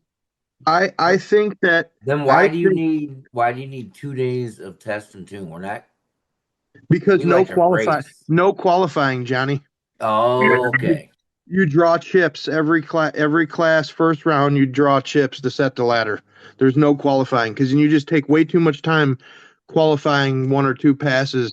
Because I would assume that there would be at least 16 to 32 car fields for hopefully everything, and then the bracket class would just be both of them would be monstrous. That'd be, you wouldn't want to get into time trial. That's where we kind of it sucks, because it takes weird, yeah. Yeah, so you'd want to get your test and tune and you that would be what you need Tuesday and Wednesday to get that out of the way, and yeah, and we need whatever that guy's name is that owns the IHRA or whatever. He needs to figure that out and just toss us a little bit. All we need is $100,000. All we need. Much. I love it. All right. As much as I want to spend the next hour discussing this mythical dreamland of World Series, which I'm not saying it's mythical. I shouldn't say mythical dreamland. I think this has got it. Ricky's put way a lot of thought into this thing, and I'm seriously impressed. And I think there's a race to be done there. I'm just not sure where. Shelton sounds like a really good idea if we could solve the weather issue. So maybe a dome is in the future, but I don't know. We'll have to see once. But I feel like this almost belongs a whole episode by itself, and we'd have to bring in a couple of people to kind of pitch the idea while, you're putting it out there. Racing in the dirt. Okay, anyway. There you go. Caleb Makes, have you gone yet on this magical mystery tour we call the crazy thing? All right, let us have it. I did. I guess I did kind of give a little tease of one of them earlier. I think it would really be cool to do a whole basically like what AMA does for motorcycle racing across all kinds of different disciplines. It'd be really awesome to have one sanctioning body that's going to dictate, your classes and especially your safety stuff, and basically make that like a member track. We're talking a lot about NHRA, IHRA right now. Member tracks where they abide by all this stuff. There are standards that have to be met. That's a little high, pie in the sky. Another high pie in the sky thing is I would love to see 4-lane facilities where you have a center divider going down the whole length through the shutdown, even dividing the two sides of the track. And what you would do, okay, this crazy stuff here. You wouldn't have tractors, okay, because tractors are going to block the crowd from seeing if you're racing on the far side of set of a track and the spectators are on the other side. You don't want to have a tractor go in front of the racing action. So what you're going to do is off of your K-rail, you're going to have implements that are going to be folded out on the outsides. And whichever lane, if you're running these two, you're going to have it to be able to fold over the track, and it's going to groom that whole surface forward, back, and then fold back out. And then the same thing on the other side. Fold out, come back, done. Okay, that way you're grooming the track. You got racing action going on. You could run it a few times, and you have sprinklers along there, so you don't even have to run a water truck. It's gonna be great. You all love it. I promise. Did you watch Dazed and Confused before you got on here? No, he's been No, spending but too you know much what? time. You know what, John? He's been feeling from you Billy Stash. No, I think honestly he's been on way too much with George Jetson and Yeah.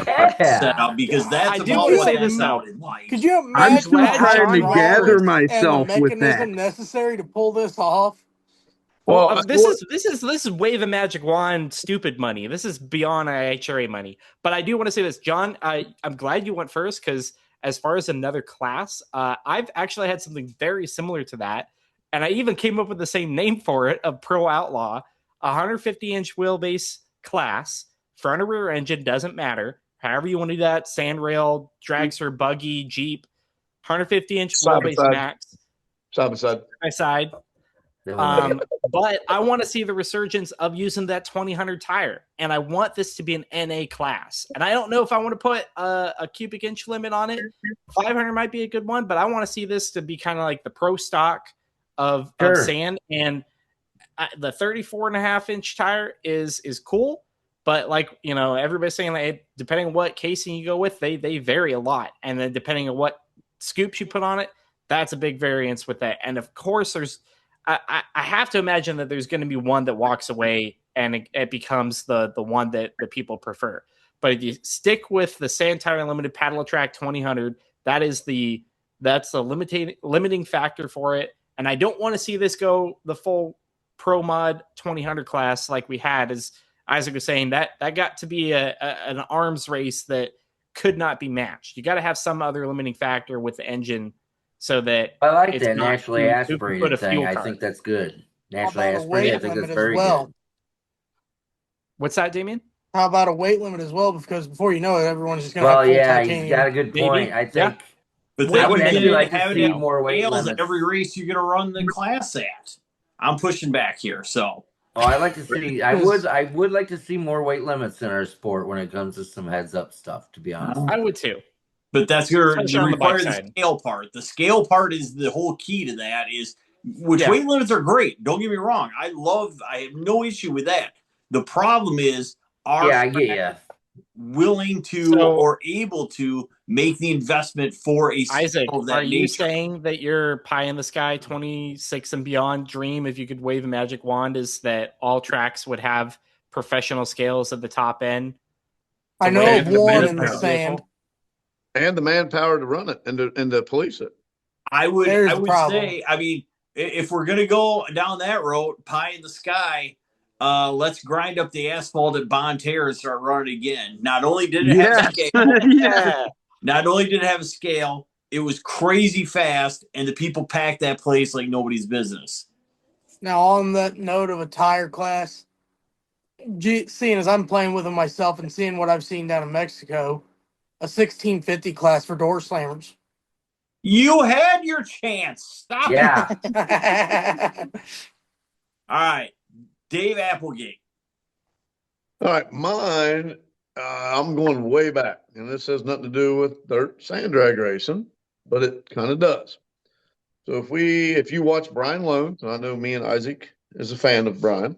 So is Caleb. I don't know if you guys who all watches it here, but I know we have talked in the past.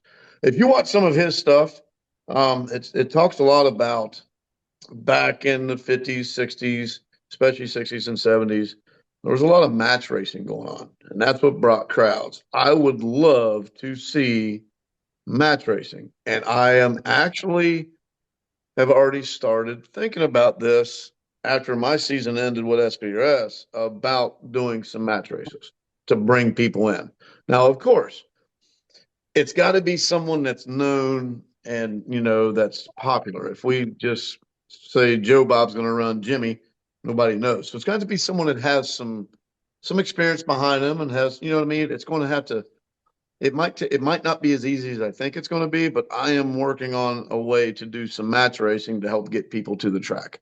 So Dave, here's an idea for that. And I've heard of this being done in a match race now back in like the 60s. They would take one guy, okay, and we'll say somebody fast, and they would bring him in, and what they would do is they would set up a locals class with say Yep. 8 to 10 in or something like that. They would Yep. run those guys off, and whoever won that ran best 2 out of 3 with the person you brought in as kind of your, I don't know. Flagship. Exactly, Well, Yep. well, Dave, you're tiptoeing around. I'll go back to my ATV days, and I'll go ahead and make the first call out. Any altered at 125 inch, I don't care what you got is for an engine combination, can get it. I can I'm think ready of to a go. four-wheel Is this a drive Friday car. night? Is this a Saturday? What are we doing here, Ricky? We'll Yeah. be ready. No, I'm just saying if they want to do match races, I said any altered with any engine combination can get it. I Okay, can think of a here we white go. Here four-wheel we drive go. with I'm a just going to small throw block this to out go there. for that. First one, Ricky Thorpe, Eric Hickey. Best 2 out of 3. That is a Or- front engine dragster, Isaac. or- That is a front engine dragster. Hey, Isaac, I remind you. Isaac, whoever's car will start after the second round. Isaac, Either one, Isaac, I'm good with. Isaac, you got to remember that there's actually going to be a good racer in the seat of my altered. Ooh, Eric's not gonna like that. No, that's not what I meant. I was saying that my sister's going to be driving. It wasn't a knock on Eric; it was a knock on me. I'm not going to be driving that car. My Now, sister's going to on be that driving note, that car. Ricky, I can think of a good driver in a white four-wheel drive altered to take you up on that, probably. Ooh. I mean, I think you might have a little something. yeah. Listen, anything can happen. Fireworks just like KNT, and I had to run them for years, so it's okay. Well, what I'm thinking here, guys, I'd is love taking match racing. That would be amazing. what I'm thinking, and I'm in the works. It's not just going to be a simple match race. We're going to have some money to add to it. Pick some classes, and I'm going to use an example, just an example. Let's say that we have 2 very, very good bracket racers, and obviously we know our own John is one of them. What would be? Why not pick John against another really good, well-known bracket racer that can go to the same place? And we do the 2 out of 3. You know what I mean? You get 2 out of 3. Whoever gets it, gets it. No entry fee. There's just going to be some sponsors that throw out a little bit of cash. So You know what I week mean? in, And- week out, John Sork versus Carson Combs. Got it. Yes. First round. We got that. We got did the a Blake Cole and myself actually did that for an event where we headlined a thing and did a match race for doing that. That was fun. $1,000. You know, one of my thoughts, because they are kind of local to each other, would be, say, Rick and Doug. You know, Yeah. things of that nature. You know what I mean? And have something. I can tell you, I won't have enough sponsor to do it at every race. Okay, but I'm really thinking about doing this on a couple of things. So be looking out for that. That's what I'm going for, is the match race, and I think that possibly could help. Other than that, I'm going to have to go with me and John's favorite. That's going to be, and Rick, I don't know if you know about this yet, Ricky, but pull-up girls. Remember back in the 60s, there was a backup girls. You do your burnout, and they back you up. We want pull-up girls. They don't have to be all dolled out, but just a pull-up girl. They pull you on up to the line. I think that's going to help too.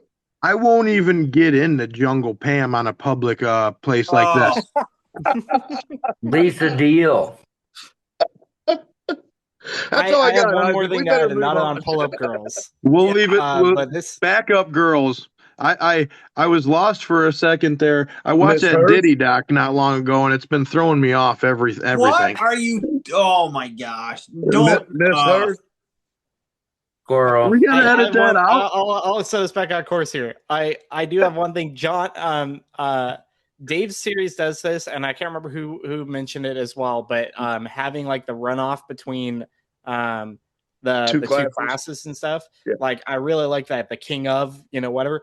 But I want to up the ante. I want to do this for like all the adult classes. So a true top eliminator. See, okay. Yes. Now you're getting into my thing. This is my turn. All right. Okay, go Isaac. This was I had 2 kind of crazy ideas, but I think they're both really good. This is just me talking. And since I go last, I can talk about it. One, whether it was Dave's series or any traveling series, I would love to see an end of the night, okay, winner take all for a belt say King of Silverback for the weekend, and it's all the adult bracket racers, the winners in the classes going up against each other like a top eliminator class. But you run that out, and whoever wins it gets a belt. King of Brookville, King of, I don't know, wherever else Dave's going, Silverback, you name it. But that way, one belt per event. Person You could Just also the throw bracket, in- or are you running top eliminator and stuff in there too? Yeah, you could throw No, an just index the in there, bracket. too. Just Well, the I bracket. mean, hey, if you Okay. want to be a 295 car and you want to run in, that's in the Randy bracket, isn't Kimbley it? will do I it. think Randy it'd be Kimbley will cool. do it. Make If it a you're a pit 4.0 vehicle race index- between all the winners and the juniors winners as well. If you're a 4.0 index car or a 350 or a 450, as I think it was Ricky had mentioned, a 450 class, they can still dial a 450 Exactly. and run Yeah. John at 360 or whatever. You know what I mean? Yep. It'd still be in there too. You Right. could do that. Yep. What's the most you're going to have? Maybe like 8 cars in the class? Because there's some guys that may not participate and stuff. But a 6 belt or at the end so. of the night, I think it'd be sweet. Yeah. I just want to Well, see yeah. a top eliminator car win that and like go against all the bracket racers and just Absolutely. just drill the tree, run 295 and Dude, when I I got to don't think it'll Missouri, happen. Thunder Valley, Missouri, and Billy can stand up for this one. I was watching Jeremy Click one night running 295, and I'm like, is he making test hits? They're like, no, that's the bracket class. And I'm like, you got to be shitting me. He was running straight up sportsmanlike bracket. I'm like, you are kidding. And he That's dialed awesome, in at yeah. 295. we had Dave Huffman's Pro Mod Jeep. I think that was Dan Beard was driving it in one of the gambler classes. He went a couple rounds, down 260 out San Jacinto. Wow. I love it. I mean, My other idea would be to go along with Pro Truck Elite, a little gangsters class, and your limiting factor is 1650 tire, and it's got to be a full body truck. there we go. Little No gangster clock. class. I like You're the talking name. very similar to what they run in Mexico, but just no Yes, four-wheel drive. No clocks, no slips, just a wind light. Two-wheel How do drive you is get a wind light allowed. without a clock? What's what that? would the engine size max be? Good question. 500. I mean, what can you put to a 1650? Whatever How do you you get a want, win? really. How do you get a win without a clock? No scoreboards. Sorry, Okay. just a wind light and no slips. No But time. but it's an index. We actually did an arm drop at the track one time. We had about 30 cars in it, and it was freaking fun. Yeah, It really think- was. I think it could be onto something. So I love that idea. I would instantly find something to put a motor in for that. Like Ricky, it'd be awesome have with you like a Jeep. purchased a semi trailer yet? Because I see Is it- stacker in your future. The way No. you keep talking. I'm looking for an excuse for a full-bodied rig, and it just sounds cooler and cooler to have a small tires and a big engine in there. Well, I'm already experimenting with small tires myself, so Target big Damien engine. knows what's like. So anyway, Why stop at 1650? Let's put some 1350s on there, Isaac. Just friggin' roast the tires 13 down the whole plus? track. 1300s, not I mean- 1300 plus. Yeah, they're 13 Oh, okay. pluses. what No, are no those plus. desert Just masters? Yeah, they're 1300 they or run over there in the Middle 1300 East. or smaller. Your choice. Okay. Kind of like the Outlaw 10.5. Anything goes as long as it's not a 10.5 tire. Yeah, Then and we honestly, need 13 fives, not 13s, 13 fives. that's another reason why Gravelrama was always so exciting. Was that when you had to be four-wheel drive essentially. So not only did you have to, go by the, cubic inch to weight deal, but then all of the cars being four-wheel drive, like the little dragsters that were four-wheel drive, and obviously like the Dreer cars and stuff that were developed, and the cars Dennis Ellington built, and the Banks and all that. Having to be four-wheel drive, or most of them being full-bodied, and it's just that's the kind of stuff that is interesting, and that's the kind of stuff that people like to watch. I mean, that's like I that. agree. That's the stuff that. Oh, yeah. Listen, like when I went to No Prep Kings and seen that, the stands were packed, and the cars had names, and the people had T-shirts to sell, and it was like a mixture of monster trucks mixed with NHRA, and they had like this little child of no prep kings that had like the kids knew the names of all the X-Man and this and that, and I think that if we could do that, that would be awesome with the cool classes like you guys are talking about with the weight minimums and engine maximums and all that would be cool. The little gangsters would be just why I could just if I wasn't participating, I would 100% be at the fence watching. I agree. I think there's a spot for it. And I think if we get it well thought out, it could be a cool class and really add another element that we don't currently have. So at least yours was think it's, like, reasonable. better- Caleb had a flip down alien prep machine, and you have a class. alien You prep machine. have a class that's actually possible, and Caleb had like a fucking. Geez, sorry for my language, but Hey, I separated. I had a realistic thing with the like pro ally Alex, class, like- and I have my crazy, multi-million-dollar crazy. Like, If Well, we win the machine lot, here. one of us wins the lottery ideas. Yeah, There but will be what most signs. people- Let me There tell will you. be signs. I don't think anybody realizes it. Maybe we've never talked about it before, but to be on World Sand Drag News, you do have to take a drug test, and obviously Caleb missed this one, so Yeah. we're gonna let it. It's a slide. random test. I was not randomly chosen this time. yeah, Fair. So better than what All right. I got because he had flip down alien machines. But I'll leave it at that. all right, guys, thanks as always for appearing. Folks, thanks for sticking with us. 100 episodes. Great way to end 2025. Can't wait to see what 2026 has to offer. We've got great guests coming up in 2026. More great coverage for you. We're going to more tracks, more races. I promise you, you're not going to want to miss it. For myself, Caleb Mings, Ricky Thorpe, John Sorg, Damian Bowers, Dave Applegate, all of us here at World Sand Drag News. Thanks for watching, folks. Happy holidays. Happy 2025. May 2026 find some win lights on your side of the track. Good night and God bless.